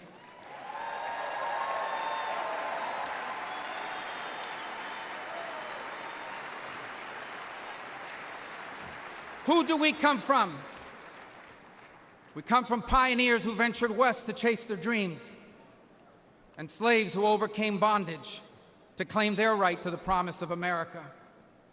We come from exiles who fled tyranny in search of freedom, and of immigrants who left behind all they had and knew because they could not be or achieve God's purpose for their life in the nation of their birth.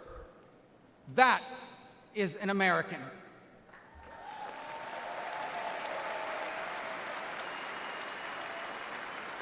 And putting Americans first must be what this election is about. When President Trump was in the White House, Americans had more money and lower prices. Our borders were secure and our laws were enforced. Iran was broke, the Taliban stopped killing Americans, and Putin didn't invade anyone.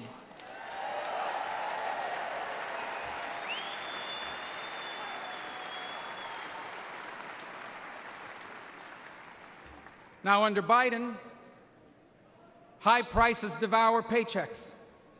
Criminals and drugs are allowed to flood into our country and terrorize our people.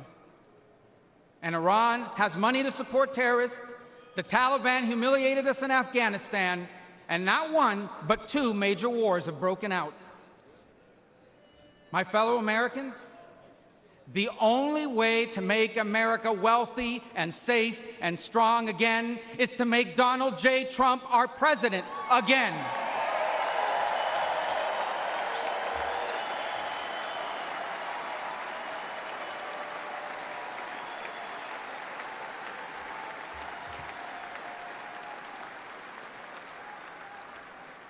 Our country has been injured by the bad decisions of weak leaders.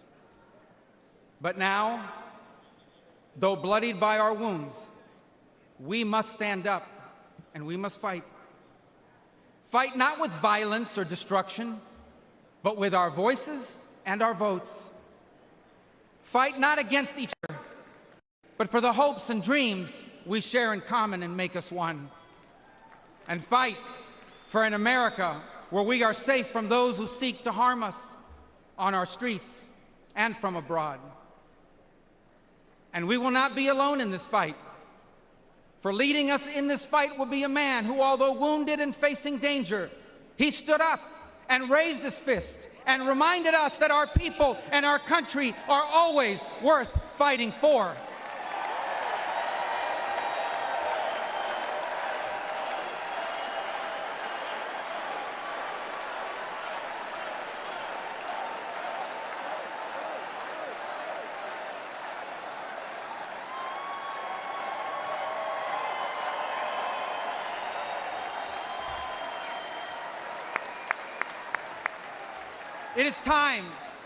It is time to put our country and our people first again. And if we do, together, we will make our people wealthy again. If we do, together, we will make our country safe again. Together, we will make Donald Trump our president again.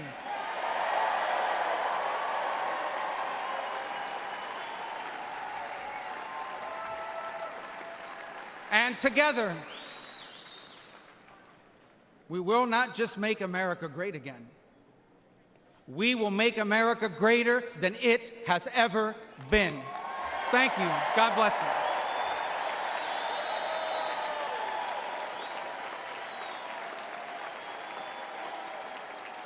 you. Ladies and gentlemen, please welcome Laura Trump.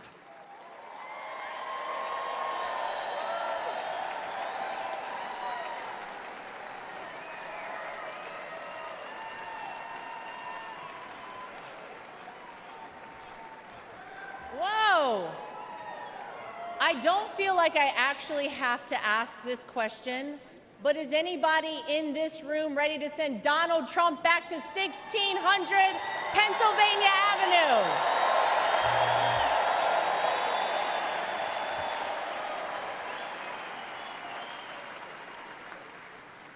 Well, it may not be a surprise that I actually had a very different speech that I was prepared to give up here tonight. That all changed at 6:11 on Saturday evening. Nothing prepares you for a moment like that.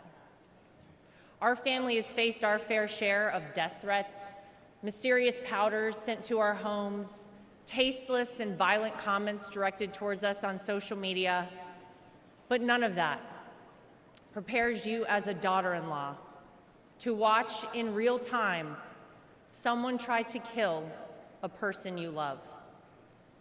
None of that prepares you as a mother to quickly reach for the remote and turn your young children away from the screen so that they're not witness to something that scars the memory of their grandpa for the rest of their lives. The prayers and well wishes we've received over the last 72 hours have been overwhelming, to say the least.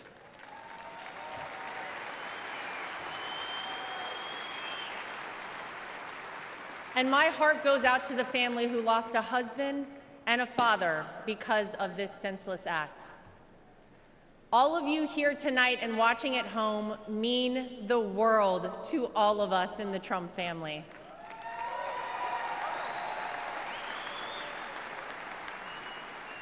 If Donald Trump has shown us anything, it's that when it feels impossible to keep going, those are the times we must keep going.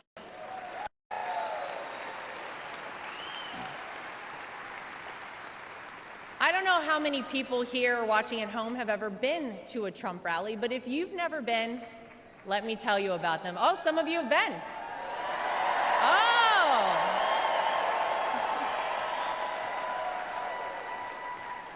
Regardless of how the media have painted these rallies, you would be hard-pressed to find and to join a happier group of people coming together over their love for the greatest country on earth, the United States of America.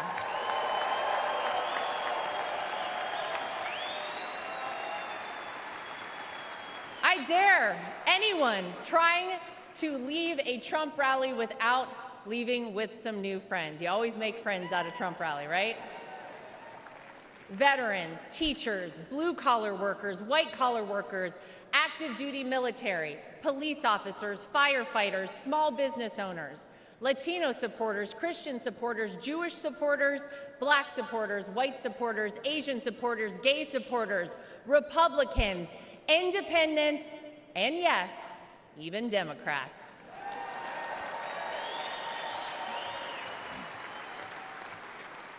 At a Trump rally, you're not viewed as your profession, your religion, or the color of your skin.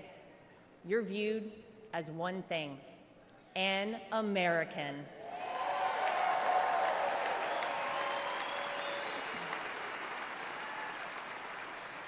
Last Saturday was a jarring reminder that we, as Americans, must always remember: there is more that unites us than divides us.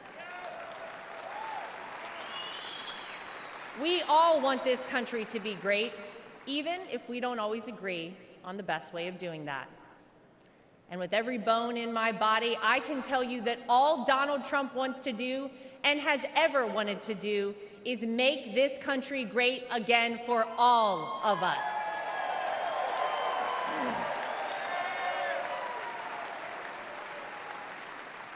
Proverbs 28 reads, "The wicked flee, though no one pursues, but the righteous are as bold as a lion."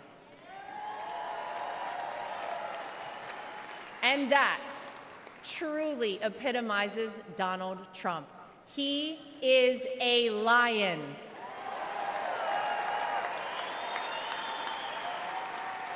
He is bold, he is strong, he is fearless, and he is exactly what this country needs right now.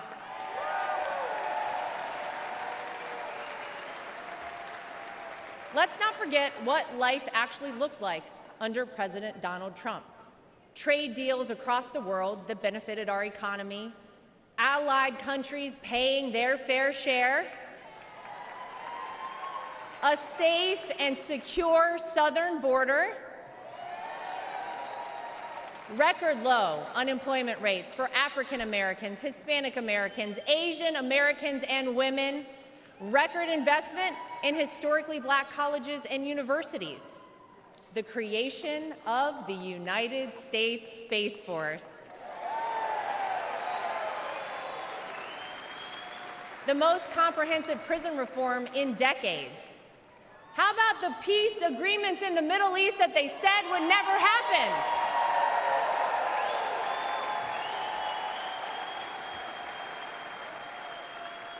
The largest tax cuts in American history, our energy independence,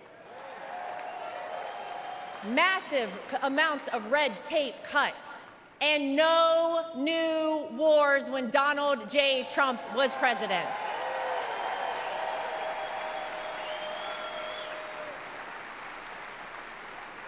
Maybe, most importantly though, you could actually feel it in your everyday life.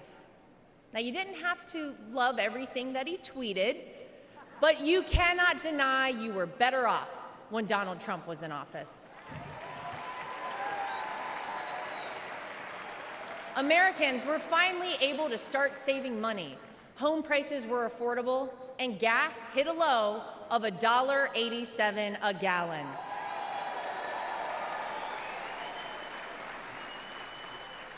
As I speak here tonight, many of our fellow Americans don't know how they'll pay for their next trip to the grocery store, new clothes for their children, or this month's rent.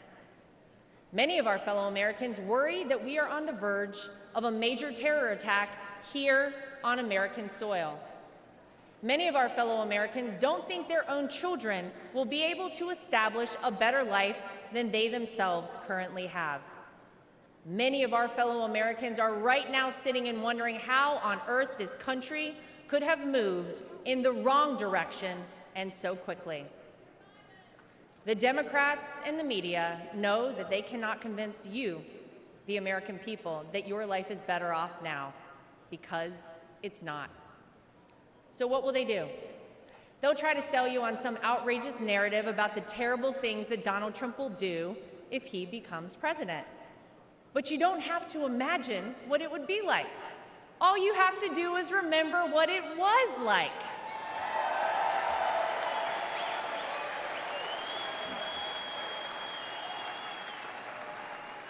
I know. Oh, yeah.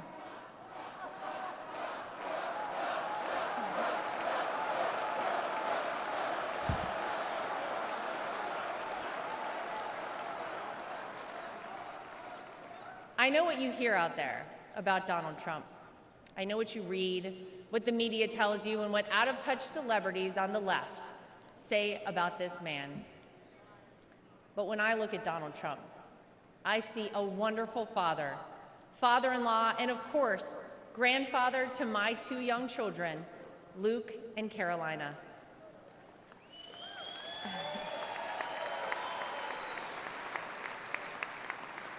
I know that I'm lucky enough to get to call him my father-in-law and see him a little differently than all of you. But it's through that lens that I sometimes wish more people could see him. This is a man who has sacrificed for his family and a man who has truly sacrificed for his country.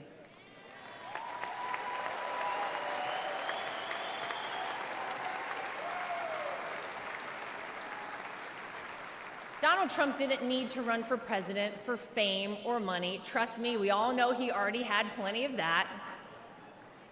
I'll tell you why he did it and why he continues on, even in the face of the unthinkable. Because he loves this country.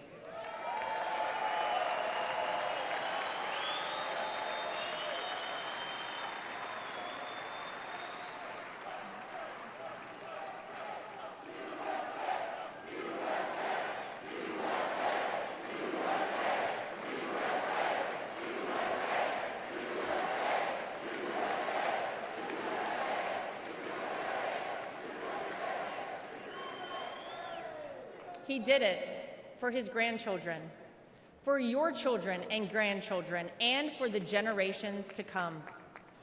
I have seen this man dragged through hell and back, in and out of courtrooms, indictments, impeachments, mugshots, and even an assassination attempt. And yet, he has never backed down.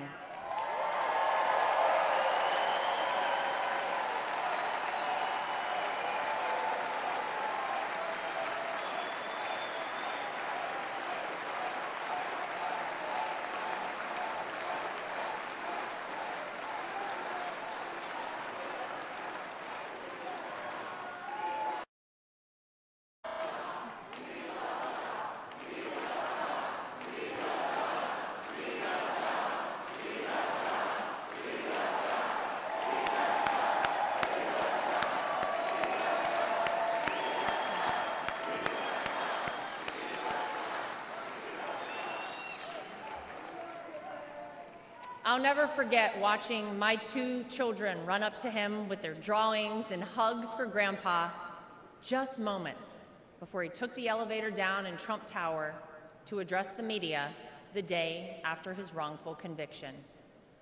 Despite everything else he had going on, he had no other focus in the entire world, just a man relishing time with his grandchildren. It's a side of Donald Trump that not enough people get to see. Maybe you got to see a side of Donald Trump on Saturday that you were not sure existed until you saw it with your own eyes. Martin Luther King Jr. once famously said, "The ultimate measure of a man is not where he stands in moments of convenience and comfort, but where he stands at times of challenge and controversy."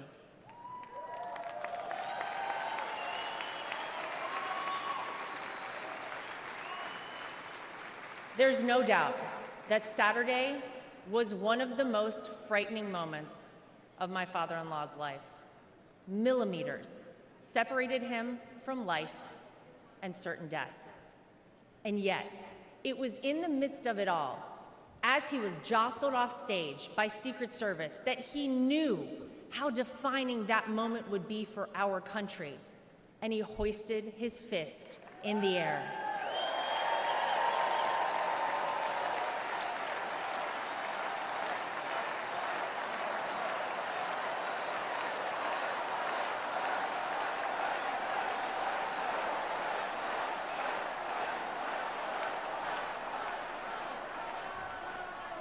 It was not just for the audience at the rally, not just for his supporters tuning in, but for all of America. And as a signal to the world that no matter what, America will always prevail.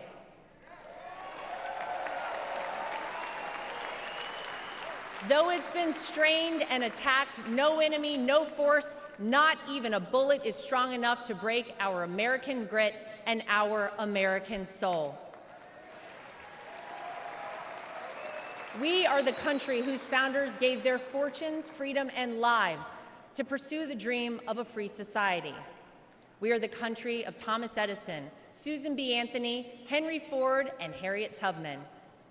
We are the country who fought and won 2 world wars. And we are the country who always rises to meet the moment, no matter how insurmountable the task.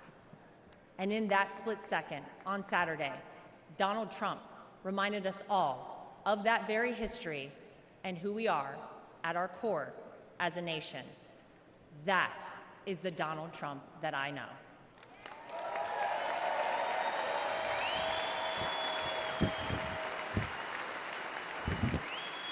He is an American who conquered the business world, an American who made himself a household name, an American who was beloved by politicians and fellow celebrities for decades until he ran for office with an R next to his name. An American whom even Barack Obama admits people consider the American dream. And instead of sailing off into the sunset after an illustrious real estate and television career, he decided to give back. He decided to bring some of the things that had made him so successful in life to all of you, in order to improve the lives of all Americans. Black, white, brown, gay, straight, all Americans, because that's the man that Donald Trump is.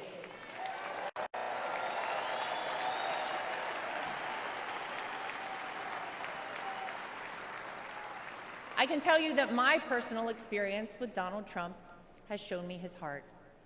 There wasn't a second that he made this small-town girl who was way out of her element in New York City feel anything but welcomed and part of the family. And if not for the support and encouragement of my father-in-law, I wouldn't be where I am today. It's been said by many that Donald Trump sees things in people that they don't even recognize in themselves. In 2016, when he asked me to help him win my home state of North Carolina, I'll be honest, I was terrified. I had no idea how I would make it happen, but he knew I would, and I did. When I was given an opportunity to join a television network as a commentator, it was the push and support of my father-in-law that gave me the confidence to take that job.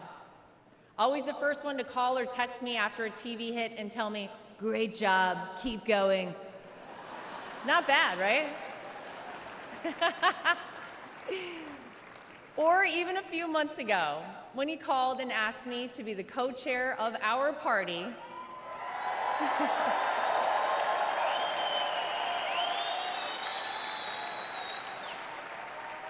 he showed me potential in myself that I couldn't yet see.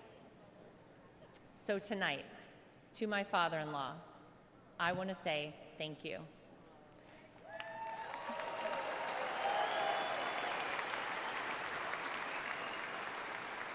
Thank you for your resilience. Thank you for continuing on.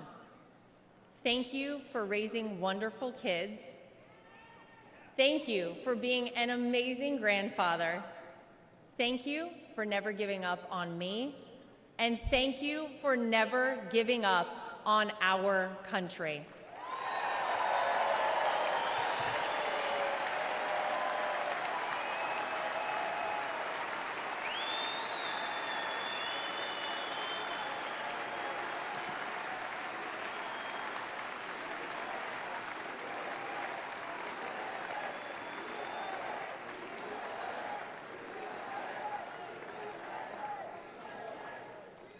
Tonight, I come to you, not as the co-chair of the RNC, not as the daughter-in-law of the candidate.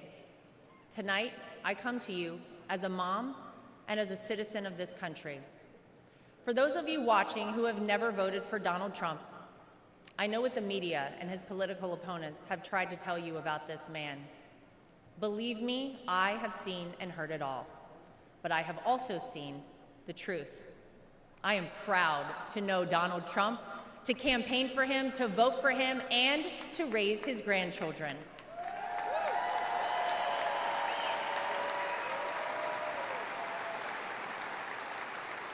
He will do what is necessary to protect you, protect your family, and protect this country. Because Donald Trump wants us all to be successful, to be safe, to be happy, to be strong, and to be great again.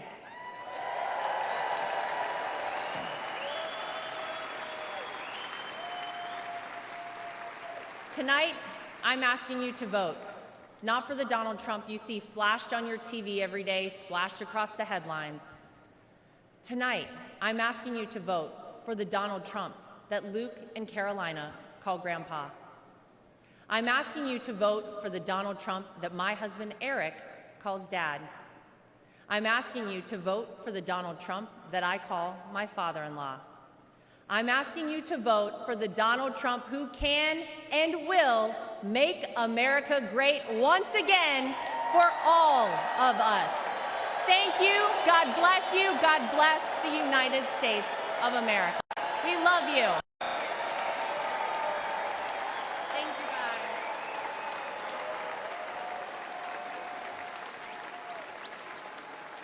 Ladies and gentlemen, please welcome back the chairman of the Republican National Committee, Michael Whatley of North Carolina.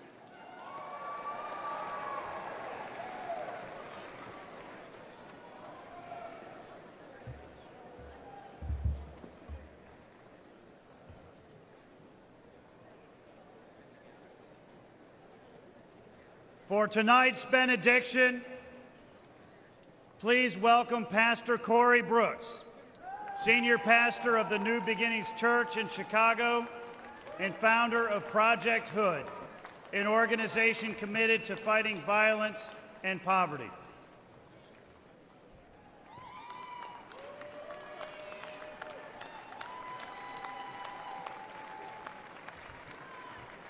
All right. If you wanted to end on a boring note tonight, with no emotion on a benediction or a powerless benediction, then you probably shouldn't have invited a black pastor from the south side of Chicago.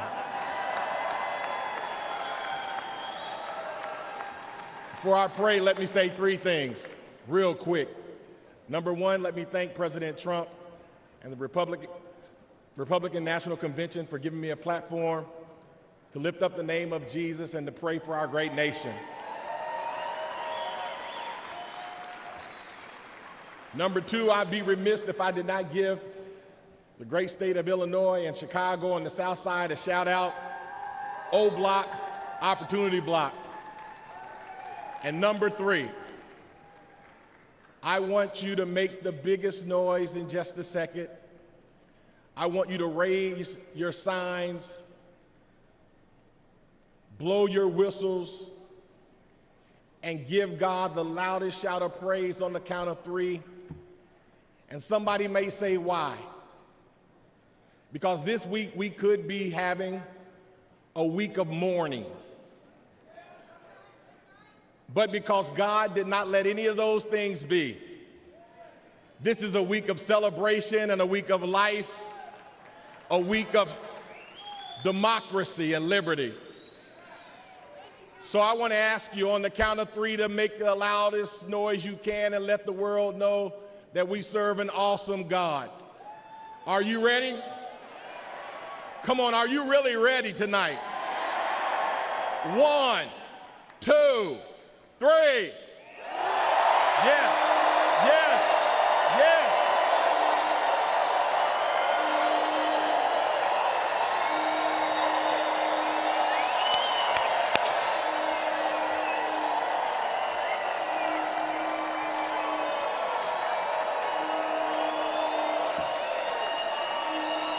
Are you ready to call on God tonight?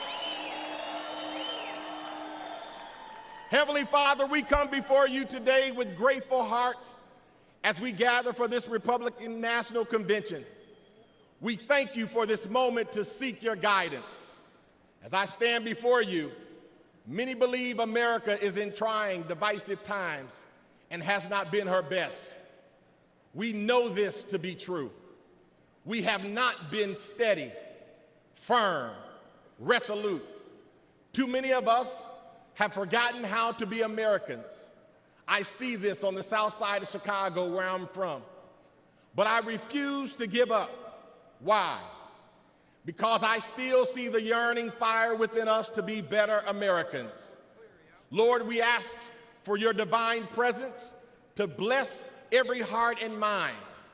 Grant us wisdom and courage and discernment as we chart the path of our beloved country. May our deeds reflect your will and bring glory to your name. We pray for strength to better our individual selves so that we may bless those around us. Let us be reminded that we are one nation under God, indivisible, with liberty and justice for all. Father, we lift up our citizens and leaders to you. Let them be guided by your truth. And may their actions honor the values upon which this great nation was founded. Let us remember the words of Isaiah chapter 40, verse 31. But those who hope in the Lord will renew their strength. They will soar on wings like eagles. They will run and not grow weary. They will walk and not faint. Empower us to rise, persevere, and to pursue excellence. Lord, bless our great nation, from Project Hood on the south side of Chicago to all four corners of the great nation, from the hills of West Virginia and Tennessee to Beverly Hills in California, all the way to the homies in Los Angeles and the homies on the west side of Chicago. May we renew our Americanness and strive to uphold your word. With you, Lord, all things are possible. I said all things are possible. All things are possible. In your mighty and matchless name, Jesus, we pray. Let everybody say amen. God bless you and God bless America.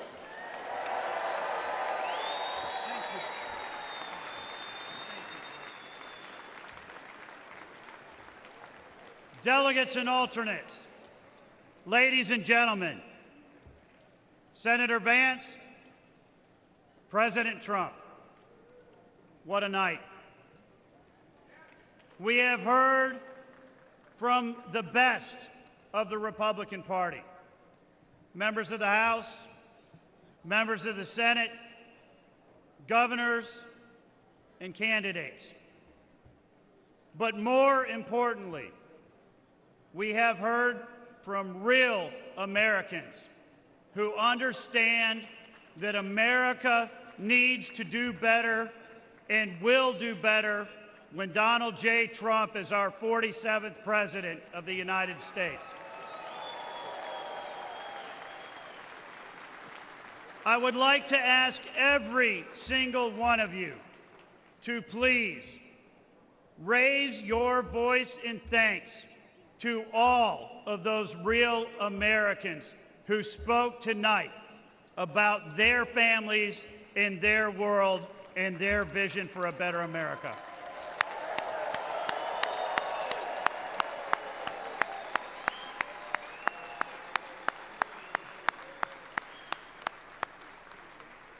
At this time, the chair recognizes the delegate from the state of Indiana for the purpose of offering a motion. Mr. Chairman, my name is Victor Smith from the great state of Indiana. And I make the motion that the convention now adjourns. The question now occurs on the motion to adjourn.